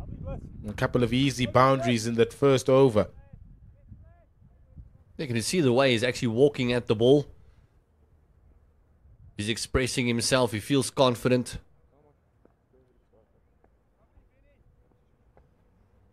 With the field back, they do have a fine leg in place and a deep third as well. I just feel that quick bumper is not too far away. I think this is all just a bit of tactics. Also deposed of all the slips. There's a man that's catching at a sort of gully region. Going very defensive here in New Zealand. They don't want to bleed runs early on. That's why Nick Kelly's trying to sort out his field and make sure that Herman is contained.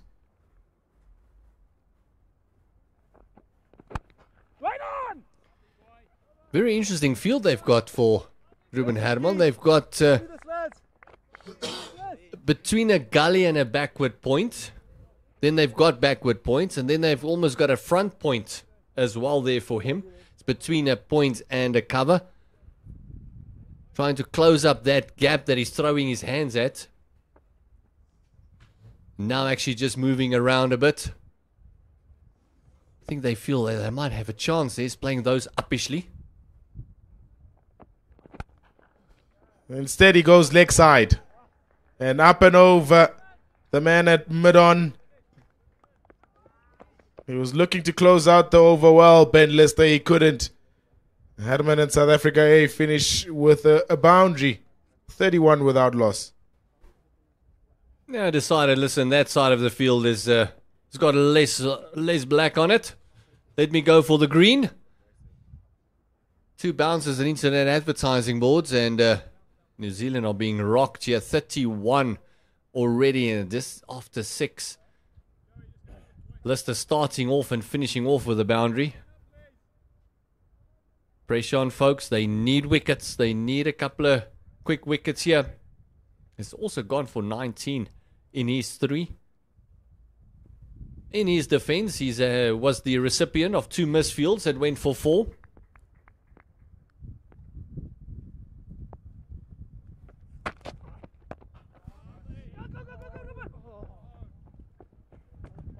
And because of that, it's a good run. It's a good single, good call from Monsami.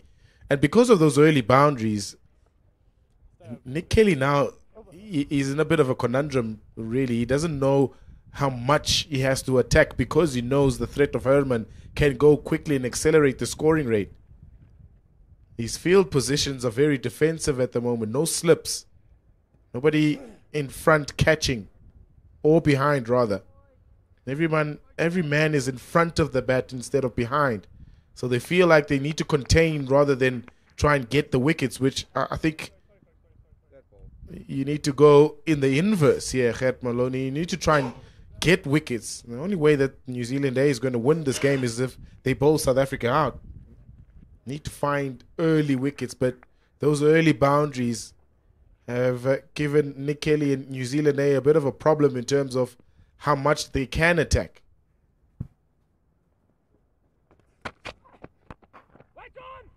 I agree with you. They need wickets to win the game. They're not going to contain them with the start that they've gotten. Might be proven wrong still, but I don't think they're going to contain the South African batters. Especially with the lineup they have. There's a couple of explosive batters still to come. So run rate won't be a problem. So I agree with you. Attack a bit more. Bleed 1 or 2, but if you can get these 2 out, that's set now. Put the pressure back on the batting team. Now that's the kind of shot that just could actually find the outside part of the bat and just fly to that 1.5 slip. Especially with him going over the wicket. Ball goes across, just a little bit of sea movement, hard hands. Because Herman's only holding nothing back with those back foot punches. Yeah, but the ploy is, it looks like they believe that they stand a better chance getting him out in front of the wicket instead of behind. That's why we have a short catching cover. Nice bumper from Folks. So everyone in an attacking sort of position is in front of the wicket. Those 2 points. A man at a sort of a conventional cover on the ring, and then one a little bit closer in front of Ruben Herman's eye line. It's almost like an extra cover that's coming about 10 meters. It's going to ask him, if you want to clear me, you got to go over me.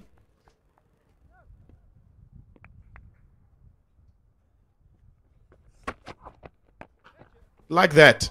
Absolutely crunched that over the infield. Just a bit of room to the leg side. And he crunched that over the covers. Another boundary to the flashing blade of Ruben Herman. You know it was hit very, very hard when the shouts of catch it stops at the sea. You only a cap, and then it's gone. I was absolutely hammered. What they wanted, not the result.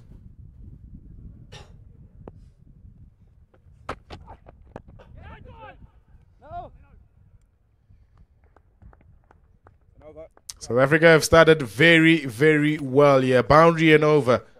36 without loss after 7. And Lawson has played a bit uppishly.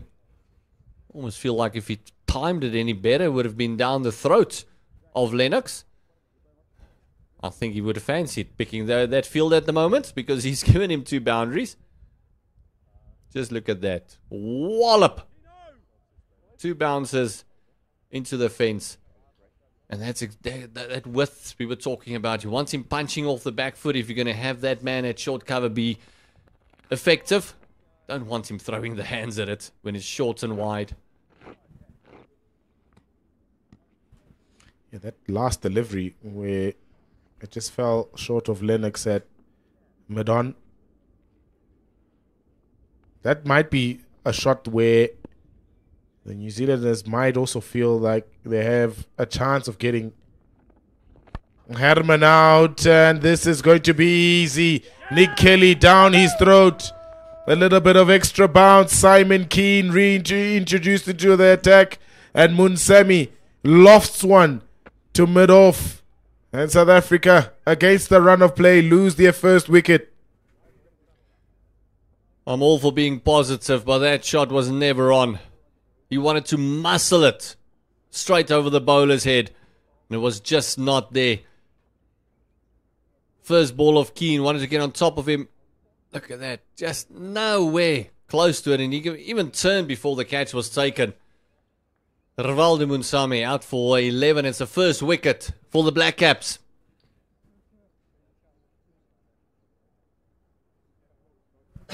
Yeah, new bowler. Didn't give him a chance to see what Keane had to offer. I wanted to get on top of him very early on, and it was to Munsami's downfall.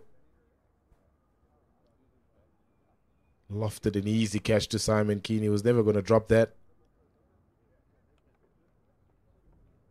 A sniff, a slight one, an opening for New Zealand. Younger brother joins older brother at the crease, Jordan Herman. He was also out first ball in that first game. Would want to make an amends. And they're just reminding him that he doesn't want to get a second first bowler. That's probably the worst feeling, getting a double in ODIs.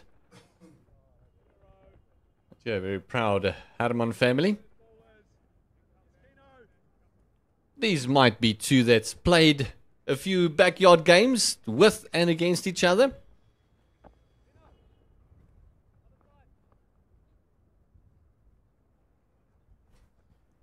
Yeah, also Pretoria born, so it's a nice little family occasion for the Herman brothers.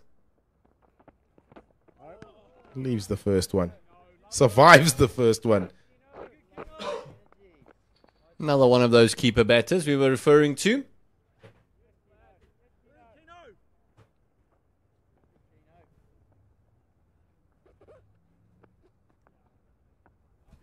I saw on social media that they were out with family and having some lunch yesterday, Sunday. An opportunity, of course, to reunite. Of course, Jordan based in Gqeberha with the Warriors.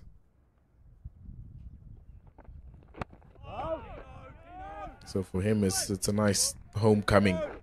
Coming here to play for SAA at Willamore Park in Benoni. Stone throw away from Pretoria. Yeah, well, it'll be interesting to hear that lunch conversation. Especially when the one Herman asks the other Herman, so how was your day with the bat yesterday? If I were Jordan, I wouldn't have entertained any cricket talk yesterday.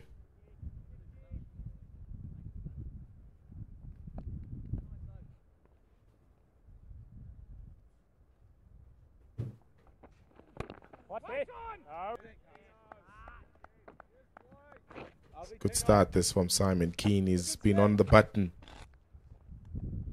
Not giving any room to Jordan Herman. Tucking him up. Very similar to Tristan Lees when he came in. Also first ball, got a wicket, and all of a sudden you could just see the tails up. Running into this crosswind that we've got here at Willamore Park.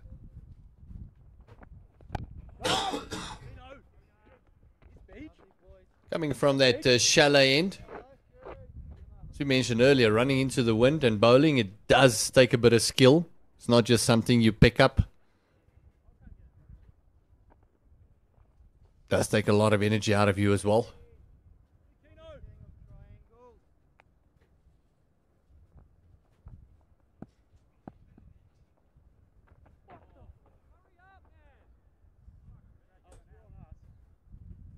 Dead ball. Wasn't ready, Jordan Herman. Simon Keane not impressed. Pretty sure Ruben will just remind them that, hold on guys, I've already let the ball go and one of your guys walked away.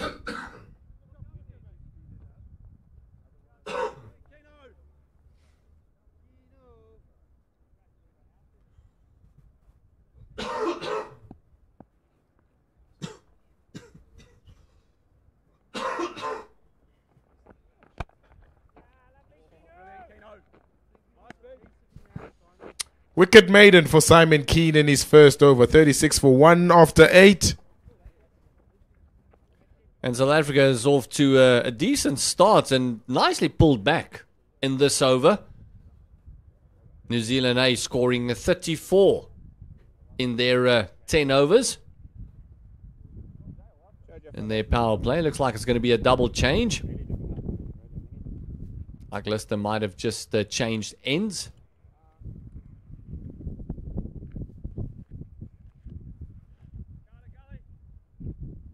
Yeah, it is a change of ends for Ben Lister. Triangular series, as David Midgley rightly inferred, had in 2005. Nell Biter, actually. Very close, that game between SAA and New Zealand A in that triangular series. Won by a solitary wicket. Punched off the back foot and through the legs again of the fielders.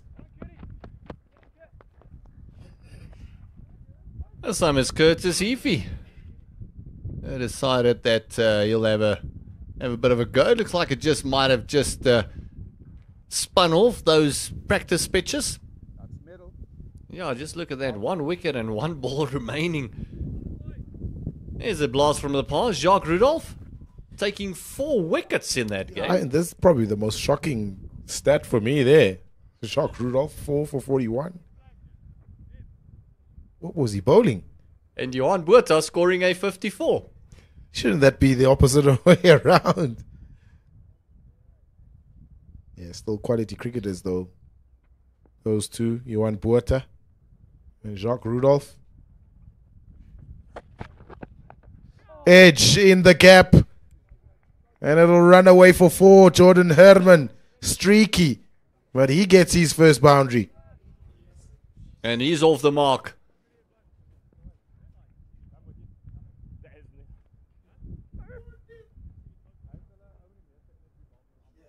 Ben Lisser would not be happy with that. 208 still required of 250 and finding the outside part of the bat, just eluding that man at round about 1.5. And oh my word, takes the score to 41. But fortuitous.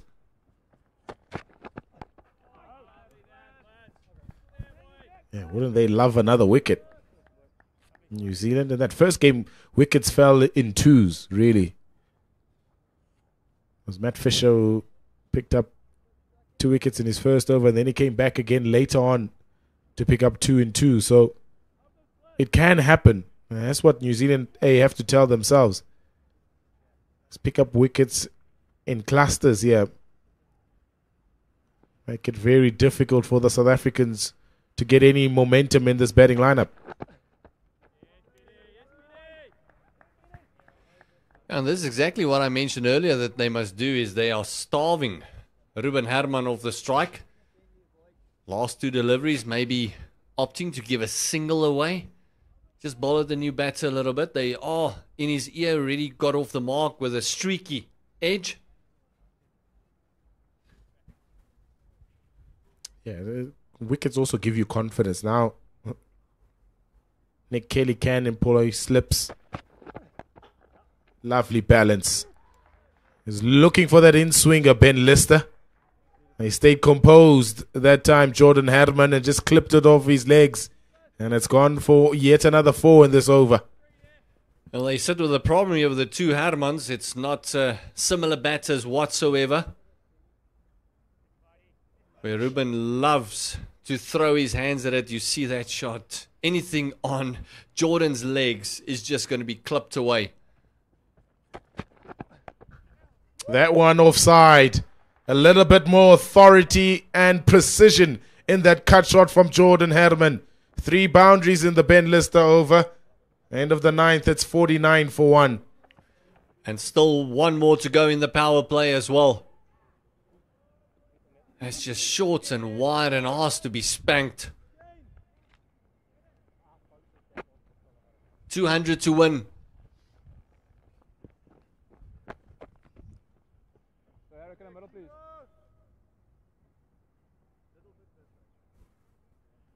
Those were the wickets in that first game. Matt Fisher, 2 in 2. First one was Munsami and then Jordan Herman gloving one behind. And then Ackerman, after a very crazy over for Matt Fisher, went for 4 fours. Got the captain out and then very next ball got Snetemba Qeshile. So they'll have to take themselves back to Saturday here. Oh, powerful. Powerfully driven from Ruben Herman. They're bleeding here, New Zealand, eh? And you mentioned them taking themselves back to Saturday. That's a very familiar sight for them. As the 50 comes up for SAA. Look at that. No real foot movement. Just leant into it and just threw the hands at it. And oh, lovely bat speed.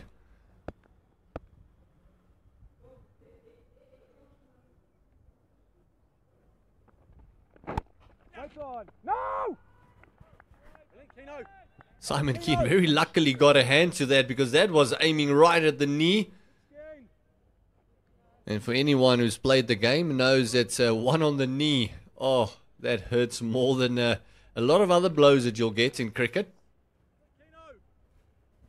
Important stop though, because after him it's just boundary rope.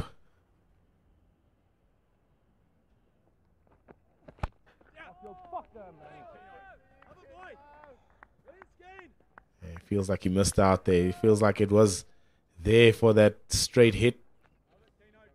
He's admonishing himself that he missed out on that scoring opportunity.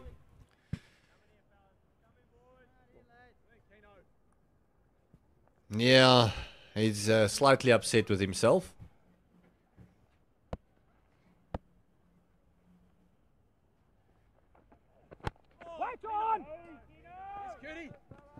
This one looked like it might have just jagged off the pitch a little bit because it almost looks like he was playing almost a slice shot there. Just moved like it just jagged a little bit off the seam.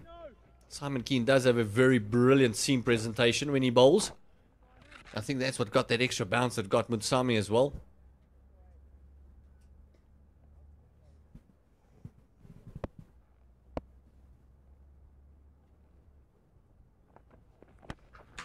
Banged away, short. There's not a boundary that is big enough when Ruben Herman is at the crease. That has gone flat and hard and over the boundary rope for the first 6. That is about a 75-meter hit. And there was no elevation on that. That was about 50 meters off the field, off the ground. He just kept going. Absolutely thumbled into that wall there.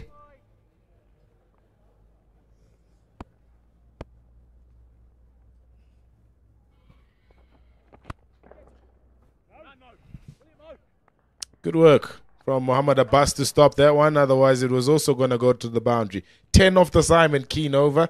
59 for 1 after 10. And a very profitable first 10 over power play from South Africa A. Minimal damage on the wickets column. But they've also plundered runs at will. And who else than Ruben Herman to lead the charge? He's going at better than a runner ball, 36 from 33. And joined by his younger brother, Jordan Herman, who's also struck 3 boundaries in his 12 of 10. So South Africa going nicely in pursuit of 249 for a series victory.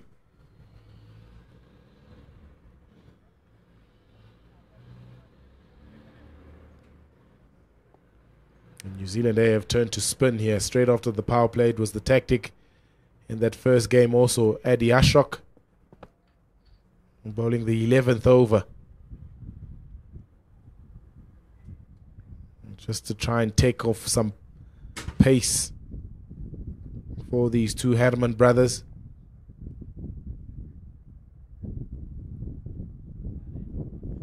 David Midgley is just tucking himself neatly into the commentary seat. Need to try and find a way to stem the runs, but also pick up wickets here in New Zealand.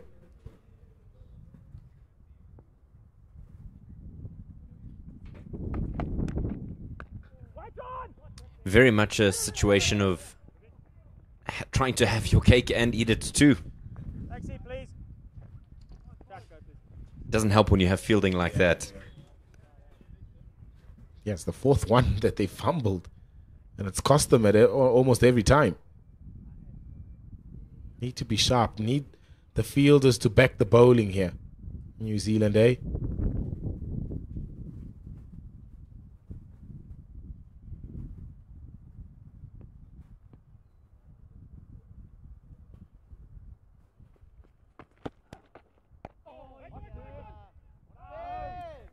Yeah, good stop this time. I mean, comparing the 2 power plays, Pilar, 60 for 1 versus, what was it, 34? 34 is not very much. Oh, that was hit with some fearsome power. Didn't really enjoy that one. That's what we call a stinger.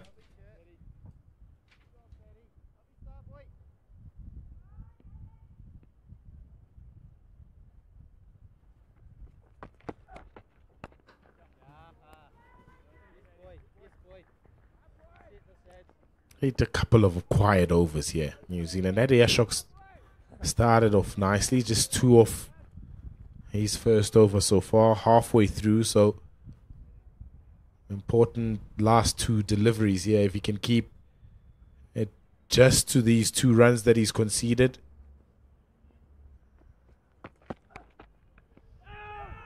He's hit the ground there, Jordan Herman.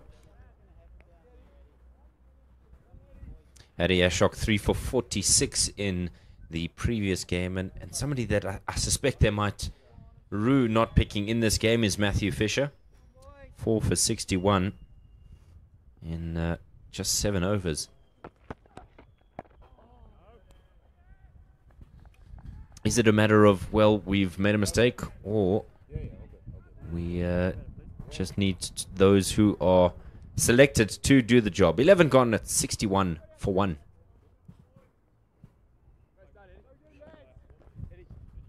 Yeah, some of the reserve New Zealand A players and the coaching staff looking on.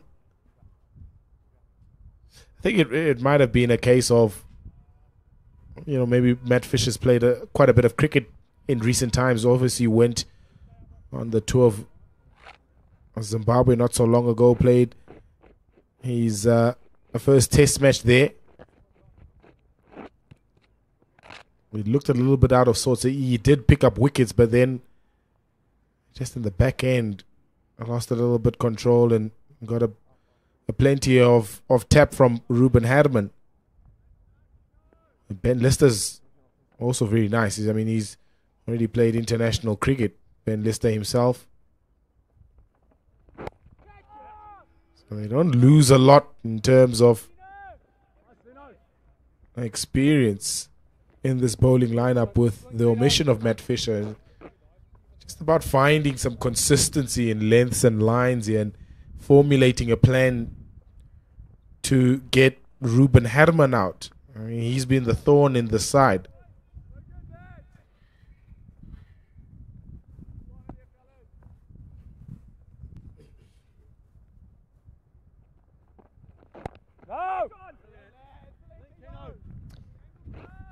As you've mentioned, Ruben Herman, the prize wicket for this New Zealand A side. And you know, we mentioned earlier in this broadcast of the unusually warm temperatures for this time of the year, even more so for the boys from New Zealand. 30 degrees, you're playing in black clothing. At altitude, as they will squeak through for a first, and the second is going to be even better. It's such good running from the Herman brothers. Yeah, again, it's not great fielding. Muhammad Abbas, the man at fine leg. It's a comfortable one, never two. The fumble made it so easy for Jordan Herman to turn around and come back. Slashed away. That's in front of square and does really well. The fielder down at a sweeper boundary. I think it's Zach Folks. In fact, it's a PJ Jacobs.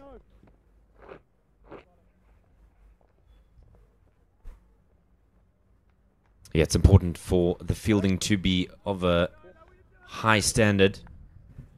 And when you just drift in the field a little bit, maybe you're flat-footed, that's when the game goes.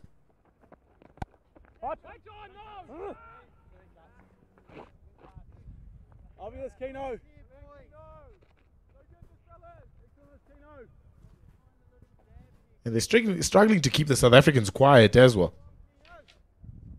Yes, they might not have scored boundaries in the last 2 overs, but the scoring rate keeps on ticking. I mean, there's 5 already from the Simon Keane over. And it'll stay just the 5. 66 for 1 after 12. And South Africa still need another 183 runs to win. What a series victory it would be if South Africa get over the line. But for New Zealand, they want to tie it up and make it interesting come Wednesday for the third and final one. Crucially for South Africa, as you look at those power play comparisons, South Africa marginally ahead in the first game, and it was that back end from Ruben Herman that really elevated things. But look at the difference today. Chinese cut, inside edge, through the legs of the keeper. He was looking downtown, Ruben Herman, not behind him. It's a good result nonetheless for him, and for South Africa, it's a 4.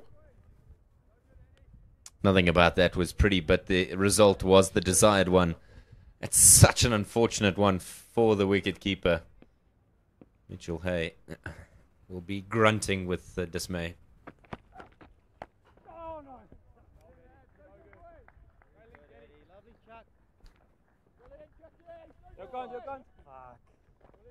Am I correct in saying that Addy Ashok's nickname is Chuck? Is that what they've dubbed him as? It's a very interesting one. No, normally, if your name is Chuck or Charlie or Charles, you're known to have a bit of a bent arm.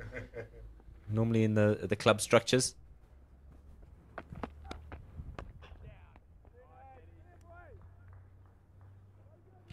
Yeah, none of that though for Addy Ashok.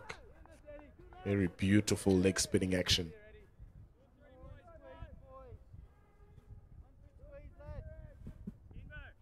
It's very quick through his action. Got a nice high arm, which means he'll get a lot more bounce than your conventional leg spinners. He brings fine leg into the ring. Let's see what Jordan Herman can do here. Maybe seeing a gap.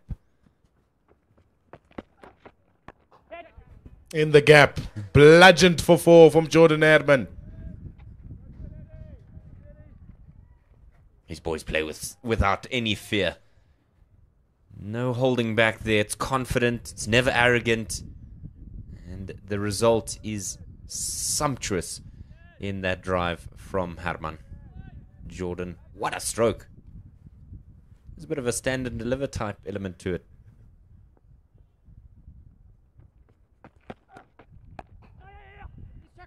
Good run, good run. Well judged. It's very good off the mark is Jordan Herman. And the response from his brothers are equally good to get on to the other side. Putting the fielders under enormous pressure here, this pair.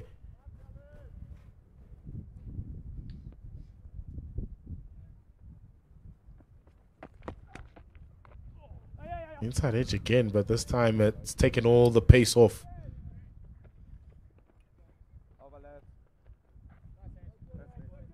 76 for 1 after 13. 77 rather. Not all that common to see brothers batting together, but they have such a good understanding of one another and each other's game. Such an important thing when batting with someone, that you feel comfortable, you feel like you're able to just almost read each other's mind of what is expected. All too often at younger age groups you have brothers that love to run each other out, particularly twins. Not in this instance. These two all too comfortable. Bang over the top. Simon Keane put out a hand, but it was powerfully struck. What an absolute cracker of a stroke. He nearly took his hand off. Look at this return fire here. Bang! Off the back foot as well, mind you. That takes him ever so closer to that magical number.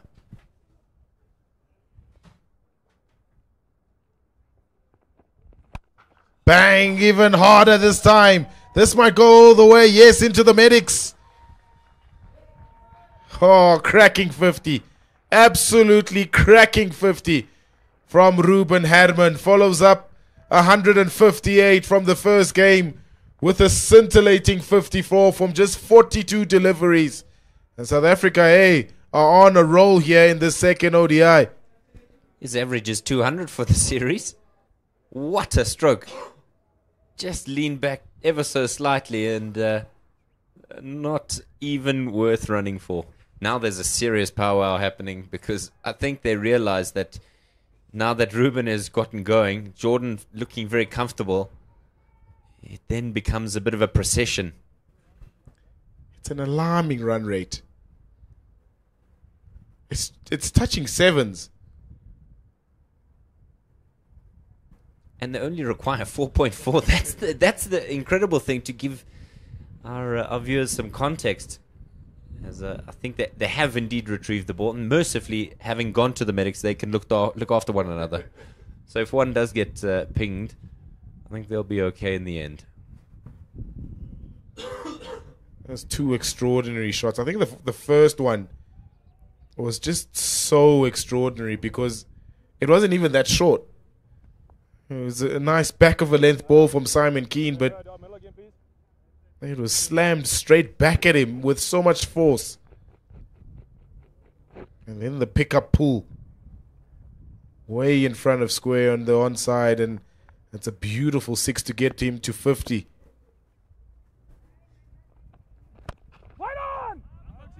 It's precisely what I'm talking about, Pila, is the lack of fear or the lack of hesitancy in the way that he plays. Many cricketers would have thought, okay, I'm on 48, let me get to the other end, and then I'll wait for a single later. This young man just says, well, I'm making up my mind about playing the shot, and I'm going to go for it.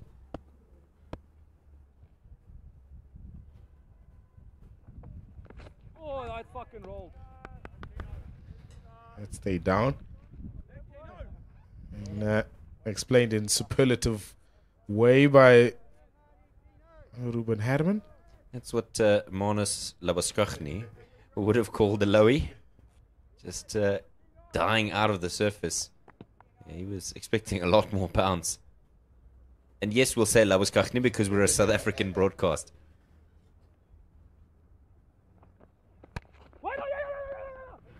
Good run.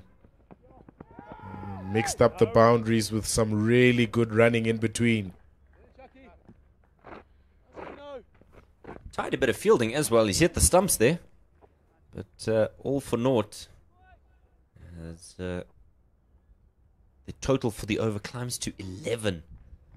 When you only need 4.4 to the over.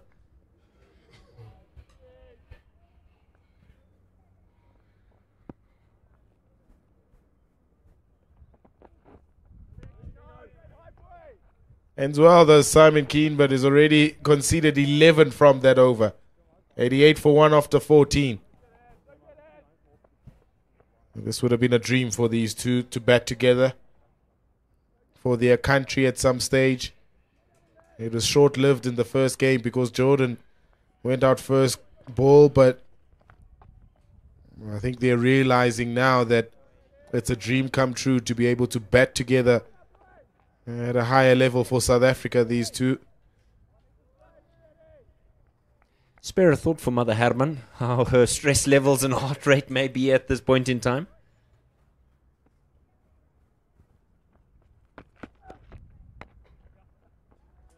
It was interesting during the SA20.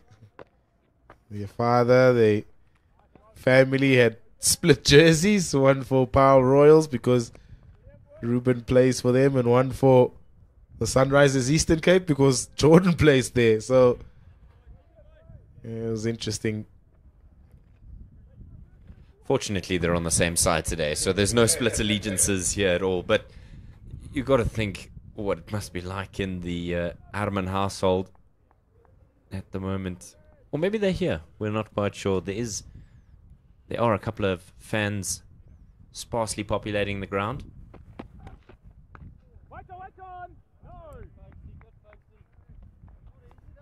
They were directly opposite us. Isn't that Mr. Herman? Might really well be Mr. Herman. Confident smile on his face. Taking some photos of his boys. Yeah, proud father. Watching his two sons play for South Africa together. He would have spent a lot of investment in their development and their careers up until this point.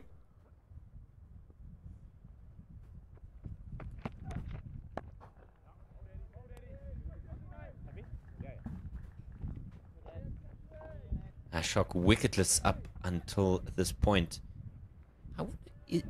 Is it that they feel like he needs to bowl inside the first 20 overs of the game? Or is it they just feel like he was the one of the key men for us last game? Let's give him a go here.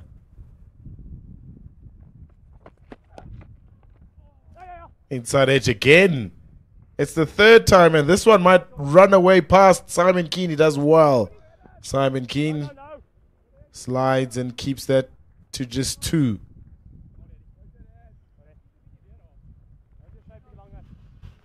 When it rains, it pours. That's precisely how things are going for this Herman pair. 3 times, as you mentioned, inside edge, and all 3 times missing the stumps.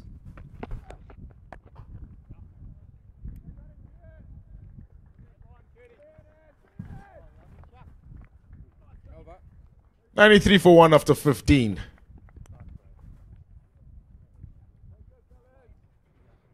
Swashbuckling innings is from Ruben Herman again, 59 from 48.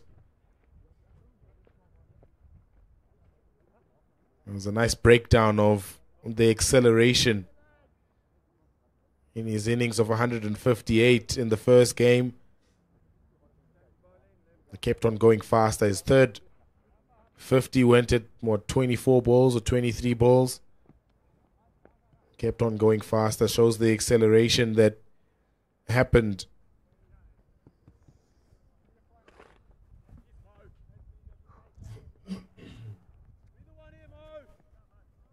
Mohammed Abbas tasked with trying to break this partnership. New Zealand A looking for their first win against South Africa A in this format of the game. And hopefully for fans of New Zealand sport, they get a win today and then Saturday. For South Africans that love to do the double, particularly at Eden Park. It's a crucial game. What a game. Already sold out. Arguably the biggest test match in rugby of the year. Good start from Mohammed Abbas, right under the toes. Yeah, huge match that. Unbeaten in 50 matches. Solid record.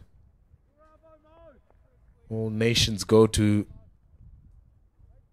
die really in Auckland. Fortress that. I won't make use of Kiwi accent. I think I might butcher it. So.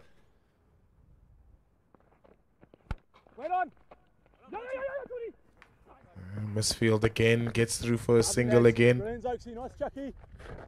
Awesome, Mo.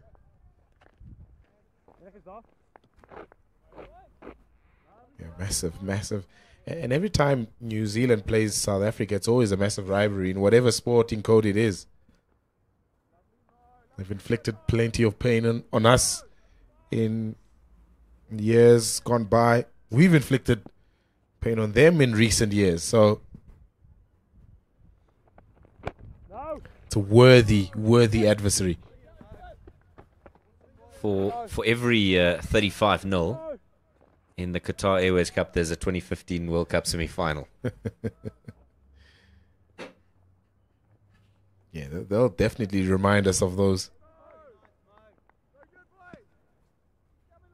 Bus with just 7 wickets in his 20 games, so not essentially a strike bowler, but still in the early stages. Through the infield again. It's lightning fast, this outfield. The long chase for Ben Lister. Can't hold it in. Dug in short by Mohammed Abbas. Don't think that's the right tactic when you don't have the pace to trouble Jordan Herman. He gets a boundary. Yeah, you can see he just moves across quite nicely, gets in line with the ball, and trying to play a little bit of catch-up maybe with his brother.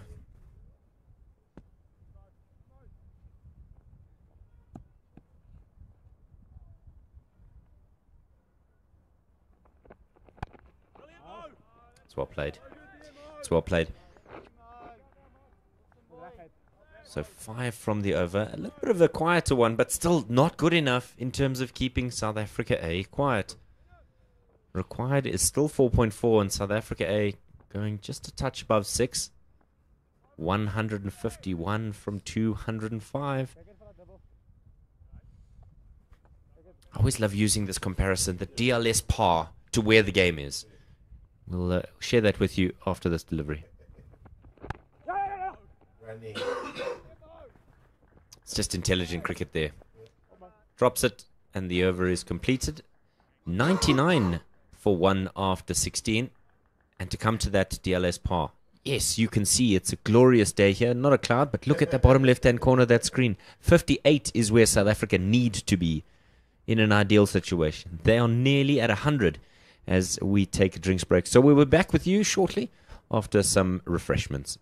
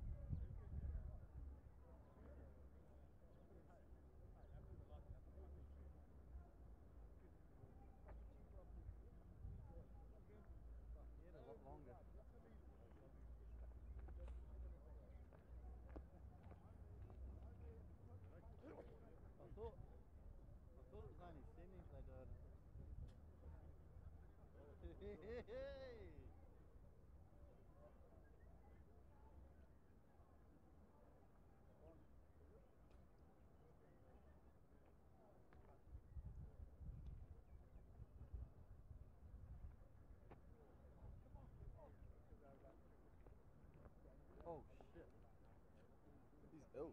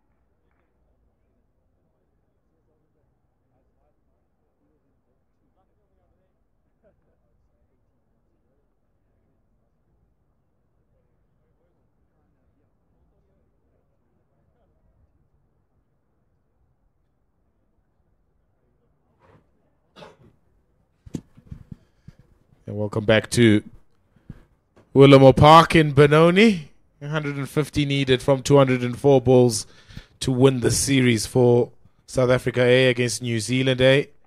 Now run chase is still going according to plan.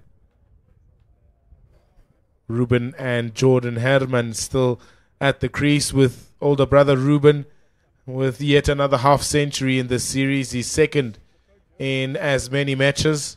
60 from 50, and his brother not too far behind. 28 from 29. The run rate is an alarming one for New Zealand, eh? They need to try and get it under control if they are going to be able to bring themselves back into this context. But it's been a very, very fine performance so far from the South Africans. Something that didn't quite go to plan was the drinks break. It was extended, and if you're wondering why, well, we'll have to tell you after this.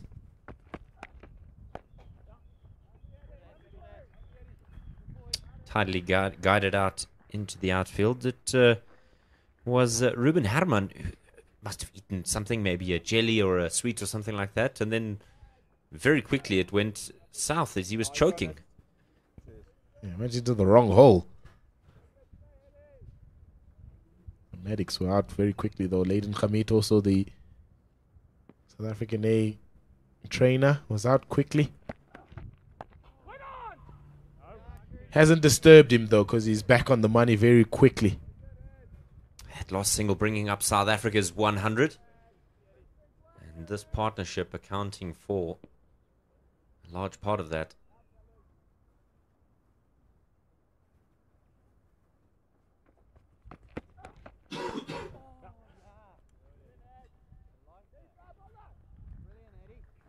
Hit powerfully down the ground just for one. Yeah, how do New Zealand try and pull this back? They showed great fight, though, in that first game, because at some point South Africa were also very much cruising like they are now.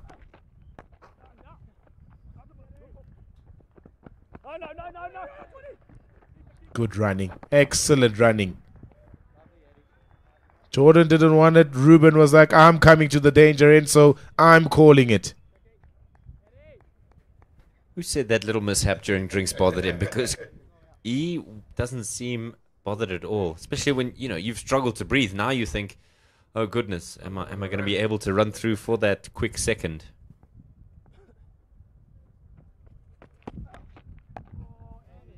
I want to zone in on that question that you've asked, Pilar.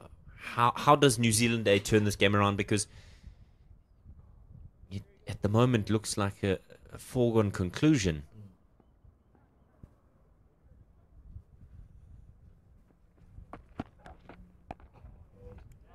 The last time a wicket fell, the score was 36. 36 for 1 is where we found ourselves. At the end of 17, 103 for 1 for South Africa. Yeah, 67-run partnership between the Herman brothers. It's also been so impressive about this partnership is the dot ball percentage has been very low. They haven't faced a lot of dot balls from the New Zealand bowlers. They've made sure that they kept the scoreboard ticking along, whether it's boundaries or singles. They've put New Zealand fielders under a lot of pressure. They've turned the singles into twos. Lots of fumbles and misfields. Some going to the boundary. Others being turned into singles. Others being turned into twos. Comfortably played off the back foot. Just muscled that out into the deep. And again, a stolen second run. The awareness from these two is brilliant. And particularly Ruben Herman, because he just knows almost instinctively when that second run is on. And it's good communication because it's the first one that they are running hard on. You can hear them in between that run saying, I'm pushing to come back for the second if there's an opportunity. There's another call of 2. Again, the pressure tells on the New Zealand fielders, and it's a comfortable 2 in the end. But it's the initial communication of there's 2 on. And therefore, it makes it easier to be able to respond to the second because you know that it's been communicated already.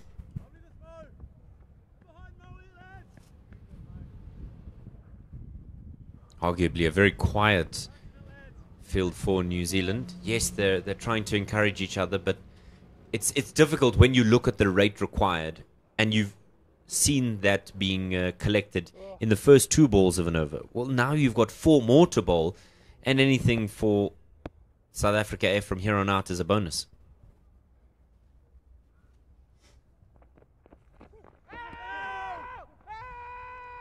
It's wide down the leg side. The New Zealand fielders trying to outfox umpire Stephen Harris.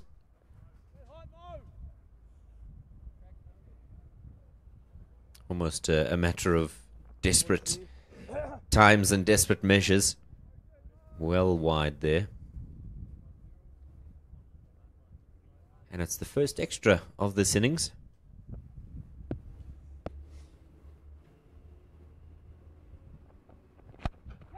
Over the top. No chance. Those are the bonus runs you were talking about, David Midgley. They've made it so easy to be able to collect them because of the hard work that they've done previously by running hard. Collects a boundary, Ruben Herman. Lovely stroke there. He's just chipped it over the man. He could see that he was creeping further and further in. And it was a matter of just getting it over folks' head. Wait on! Good, Zoxy.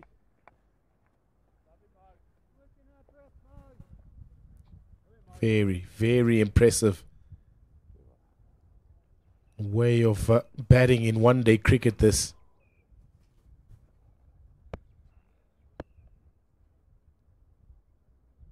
So much pressure being exerted on the New Zealand bowlers and fielders. Slowed it up that time. Well disguised from Mohammad Abbas. Just some updates from the South African side that is about to begin their series against England, that white ball series. Cody Youssef has been called up. And I'd like to pick Pila's brain about whether or not there's a gap for somebody like a Ruben Herman after this England series.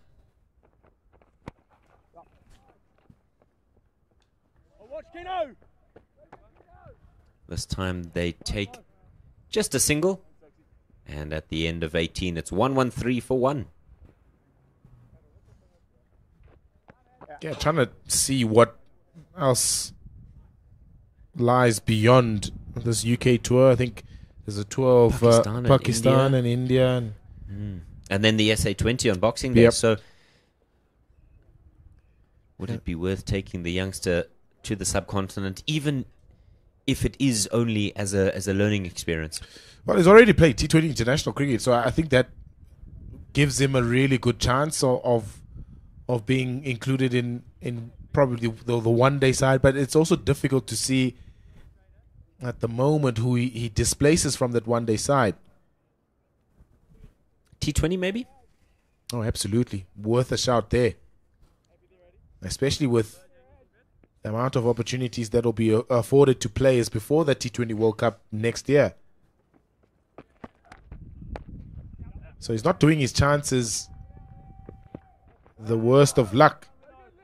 He's actually strengthening them to be able to be in those squads in the build-up to that T20 World Cup. And 2027 beyond that. Absolutely. He's, 28 years old, so he's still very much just in the prime and in the perfect age in terms of being able to still play a relatively impactful career at international level.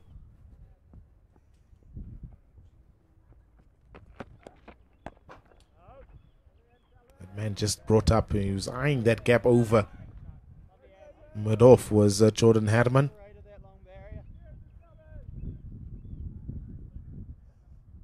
So there's plenty of chances. I mean, even his brother Jordan Herman is in conversations around the cricket circles about possibly being elevated into international cricket. It depends at what format are they looking at him for. He's got strong first-class numbers, red ball numbers, so maybe a conversation around being played at the test level.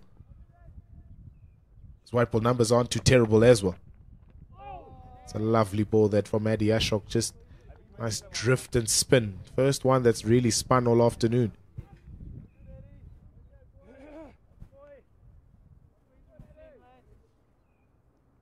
I think this is possibly the inroad that New Zealand A can make, is to young Jordan as he carves this away out into the deep. Because it almost looks like, that Ruben seems as if it's going to take an absolute corker to get him out. So your best hope is to try and keep Jordan on strike. Not that he's batting poorly at all. That's just, you know, when on the other end you have your brother who's tearing along.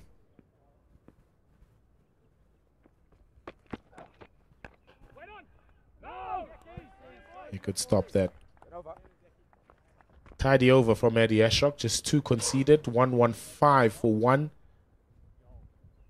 Yeah, those conversations will be had by Shukri Conrad, Patrick Maroney as convener of selectors, to try and figure out how to give opportunities to the likes of the Herman brothers going into the different ICC events in the future. Different series as well might require different personnel. What they've done well in the recent past also, though, the South African management, is that they've been able to rest some of the senior guys, your Aiden Markrams and your Marco Janssens and your Tristan Stubbs, to be able to give opportunities to the likes of Ruben Herman on that Zimbabwe tour. So those are the kind of things that will probably be in conversation with the selectors, to be able to say, how do we fit everybody in, keep everybody still interested. Worst thing is to score runs and pile on the runs and bang down the door, and for it to not be opened in terms of opportunities. Or even to be picked late. That's the most frustrating thing for not only fans but players alike, is to be picked beyond your prime. Change of bowling. Jaden Lennox is going to offer some slow left arm. Sorry, you go that way. Yeah, there we go. Increase the gap.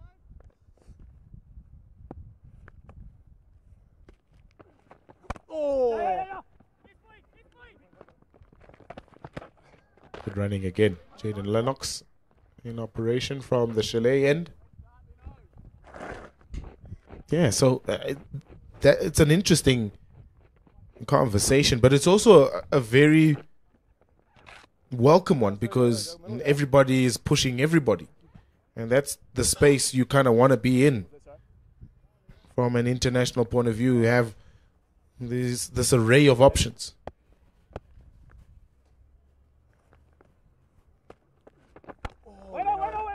It's the type of headache that every coach dreams of having. It's spoiled with riches is where you want to find yourself.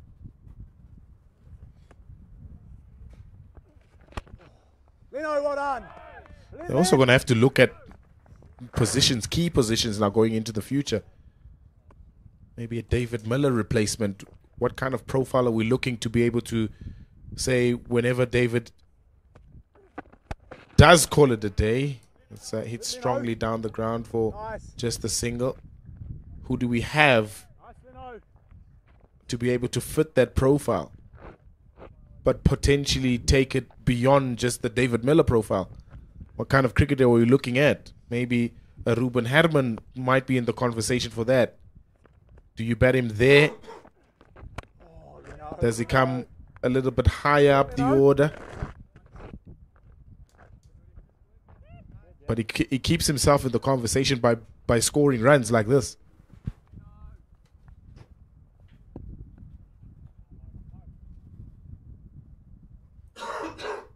Just a minor adjustment to the field, bringing the fielder at mid-wicket a little bit squarer.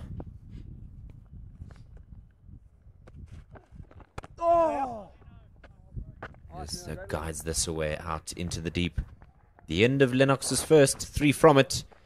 And at the end of 20, 1-1-8 for 1.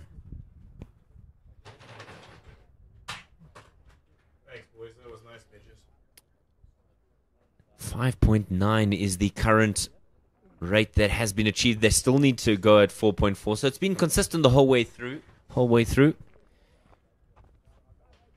And 131 required from 180 deliveries. Coming back to that DLS par, 71 South Africa on 118. Adi Ashok will continue from the Ekurhuleni end. That's a glorious delivery. That's the length. Lovely bit of stuff from the leg spinner as Gert Maloney takes a seat next to me. Thank you very much, Philisandi, and thanks for that welcome, David.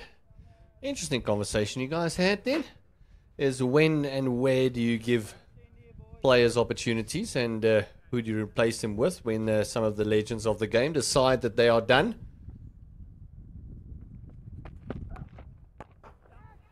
Lovely shot. Absolutely bludgeoned down the ground, and he gets 4 for it. That was muscle. There was nothing else. It was right up to him. You can see him almost digging it out. Look at that, and just bang. Just another 4-for. And this partnership is just piling on. It is 86 at the moment.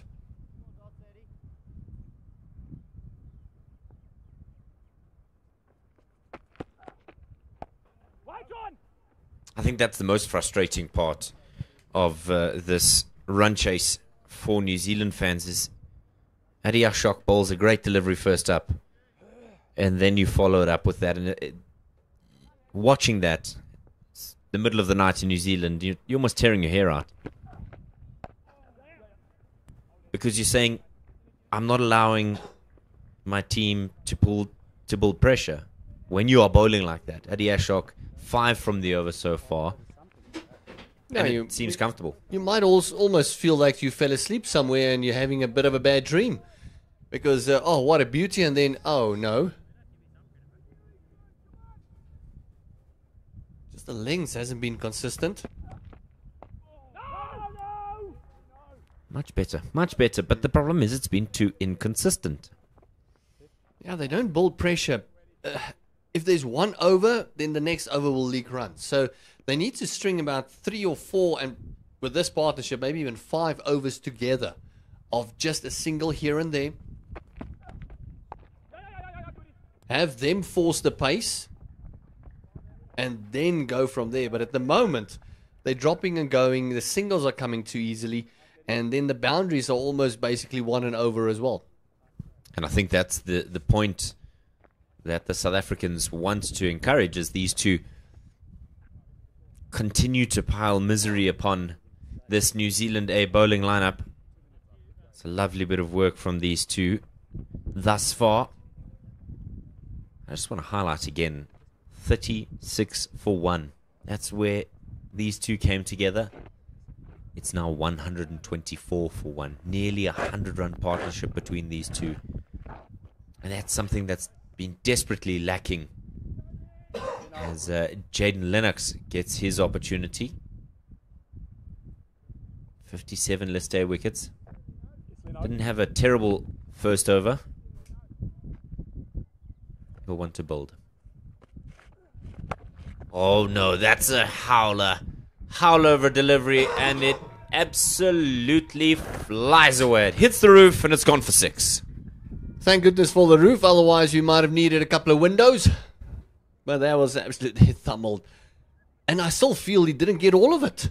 Almost looks like they didn't really come out of the middle of the bat. And I think it might have been a plan. New balls, please. From the brothers. Hit a 6, let's get a drink on. Yeah, I think we might have a bit of an unscheduled drinks break as they go to retrieve the ball and possibly have a look at a new one here. So stick around because there's so much more cricket to play. But we might take a drink ourselves.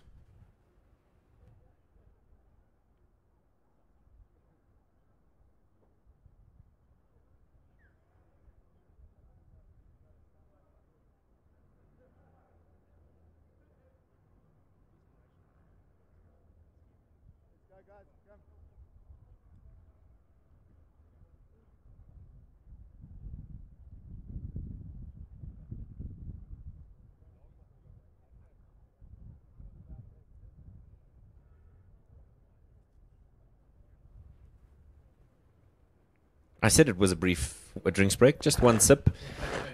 And we're well refreshed and ready to go.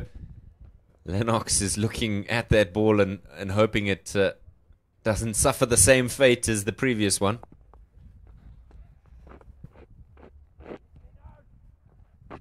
Yeah, the bird's still unsettled after it hit the roof there.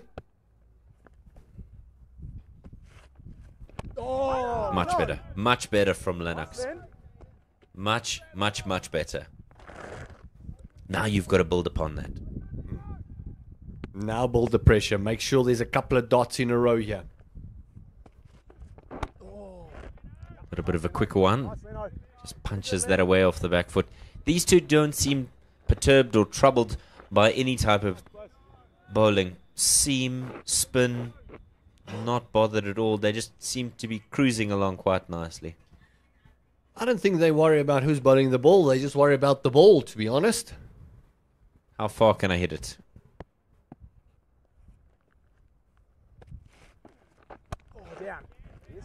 Beautifully supportive innings.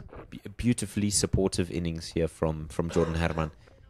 All the plaudits are going to Ruben at the moment, but credit must be given to Jordan. Oh, Lynn. One ball remaining in the over. He's kept it somewhat manageable until this point, barring that first delivery. Just beats him on the return stroke. And means Jordan Herman will retain the strike. 22 overs on the board. 1-3-2 for 1. Yeah, and the nightmare for New Zealand continues because they still can't see the back of Ruben Herman. Looks like the only way they're going to get him if he gets himself out at the moment. And Jordan is finding his feet nicely as well. So it's going to be one of those things where they need wickets and they need it in clusters. 2s and 3s at the moment to really put a little bit of pressure back on the South Africans. Could there be something said about trying to buy a wicket with a bit of a part-timer? It worked for South Africa, eh? 3 wickets for Jordan Herman earlier today. Could it be that may be the option to try and steal a wicket as Lister will be the change? Yeah, and it actually got rid of Keel, who was going very, very well. He was on 77 and Ruben Herman got him caught on the boundary because he felt that he could put away the part-timer. So yeah, have someone with a golden arm, just throw a couple of loopies on it and see what happens. Nothing to lose at the moment. Well, that's a great way to start the over. Bit of inconsistent bounce. Yeah, Good line. Just started the last couple of overs, hasn't it? Just this last 5 or 6 overs, there's just been 1 or 2 that's just kept low. And from both ends, which will give some encouragement to the New Zealand bowlers. Took a bit of time getting used to things, did Ben Lister. Nicely played off the back foot. They run the first one very hard. They'll politely decline to take a second.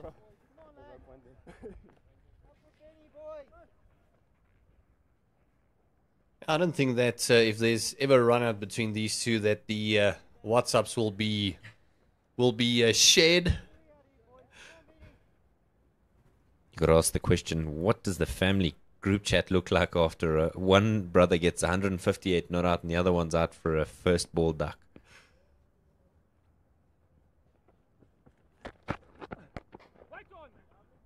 You mentioned the Herman mother a bit earlier on. I think that's a difficult conversation. Cheering the one, consoling the other one. Hugs for everybody, I guess. Well done, my boy. I'm sorry, my boy. Yeah, wonderful. Wonderful game that cricket is. Agony and ecstasy. Immediately the call was 2. Okay, and then Jordan saying no, and the reply was Moy. So for our Kiwi listeners and viewers, it means, okay, cool, no worries. And for South African viewers back in New Zealand, that's a bit of a homecoming for you. A little bit of expat humor there. You know a few people living in New Zealand, enjoying the time of it. I don't know if they'd prefer to be there or here on a day like this. Glorious sunshine.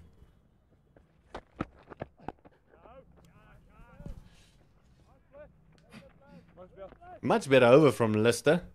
If they can just put a couple of these together, just to give the impression that they're pulling it back, might just create a bit of panic. Two set batters, get one to nip away, get the outside edge maybe.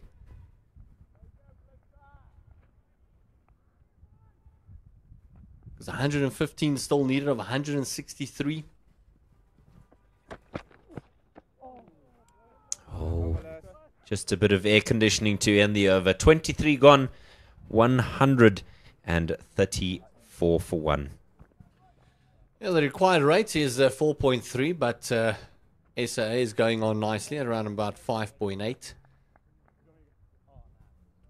Just a quick comparison. Yes, we do understand that it is the middle of the night. It's 10 to 2 New Zealand time, but it's 13 degrees. It was a max of 16 comparatively with the South African weather. 30 degrees in Benoni today and not a cloud to be found. Looks like they're going to get some rain on Saturday. That's obviously just for Auckland, and we're not generalizing that all of New Zealand has the same weather. It's just a good point of reference for some South Africans. Left arm spin ongoing here as Lennox goes in search of that most important wicket.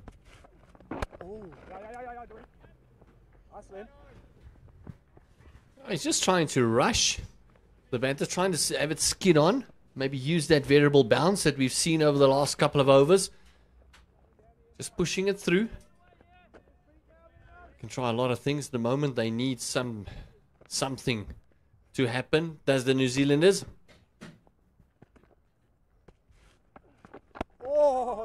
That's much better. That is much better from Jaden Lennox. Much better control of the ball through the air.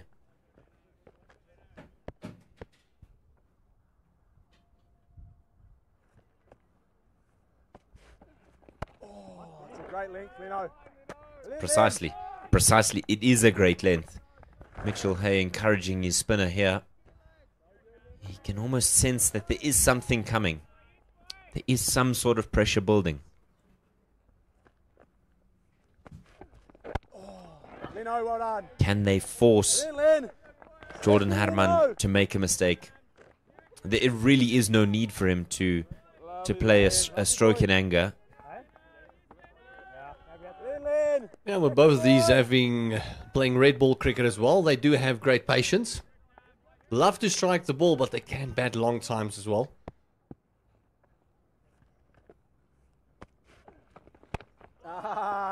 Leno. Very well bowled, and now they want to give him the single.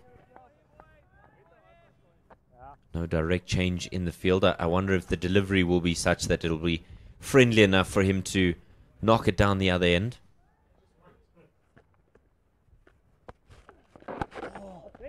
Well done, Skino. He's not going to get it. 24 have been completed. 135 for one, and a very good over from Jaden Lennox. That's 2 good overs in a row now. Only 3 runs coming from those 2 overs. It's exactly what they wanted. Just 1 from that Lennox over. If they can have another 2 or 3 like that, pressure will start building. Like I said, it will just give the impression that they're pulling this one back, although it's 114 needed and still 156 deliveries to go. As you mentioned, no need to do anything rash. But theatre of the mind every now and again just gives you that impression that something's brewing and I got to do something. Instead of just keeping your eye on the scoreboard, keeping it ticking.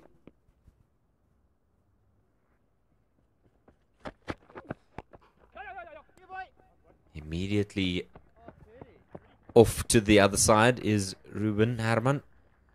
He's a busy cricketer. And a lovely way to bring up the 100-run partnership. It just epitomizes the way that they've approached this. Nothing careless, nothing senseless, but just good, positive, hard-working cricket. And that came off 103 deliveries, so in good time as well.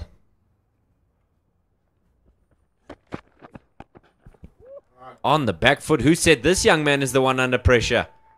Couple of bounces, and into the rope she goes. Lovely stroke for 4 runs. Just pulled the length back just that much shorter than it needed to be. And he wasn't going to miss out. It's a bit of a short arm jab going over mid-wicket. Didn't get all of it, otherwise it would have sailed over. But there's a lot of vacant land for sail over that mid-wicket. They got a short mid-wicket in. There's also not someone that is on the circle either. So it's almost a safe shot, even if you mistime it. Precisely what I was leaning to is that there is no need for any aggressive type strokes, ruthless aggression. Now the conversation between the skipper Nick Kelly and his bowler means that they're trying to remedy the situation, and that's a good way to remedy it indeed. Uneven pace, inconsistent bounce. I almost think there was a bit of late movement there, to be honest. I think that one swung late away from Jordan. Let's have a look at the replay there. Nice high action. And just look at that. No, it just carried on. Just played over it. That lapse of concentration might have... Oh, that could have opened up the door for the Black Caps. They say, hold on, let's do a bit of a change. Bring our third man in. And send out mid-wicket. So what do we think? Bluff or short ball? It's got to be something short, surely. Not quite, and that means that Jordan will get to the other end relatively unbothered by whatever has been offered today. Not sure what the plan in the conversation was, because it was a bit of a nothing ball then, really, just angling it into the pads. That's an easy one. With the eyes being in, I don't think that Jordan would have flicked it over to deep mid-wicket either, or a deep square even. You tried to set a plan, and then you kind of just gave him a get-out-of-jail-free card. Played straight down the ground. It's beaten the man in the ring, and that'll go all the way for 4. Misery upon miseries for the New Zealand A side. And again, you got a plan in place. You've got 3 guys patrolling the boundary fence. You've got deep square, you've got sweeper, and you've got to find a long leg out. And then you pitch it up and get on-driven for 4. So whatever plan Kelly is discussing with Lister, I don't think he's understanding it at the moment. Maybe there is some understanding, just not able to execute. And he just nurdles this away onto the onside. We're halfway through the South African batting effort here. 146 for 1 after 25. And the two brothers on a 110 partnership. Still need 103 to win. That's of 150 deliveries. Just giving them some refreshments. This is an extremely hot day today, and South Africa coming out of the winter, not really used to these conditions. I think South Africans as a whole would prefer to play cricket in that kind of weather rather than that almost icy weather that you experience early season, where guys are fielding at slip with beanies, and you actually don't want to field first, because you know if the batter canes it straight back at you, it's really going to hurt. But New Zealand A have been spoiled with some good weather.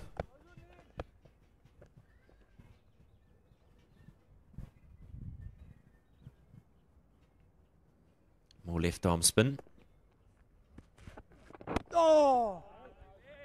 So Gets good. behind that well, and So good, Len. good stuff from Jaden Lennox early. Leno. Apart from that one full toss that he dished up, actually been bowling pretty decently. The previous over was a brilliant one, just the one from it. See that fielder just moving in behind square. Just bunts this one down the ground for the single. 102 required now from 149 deliveries.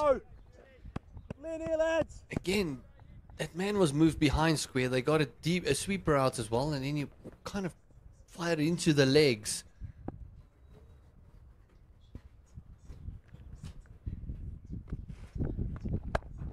Oh, he just sits back and lifts this one up and over. It'll go all the way for 6. And what a magic way to bring up your 50 runs.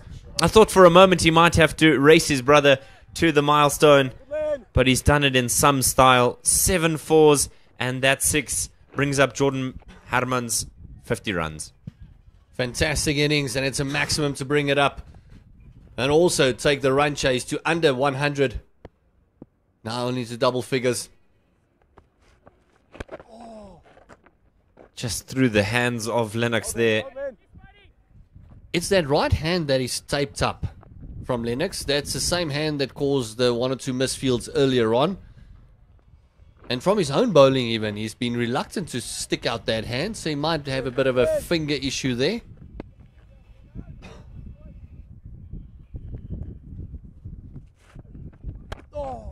Trying to bowl that one a little bit quicker. The call for 2 was clear, and the fumble meant that they were going to get there without any bother. And this is great to see, even though you kind of feel that they are way in front of the 8 ball at the moment. Way in front of the game. They're still pushing those 2, still pushing very hard. Ruben had one in the 90s now. That was almost like a check shot. He held back just a little bit.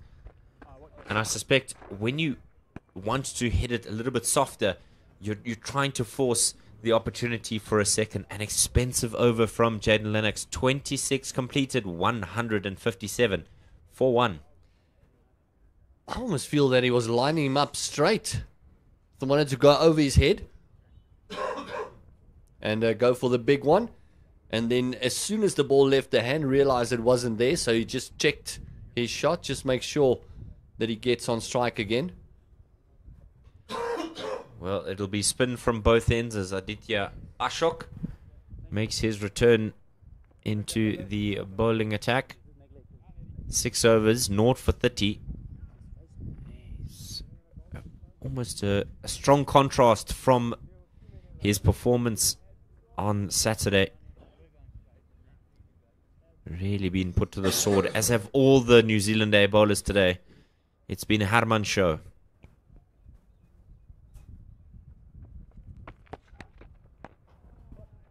Miscued that one, maybe looking to go down the ground. 92 from 79.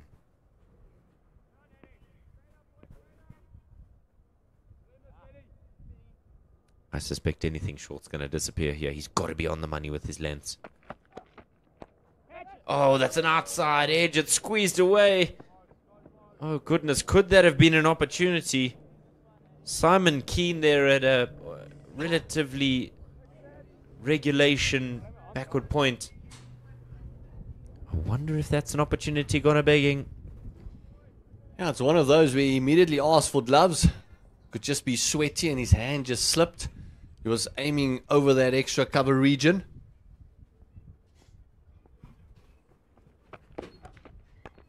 Full, and he's absolutely caned it back at him. That is unbearably painful. He's not hit that softly at all. It's okay, Addy. You can rub it, Philip, because we know that one hurt. I wonder what hurt more. The fact that it hit him or the fact that he's just dropped a catch.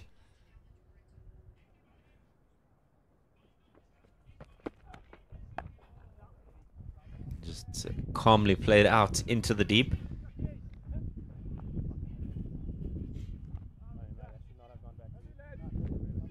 That's going to leave a mark. The one he just hit, I shook with.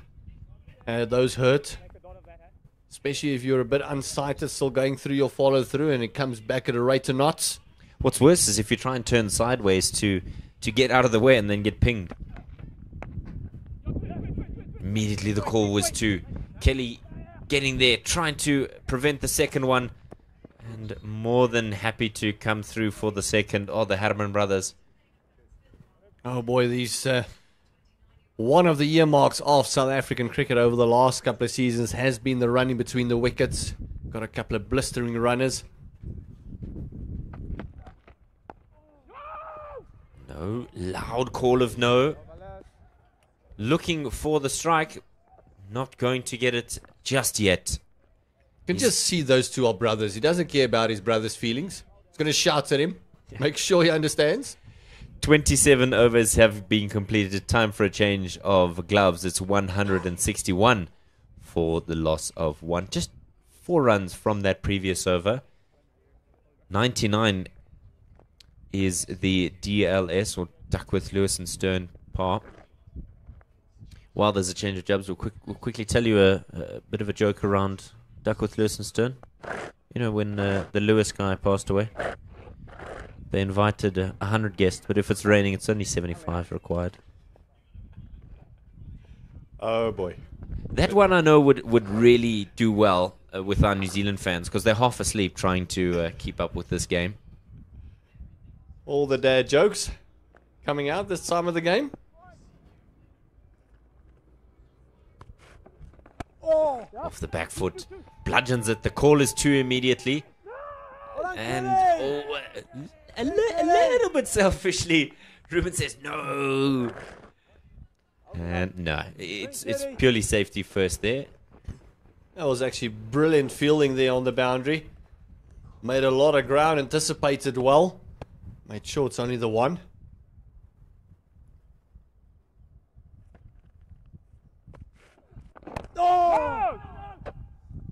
Quicker one there from Lennox.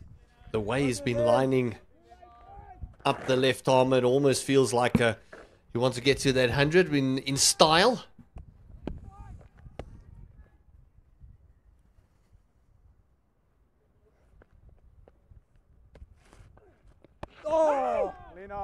Again, no is the call.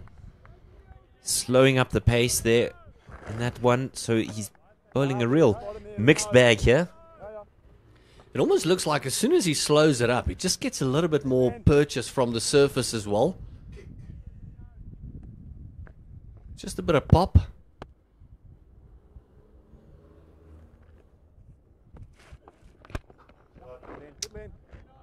Sends this one down the ground and gets through and takes himself to 96. Yeah, 1 hit away from that 100. But like I mentioned, as soon as he bowls the flat to quick one, it's easy to get down the ground. As soon as he slows it up, with the way these two are batting and looking to be a positive, maybe keep tossing it up and hopefully something will happen.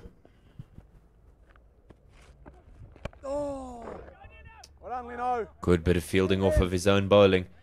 Can be very difficult when you've been out in the field all afternoon. But he's done well there. Cut off a certain run. He wants to keep Jordan Herman on strike.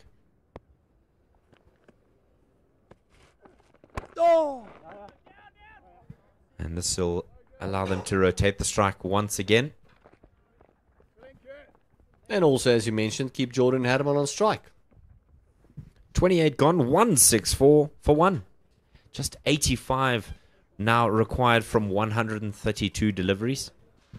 129 is the partnership between the two brothers, Ruben and Jordan Herman. As the shot comes into the attack once again. 7 overs as it picks up a wicket. Just under the 5, and SA going at 5.9 is under the scoring rate. So bowl 1 or 2 brilliant deliveries and then kind of just let the pressure slides off with a wayward one.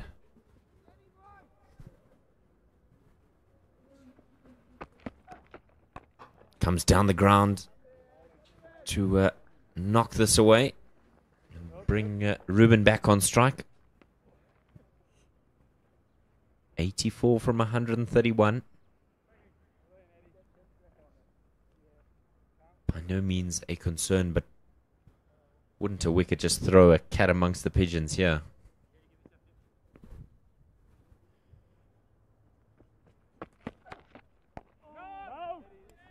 He's on 96 and is still got the presence of mind to just take a big stride and kill that one out the surface.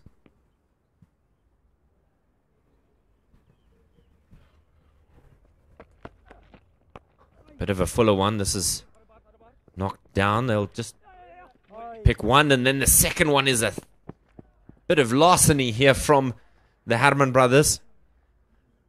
Crucially, it keeps Ruben on strike. Yeah, Ruben was very content with just the one, and his brother actually pushed him to come back for the second. Knew he could make it.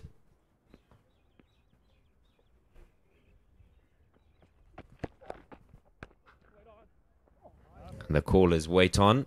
Not yet able to get there. He doesn't have to rush in the same manner that his brother did. He is his own man. Carves this away, beats the man in the ring. They'll run for the first, come back for the second. A masterfully crafted 100 here from Ruben Harman. He's done it in the first game. He's done it again in the second. And absolutely laps up the applause from his teammates. What a brilliant day out with the bat for him. And look who's he sharing it with. He's with his brother. Doesn't matter what happened in the backyard. That's a proud moment for any brother right there. Ruben and Jordan sharing a special moment with Ruben Harman scoring his second 100 in as many games. And still doesn't have an average in this series. He hasn't been out before. If he goes now, that's 250. 258. Not going anywhere, though. He's just a bit frustrated with himself. Miscued that one. 29 overs have been completed. We've been spoiled with a Ruben Harman 100 run off 89 deliveries. And, boy, I'm sure he'll have a sore back after this this series, having nearly carried the team through this game and the one prior. Certainly the game prior. You can see Kelly just walking with Lennox. New Zealand in no rush to get to the other side and bowl the ball. Tired of fetching, maybe? It becomes, you know, cumbersome. Yeah, that Kookaburra can really mess you around on the field. Lennox, 5 overs for 26 runs. Bowled a couple of decent deliveries in between. Still feel that he's more effective if he actually slows it down. Yes, Leno.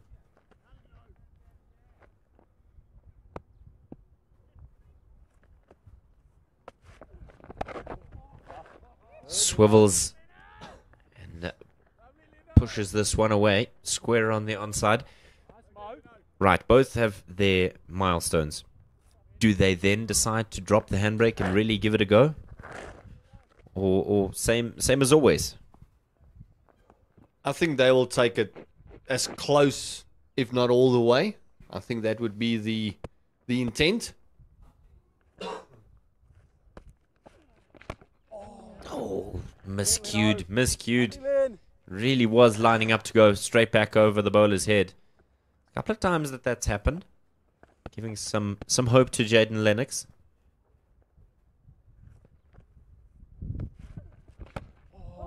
Again he's got a bit of a chuckle to himself and a flip of the bat.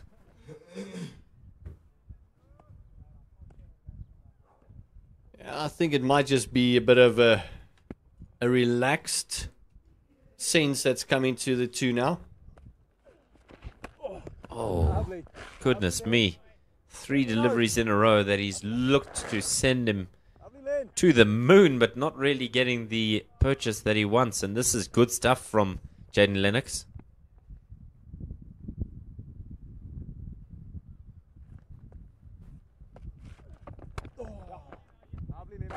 This time he's able to get off strike. Oh no, there was a bit of a parry, which wrong-footed his teammate there. In the end, It's all smiles as Good, Leno. Lovely, Leno. we head towards the final delivery of the 30th over. There'll be a change in commentary after this delivery. I'm going to make way for Pilasande.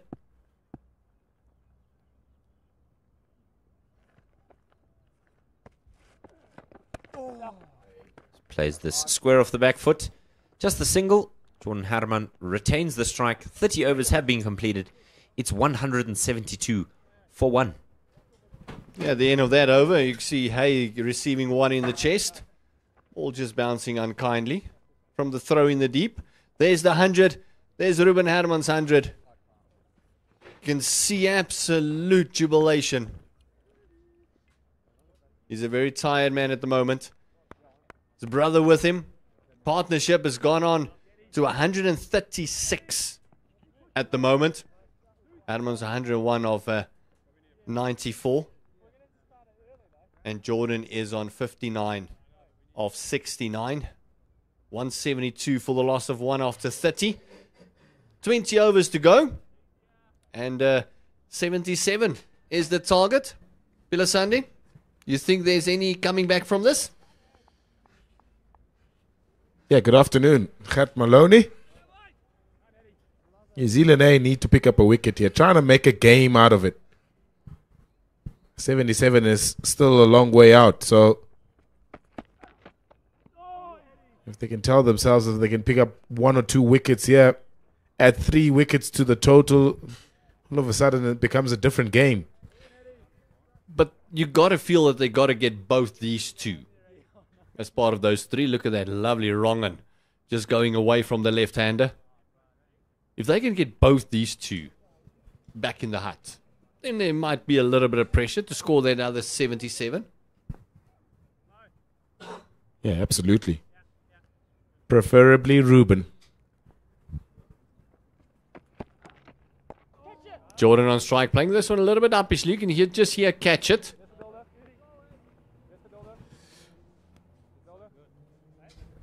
It was nice to hear from Ruben Herman during the post-match presentation on Saturday is that he didn't care about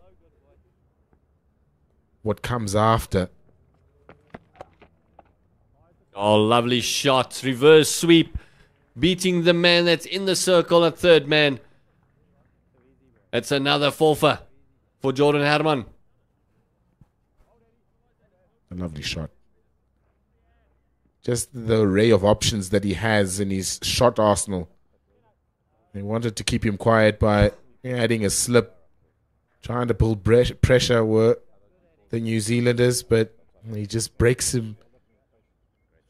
through so easily. I loved what Ruben Herman said. He said, doesn't care what happens after this, living in the moment. Wanted to win games for South Africa. He made reference to the T20 tri-series between South Africa, Zimbabwe and New Zealand last month about how he was in positions to finish off games for South Africa but failed. He said he wanted to improve on that, and that shows hungerness, that shows maturity. And to go back-to-back hundreds here speaks to the mentality and the vein of form that he is, the mindset that he is. It's probably the best position in terms of run scoring he's had in his entire career, and he wants to utilize and live in the moment as much as possible. Yeah, once you've got that bit of form, you want to ride that wave as long as you possibly can, because eventually the wave does break. This one is up in the air. Is this a chance? Is it a chance? No, it looks like it might have just hit the advertising boundary. It is a sixer. It is a maximum for Jordan Herman. Yeah, once he's crossed 50, he can show off now. A lovely reverse sweep in this over. Now down conventional slog sweep into cow corner and into the rope for 6. Probably sharing the bulk of the scoring now. Looks a little bit of a tired man, Ruben Herman, on the non-strikers end, so he's trying to carry the majority of the run scoring now, his brother. I gotta wonder why they changed the angle with Ashuki beating him twice on the outside part of the bat, introduced a slip. just kind of carry on. Well, trying something different. Didn't work this time around. He's gone for 49 in his 9 overs. That means Ruben Herman's on 101 and Jordan on 69. 182 for the loss of 1. Yeah, I think the conversation might be, look, I'm a bit tired. I might be cramping up a little bit as well because of the heat. So you take over. If the ball's there, go for it. This partnership is 146 between the two.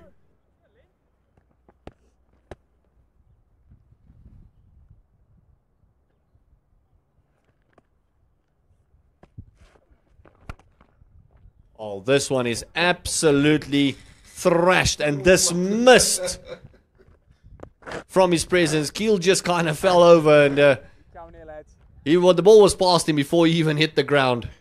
It's a stand and deliver shot. There was no foot movement whatsoever there. 150 partnership between this pair now. That raced through that gap. It's not a big gap between those two fielders, but they had no chance. Oh, now on the right-hand side, is this going to go again? Yes, it is. One on the left, one on the right. It's double fours for Ruben. He's in a rush now. This is about the time he also went very quickly into that 150 mark. He just kept on accelerating in the quest of getting South Africa over the line. He looks like he wants to do that again here today. Oh, this one he just sat on a little bit quicker, a little bit flatter, and just that tad fuller means he couldn't get onto that back foot.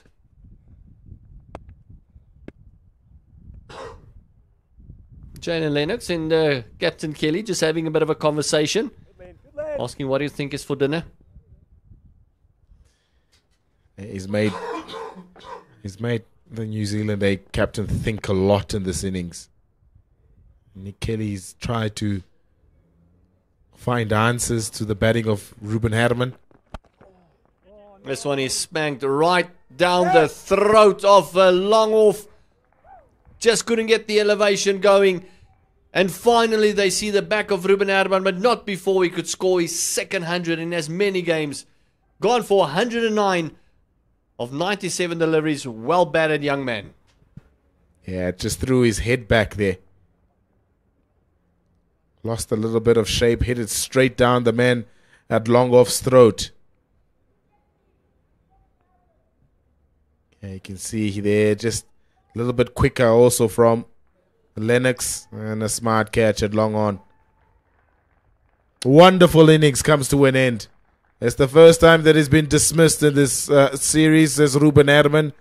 109 of 98 balls. South Africa lose their second wicket with 190 on the board. Now very important for New Zealand to make sure that they make this count. They need a couple of wickets in clusters. They got rid of the danger man. They still got 59 runs to play with as Marcus Ackerman, the captain, makes his way in. Another left-hander. Average of 27. He's got 850s to his name. Highest score of 81. Age of 29. You spoke about that maturity of batting age. Round about between the ages of 26 to 32. So he's right on his prime at the moment. Would love to kick on from here. Yeah, important little innings. This also from Marcus Ackerman, the South African captain. I might have felt that he threw it away a little bit in that first game after getting a really good start. He hit Matt Fisher for 4 boundaries consecutively in that over that he got out to. So you'd want to see his side over the line here, unbeaten, get himself some confidence, and move on to game 3. But what an innings that was again from Ruben Herman. Superb ball striking. Marcus get off the mark immediately with a single. He'll most likely just be feeding the strike to Jordan Herman at the moment. Just finding his feet. Yeah, it was a tired looking stroke also from Ruben Herman. He did a lot of running in this innings. His brother pushed him quite a bit and turning those ones into twos.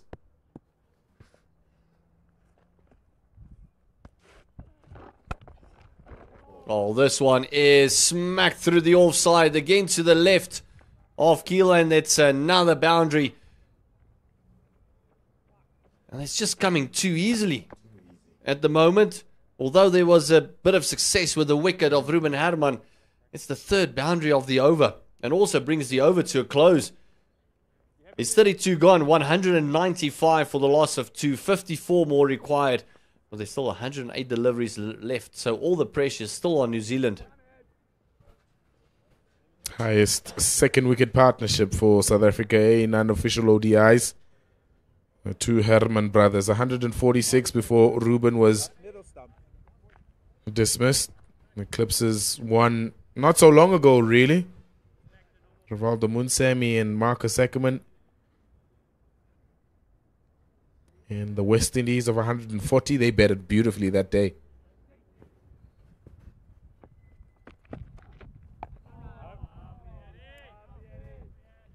Yeah, all of a sudden the chatter is up a bit more. No more pleasantries. They'll let Ackerman know that don't chuck your wicket again like you did the previous one after a couple of boundaries. Something they can't afford now is a couple of boundaries. This one finding the inside part of the bat. Almost sweeping the pitch. Marcus Ackerman.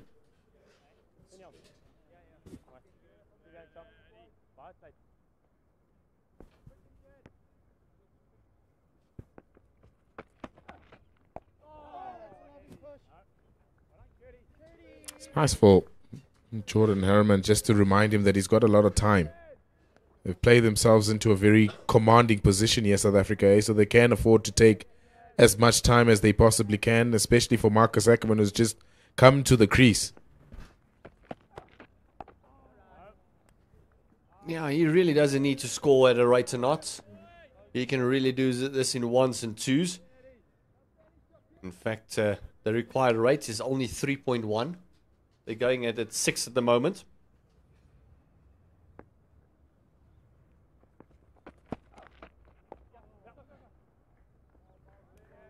That's all they need to do, just knock it about. With Herman there, the boundary will come, no doubt. So all he has to do is, as you mentioned, told him there's a lot of time. You can just work it around the corner, get the ones, get the twos going, get yourself going. As you mentioned, it's a very, very important innings for him. Marcus Ackerman is captain of the team. What a piece of fielding. Oh, wow. And I almost feel that there's not enough acknowledgement from the New Zealanders for that piece of fielding. Look at this. Bang. Thank you. Okay, let's just go to the end of the over. Oh, great fielding. Lovely hands that from Eddie Ashrock. He just needed a presence of mind of breaking the stumps because Marcus Ackerman almost thought that it was already past him. And he was halfway down the pitch. Now his 10 comes to an end. Didn't pick up a wicket. Conceded 50 runs. Did bowl 1 or 2 brilliant deliveries at the Herman brothers. Yeah, I felt the figures don't tell a story of how well he bowled, Eddie Ashrock. Beaten the bat on a number of occasions. Oh! This one just sliding on to Marcus Ackerman. Nearly sneaking through. You can just hear the encouragement there from the keeper. From Hay. Saying that's it, Leno.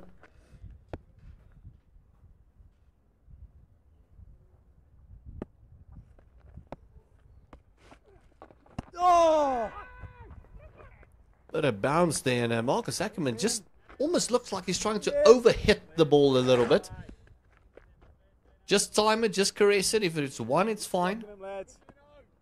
No need to try and hit the seam off it. Oh! He's bowling nicely here now, Jaden Lennox. Just mixing up his pace nicely, his lengths also.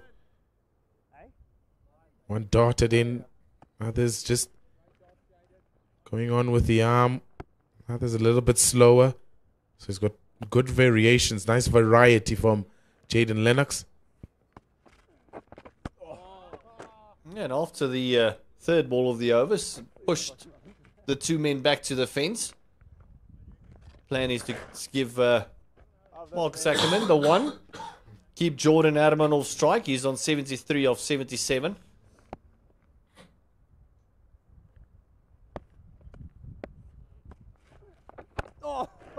Leno. Really skidding it on, isn't he?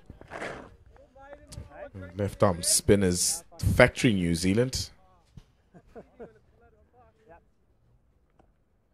Dan Vittori. Mitch Santner. Now Jaden Lennox. Quality. That brings the over to an end. And what an over it was.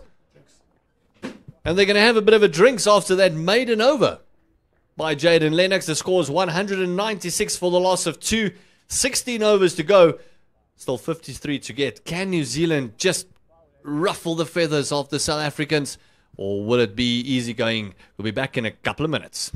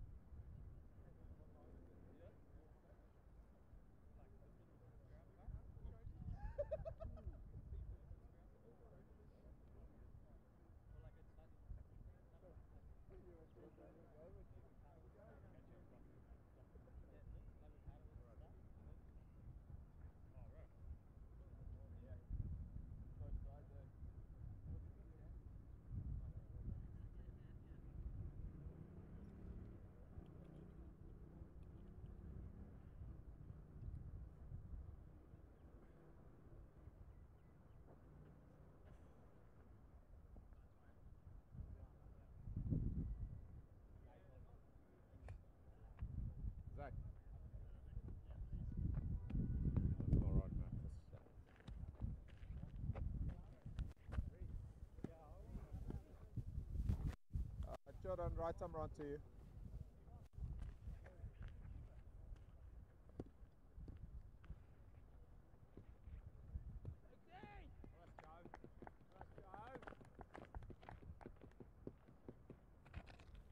Welcome back after the drinks break. It's been refreshing, and I think the players feel so too. 53 from 90 sticks still required. It's 196 for the loss of 2. So brilliant innings by Ruben Herman. And his brother Jordan still there on 73 as folks come back into the attack.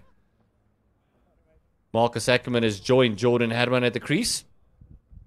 For the Sunday, they definitely need a couple of wickets, does the New Zealanders.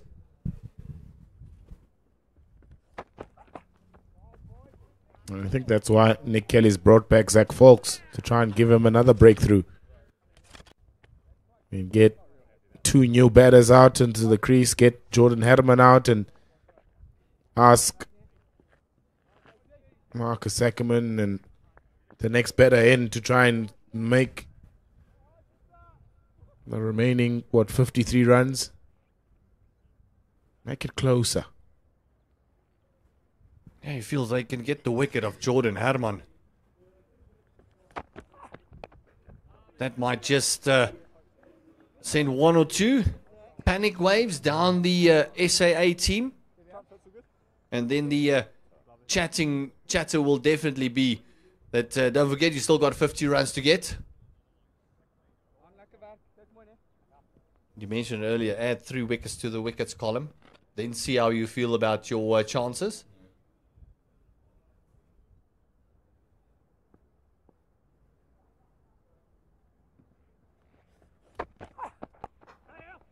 Oh, this one clipped from the toes. Are they going to turn for the second? No, they're not. Great fielding. Great fielding there. Keeps it down to 1. I didn't run that first one hard enough. They did call for 2, but that first one wasn't run with a lot of intent. But yeah, granted, really good fielding from the New Zealanders. It's been rare today that we've said that they fielded well. They've been under pressure. With the South Africans putting them under a lot of pressure, trying to turn ones into twos, lots of fumbles. I like this field now. Obviously, for the new batter, Marcus Ackerman, they've got to slip in. We'll probably want one more fielder into the circle. Oh, founding the outside part of the bat, but not carrying whatsoever. Just dying on the deck a little. It's happened a couple of times from the Sekuruleni end, once or twice from the Chalet end as well. Just seeing it over the last couple of overs, and as I mentioned, one more wicket. And if it's a big wicket of Jordan Herman, then you might just be in with a shout.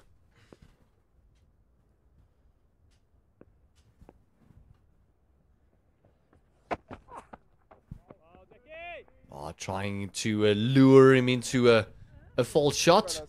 We saw Abbas playing one of those against Tristan Lees when earlier this morning, picking out third man perfectly. A shot that Marcus Ackerman can play also. He got dropped playing it in the first game, the first time. It didn't get as high as he anticipated, and then it just clipped the top of the glove, and unfortunately for Mitch Hay, he put it down.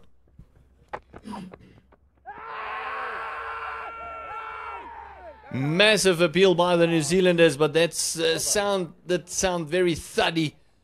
So might have just clipped the pad on his way through. A lot softer noise than it would have been off the bat. 197 for the loss of 2 after 35. We just see the replay there. Now the New Zealanders were almost begging for the finger to be lifted there. It must have come off something because it wasn't signaled as a wide from Babs Kuma. So it must have clipped something, maybe top of the thigh pad, or maybe pad on the way through to Mitch Hay, the wicket keeper. Yeah, they need to get one more wicket here in New Zealand, eh? It's not an easy deck now to come in and start your innings. And I think Marcus Ackerman is struggling a little bit now to just get started. So one more wicket. New player at the crease. And suddenly it's a different game for New Zealand. Still 52 needed for South Africa, eh?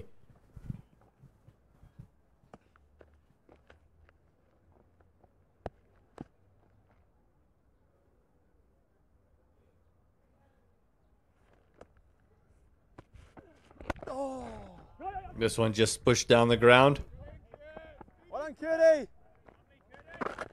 Just the one, Keely just keeping it down. To the one then. Nice, Len. Closing in on that 200.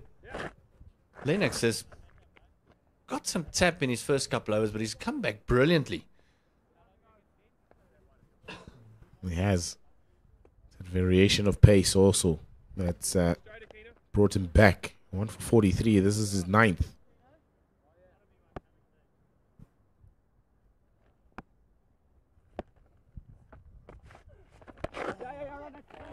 Lovely work into the gap.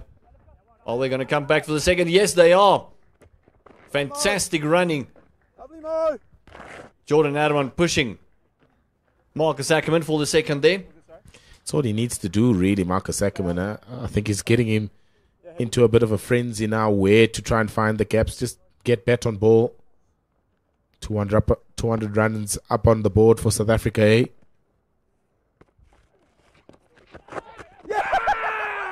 And that's the end of Marcus Ackerman playing the reverse sweep. Trying to go against the turn. No real need for that. A 200 just came up for South Africa. And they lose their third wicket as the wicket of the captain, Marcus Ackerman, for 4. Yeah, just got into a bit of a frenzy in this innings. Marcus Ackerman. Oh, ball just rolls up the glove. Didn't even wait for the decision from umpire Stephen Harris. South Africa's captain goes for 4 from 17. South Africa 200 for 3. In that mindset of, well, I haven't hit a boundary yet and haven't really gotten going. But if you look at the scoreboard, you look at the conditions, you look at the game scenario, no need. Could have been there till the end. Take it to the 47th, the 48th over if you have to. No real pressure. But now you're putting another batter under pressure. Kashile coming in. It's got decent figures. Average of closing in on the 27. Higher score of 126. 950s, 200s, 53 matches. Is that a bit of a revival in his List A career? Yeah, also another important one for him. He also went out first ball in that first game. So a nice 20 not out here would do him a world of good. Also, it doesn't need to go guns blazing here. I can still do it in 1s and 2s here, South Africa, until the end. Hit the ball in the gaps, run hard. Still put pressure on the New Zealand A fielders. The fumbles will be there. The score is very much in South Africa's favor. It's now psychologically less than 50 runs.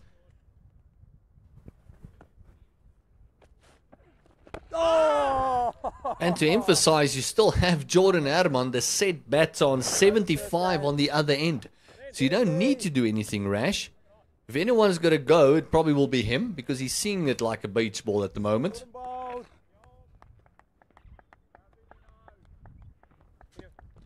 Bat on ball, find the gap. Extra fielder in now for Kashile. Bit of pressure from New Zealand A. Finding the outside part of the bat. The one good thing probably for SAA is they got the right-left combination in now, so the lines will vary. They just need to rotate the strike, just make it difficult as 36 overs are gone. Just see that, just going for the reverse. Giving away the wicket there. 200 for a loss of 3 as Folks is back into the attack. Kind of is difficult to say. It's no need really from, the modern player wants to get the game, going as quickly as possible, get the going forward. But sometimes situation says we're on top of the game, just knock it into the gap, run, get yourself off strike. It's maybe missed it there a little bit, Marcus Ackerman.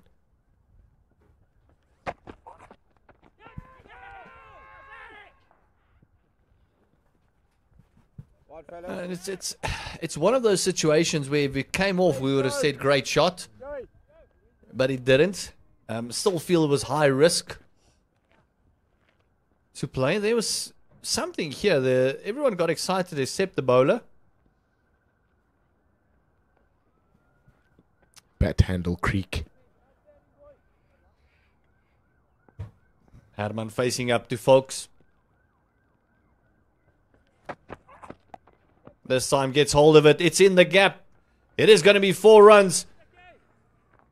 Moves on to 79. You can just hear the call there from the keeper. Get it up higher. They need the top edge, not the middle of the bat.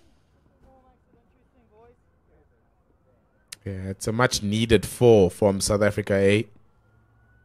They've been pegged back a little bit. They've lost a couple of wickets in Herman and Ackerman. This one played through the offside, doing it in 5s and 7s at the moment.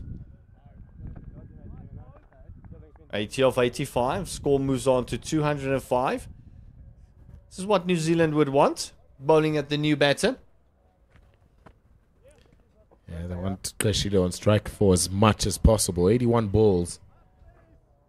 If they can bowl majority of those 81 balls to him, get him out, get a next batter in, hopefully get 2 more wickets. And it becomes a much closer game. More fielders in the circle now. A slip is in. Ring offside.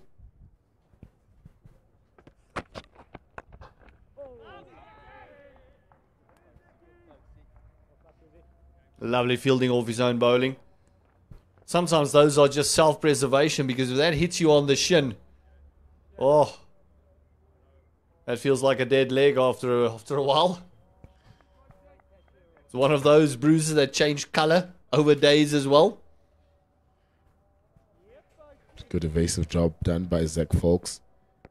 Cover's gotten even shorter now. Short bouncer, and he's picked the gap, and this looks like it's going to run away for 4. Here it is. Adjusted brilliantly well for that one. Did Kreshile. And it was just one of those where he was lining up for the big pull, and then the slow bounce just caught him unawares. He could just pull up. It's good adjustment. He was through the shot and then realized I need to check it here because it's coming a lot slower than I anticipated, but got enough bat on it to take it to the boundary. And it was a bit of a strange delivery to bowl, to be honest, because there's no one behind square. There's no one on the fence on the leg side. He's got the mid-wicket there. Could be the hope that he pops it up or toe ends it or cues it. That's brought the equation down to 40 of 78. Ruben Herman needs 20 of those to get to 100. And how nice would that be for the Herman family if both brothers can raise their bats? Yeah, it's something that's well in his sight here. He probably would look at it and say, I'm just 20 runs away.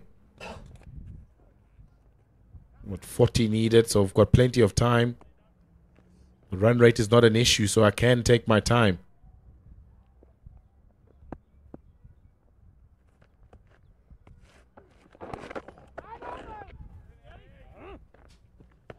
Can just hear the grunt there. No one behind that fielder. He picked him to perfection. A little bit to the left or right would have been runs.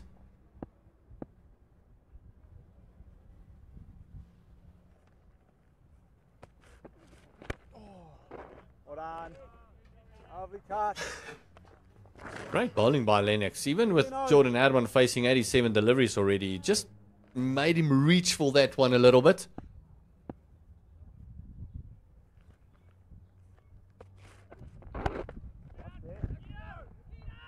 Keno!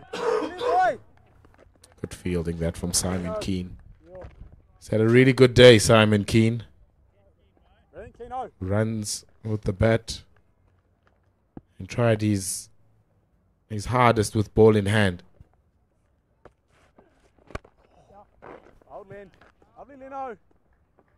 Just the one. Nice bless.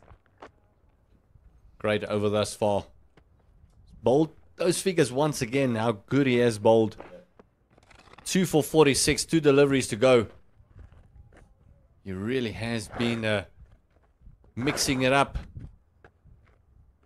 Apart from the full toss that he dished up that went over the roof. He's been tidy, Jaden Lennox.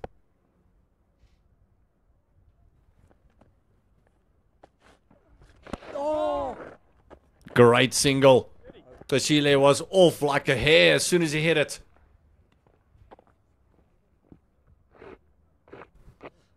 Yeah, provincial teammates, these, Jordan Herman and Snetemba Glashile, so they'll have good understanding. They would have batted plenty of times together in the past season, so didn't even hear a call there.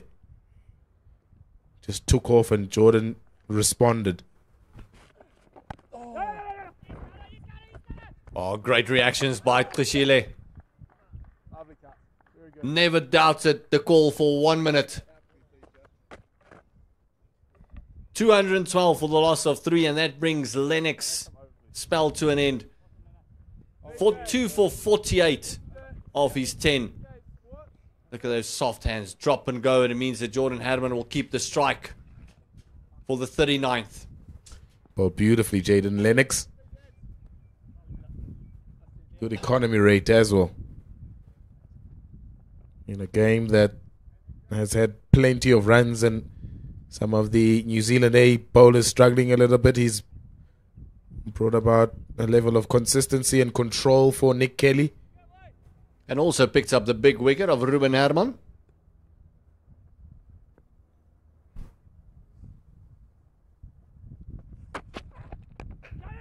Another quick call. Could this be a... Oh! Direct hit. That would have been interesting to see. Just flicked it over the stumps. Yeah, it's good though. It's good running. He's trying to inject more impetus back into this innings now, Jordan Herman. Drop and run, well judged. Field is a little bit deep because it's the set batter on strike. They are protecting more the boundary than the single, so the drop and run option becomes a reality. And also because they're teammates, that immediate call of yes. Oh, that rushed him. That rushed him a little bit. He's got a man back there now at deep square. Well directed also from Zach Folks. It was in around the chest area of Sinatemba Glashile. Made it a bit awkward to try and extend those arms from high to low and get control over that pull shot.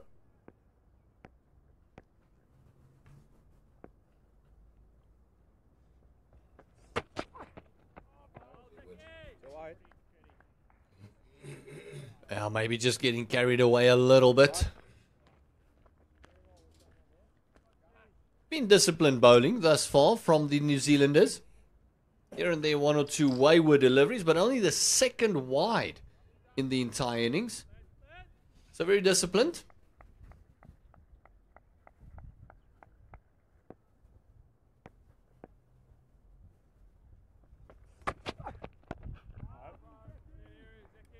Getting in right behind it.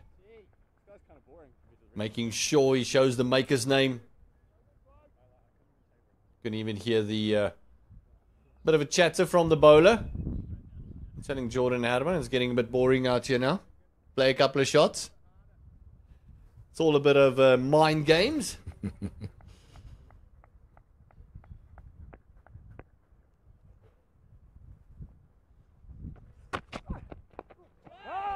Outside part of the bat found. That one just nipped off the seam. Feisty little cricketer is Zach Folks. He gets good energy on the ball. It just rushes you a little bit. Skiddy character. That one just moving off the surface ever so slightly, and Glashile just gesticulating to his batting partner that it did something off the pitch. Late in the day, shadows lengthening. This one driven straight to the fielder. And almost looks like he's missed his hands there. Fell over a little bit. But yeah, shadows are lengthening. South African time, it's about 4 minutes to go to 5 o'clock. Yeah, overran a little bit today. It's been a Labor Day.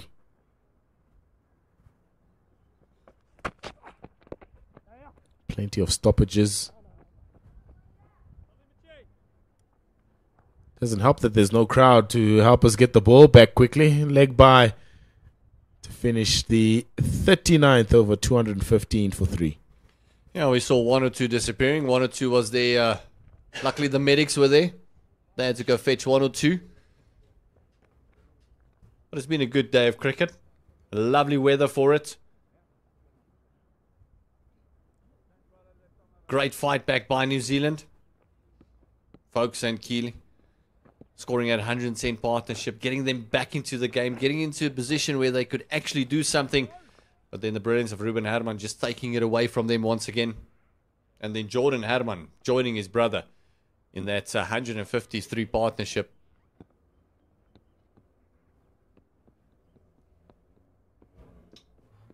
Change in bowling.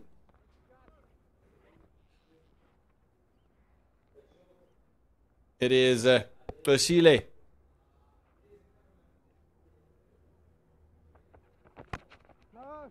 Trying to smash that one. It's Abbas. Again, just like Ackerman, just trying to overhit it. Just time it through. This outfield is blistering quick. It really goes. Once you've passed the fielder, it's almost 4. It's not chasing it, it's fetching it.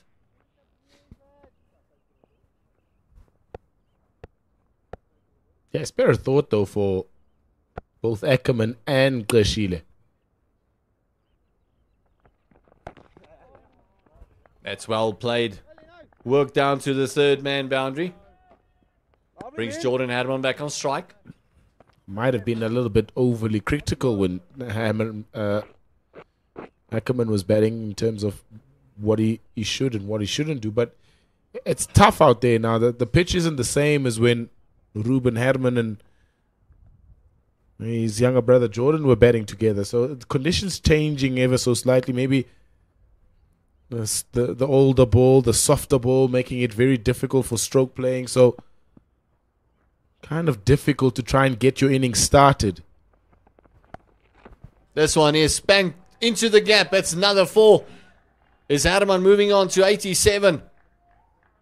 And again, Abbas not the quickest around, just not getting it high enough to bother Herman. Yeah, it doesn't get tricky when you pitch it there halfway down. It doesn't get any tricky for the batter to be able to execute that stroke. Easy pickings, that. Gaping hole between fine leg and backward square leg. So, easy 4 runs for Herman. And also not high enough because you can actually see he's got an opportunity to get over it and play it down. Instead of trying to get it up and over. That's what he wants to do. Try and hit the 6 to the longer part of the ground.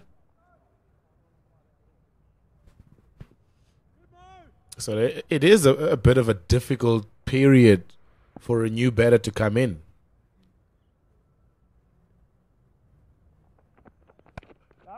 Oh, this one has gone through the offside for the single.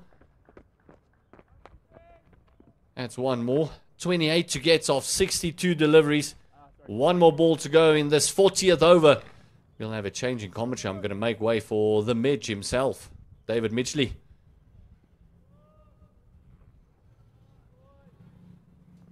Don't know if you know this, Belisani, but if there was a Fantastic Five, he would have been the 5th member. He does strike me as somebody that has superpowers, David Midgley. Or a fierce villain. Yeah, the beard. You can create a comic out of him.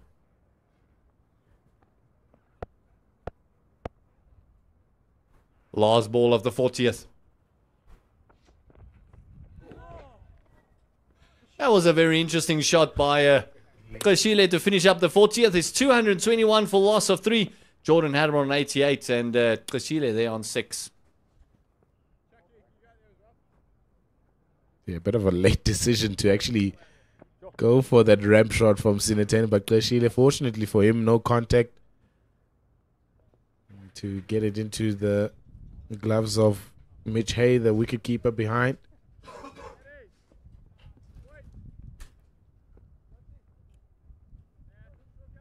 But slow now. Bob Kuma's just trying to get everybody to get a move on a little bit. We're losing a bit of light as well, so these 28 runs need to be gotten very quickly. 2-1 for 3 after 40.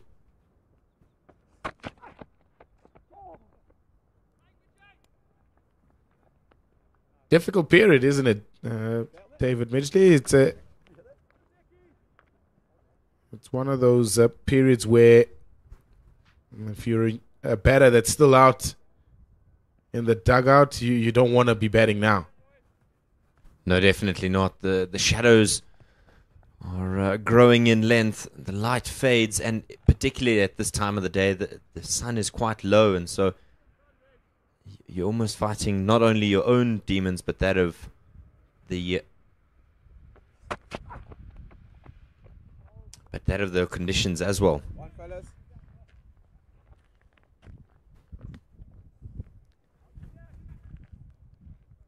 Jordan Herman.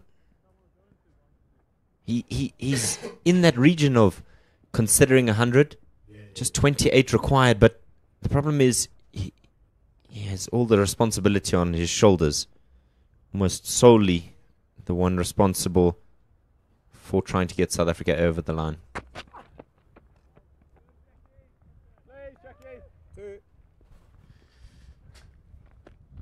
It's a nice little conundrum actually for him. And I'm sure you'd be a team man. Yeah, you would say, look, I want to get this over and done with as quickly as possible. Whatever comes first, whether we win the game or get 100. But I'm sure you'd say that I want to get the team over the line first, as opposed to personal milestone.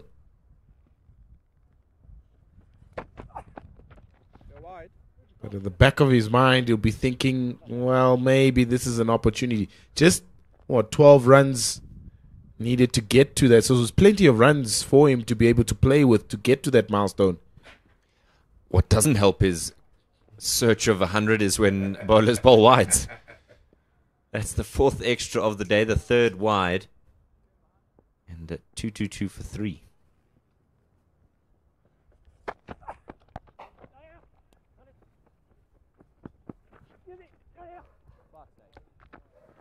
Brilliant running.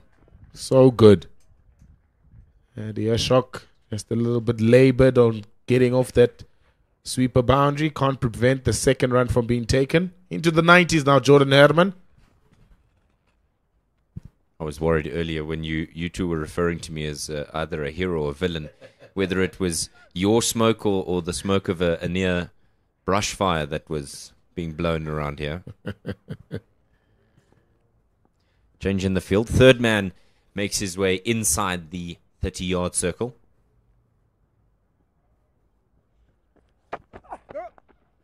Tickled fine. It's going to beat fine leg. It's going to go for 4. That's a no ball as well. So it will present Jordan Herman with one opportunity, a free one, to get over the line and get 100 here. I thought for half a second that it's a no ball and that means closer to the score, but he managed to get a good enough touch on it that it goes to the boundary for 4. And as you mentioned, a bit of a freebie on offer. Herman on 94. It's not going to get there. It's going to fall in between. Man, at cover and sweeper coming in. They'll pick up 2 runs. So moves to 96 now. Jordan Herman. Fortunately for him, there is still a delivery remaining. So a wide 2, no ball 4 and 2. This Zach Folks over started so well, but it's really just unraveled quickly.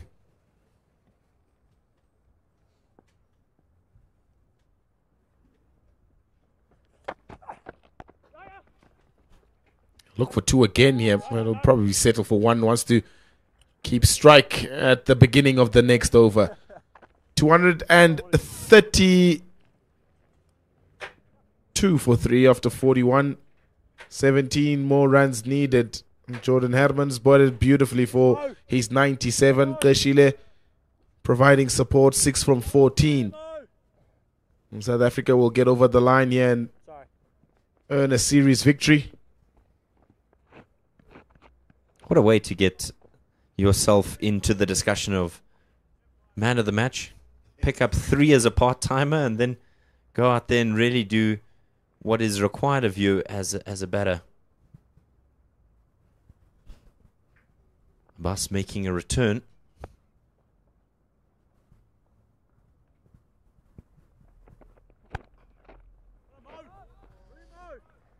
He'll go back to Gqeberha and his franchise and say, I'm a death bowler now, boys. Give me the ball in the 42nd, 43rd over. I'll do the business for you. Yeah. It's the most unlikeliest of characters to be given the ball at that time. You know, when they say cometh the hour, cometh the man, today was his hour.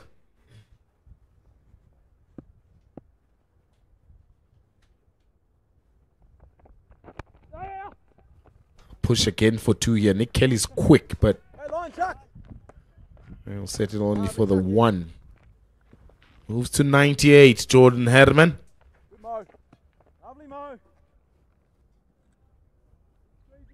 Creeping closer to getting this target. As you mentioned, the light is fading. In a day game, you don't have the luxury of using the lights. And so with just 16 required, I want to wrap this up before the sun does go behind a nearby building. It's not a very tall building, so they want to finish up quickly.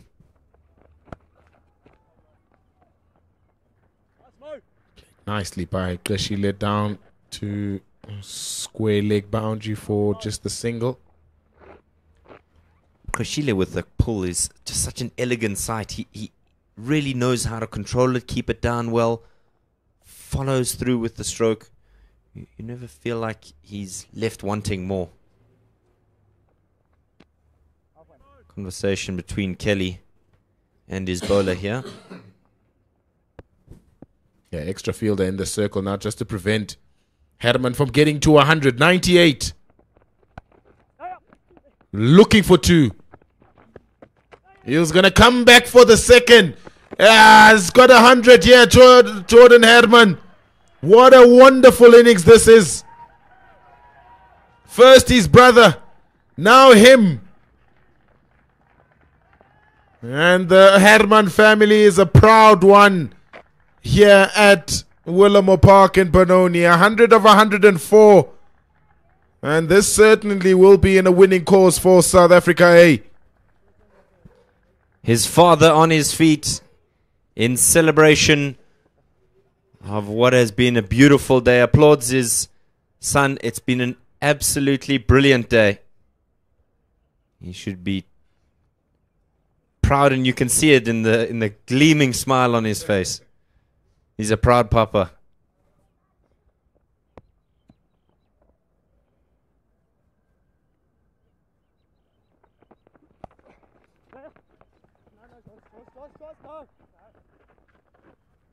Wonderful. It's excellently crafted, this 100. He's run himself ragged. Himself and Ruben, they really put the New Zealanders under pressure. You can see how exhausting, how taxing it is. It's been a hot afternoon here in Benoni.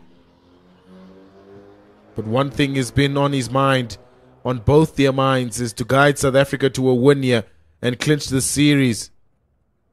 Hundreds from the Herman brothers. If one doesn't get you, the other one will, or both of them at the same day.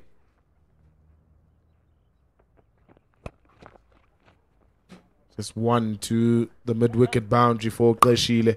See what I'm talking about with that pull stroke?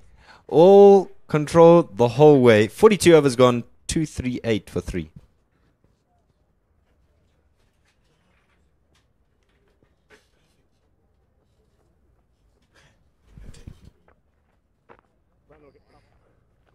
third list day century for Jordan Herman. It's come off 104 balls.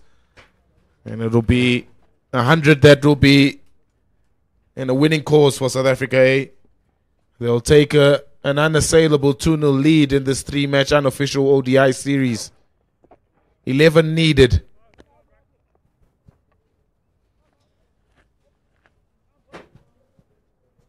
Just 11 that could be done in this over. Could just be wrapped up here. Ben Lister, 1 maiden. 0 for 38 for his time with ball in hand. He was brought into the side. The lack of wickets has really killed this New Zealand side. Oh, mistimed there. Nearly got a hand to it. Big, tall, fast bowler. As Gert Maloney takes a seat with me for the final 8. Yeah, I've been very kind enough to give me a chance to wrap up. Phil Sunday preparing to do the post-match presentations. There's someone who walked into a door there. Too many knock-knock jokes going around. Comes around the wicket again. Klashile with the pull. This time he's trying to dissect the 2 fielders. They'll run through for the second and comfortably home in the end. So 9 required now, as this partnership is worth 38. Yeah, when the Harman brothers were really going, we said we might not reach the 40th over, so I think New Zealand did well. But you mentioned it, the lack of wickets. We said from the get-go they need wickets.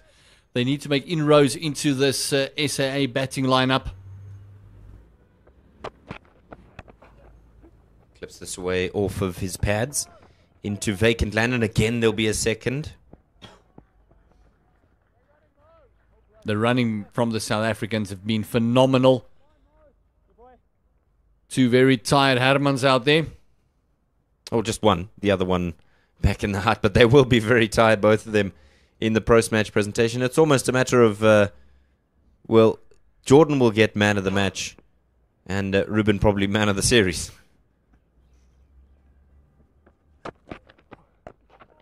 That's well played. That's well played. Off the back foot. Lovely bit of cricket. Dead straight. And he picks up a glorious boundary. One of those where he didn't try and overhit it. He actually just got on top of it and made sure that he hit the middle of the bat. Little follow through. No chance.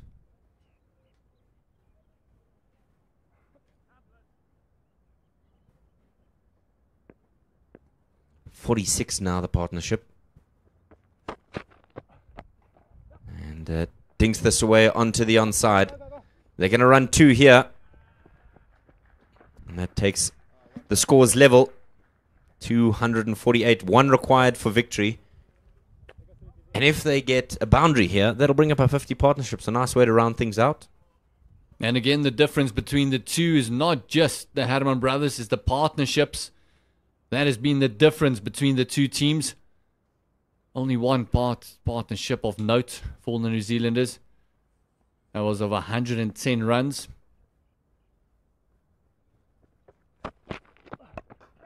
There it is. Drops it and goes. He's going to have a shot at the non-striker's end. He'll be safe home in the end. And a victory for South Africa. A 2-2 in this 3-match unofficial 1-day series.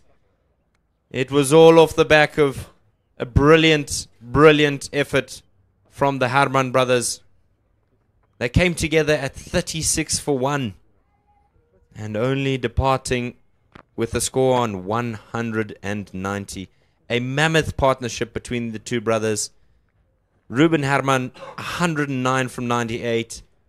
Jordan Herman, 101 from 105. Nice little cameo there from Klashile at the end. South Africa get over the line with 7 wickets. Having a few clippies on us now as we speak. You're going to go back to the Warriors and say I'm an all-rounder now? Yeah, I hope Coach Robin Peterson is seeing this. I've been on his case the whole time. I've been taking wickets, as some of these guys would know. Just haven't gotten the backing yet. How much does this mean for you in terms of getting over the line also, but also just making sure that it's in a winning cause for South Africa? Yeah, definitely. I think it's null and void if you make 100 in a losing cause. That means absolutely nothing. It's not why you play the game. So I'm just proud I can take it all the way through, and clinching the series is very special. And I know this group in it, and that's what we're striving to do, and I'm glad I can contribute to it. All the best then for the rest of the series. Thank you, Jess. Appreciate it. Jordan Herman, the player of the match for an all-round performance today, 3 wickets and a century. I'd like to call Nick Kelly, New Zealand A's captain for this tour. Another tough afternoon for you guys. Nick, what went wrong, particularly with the bowling innings? Yeah, I think we spoke about a lot of things over the last couple of days that we need to get better on, but it's one thing to speak about it and it's another thing to go out and actually do it. So we tried. Most disappointing thing for me was probably our effort in the field. It's a complete attitude thing, and I think when that partnership got going, we sort of dropped our heads pretty quickly. But again, we're going to have to go back, reassess, and then hopefully come back in a couple of days and put out a better performance. It feels like a deja vu question. Simon Keane and again Zach Folks need a little bit more support at the top, but it's special what they can do with the bat lower down.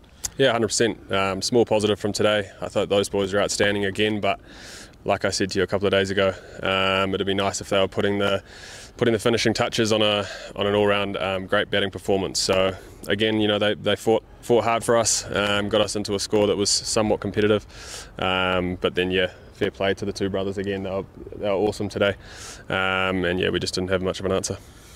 One more game to go then. What would you like to get out of that third game? Again, we'll sit down tomorrow. We'll again gather our learnings, and again, all you can do is ask guys to put out their best performance and learn, and hopefully we can finish the series on a high. All the best then for the rest of the series. Cheers, thank you. Nick Kelly, New Zealand A's captain for this tour. I'd like to call on Marcus Ackerman, who's South Africa A's captain, the winning captain for this match and of course this series, with one more to play. Marcus, must be proud standing here, seeing the development of some of the guys, 12 West Indies, where there were runs, there were wickets, but also coming back here and backing that up again. Yeah, look, like I said in the beginning, this is a special group of guys, and it's no coincidence that they're doing well. The effort that they put in off the field, it's no coincidence that they're performing on the field. The choice to bowl first was probably an interesting one, seeing the conditions out there, but you had a lot of trust in your opening pair of Sepamla and Moreki to make sure that they did the business in the first 10 overs. How proud were you of the effort of the boys with the ball up front? Yeah, look, they were exceptional in the first 10 overs. I think we had 3 down in the first 10, which was exceptional. But just again, getting them 100 for 6, not quite closing it off out as we wanted to, but I think it was a great effort and we'd take 250 any day. Going into that third game now, I know the series is wrapped up at 2-0, but there's still plenty to play for with the game to spare. Yeah. These 2 games are done now. The focus is to rest tomorrow and come back on Wednesday with the hopes of making it 3-0. Well done and enjoy the rest of the series. Thank you so much. Marcus Ackerman, South Africa's A captain and the winning captain for this afternoon. That concludes proceedings from the match presentation.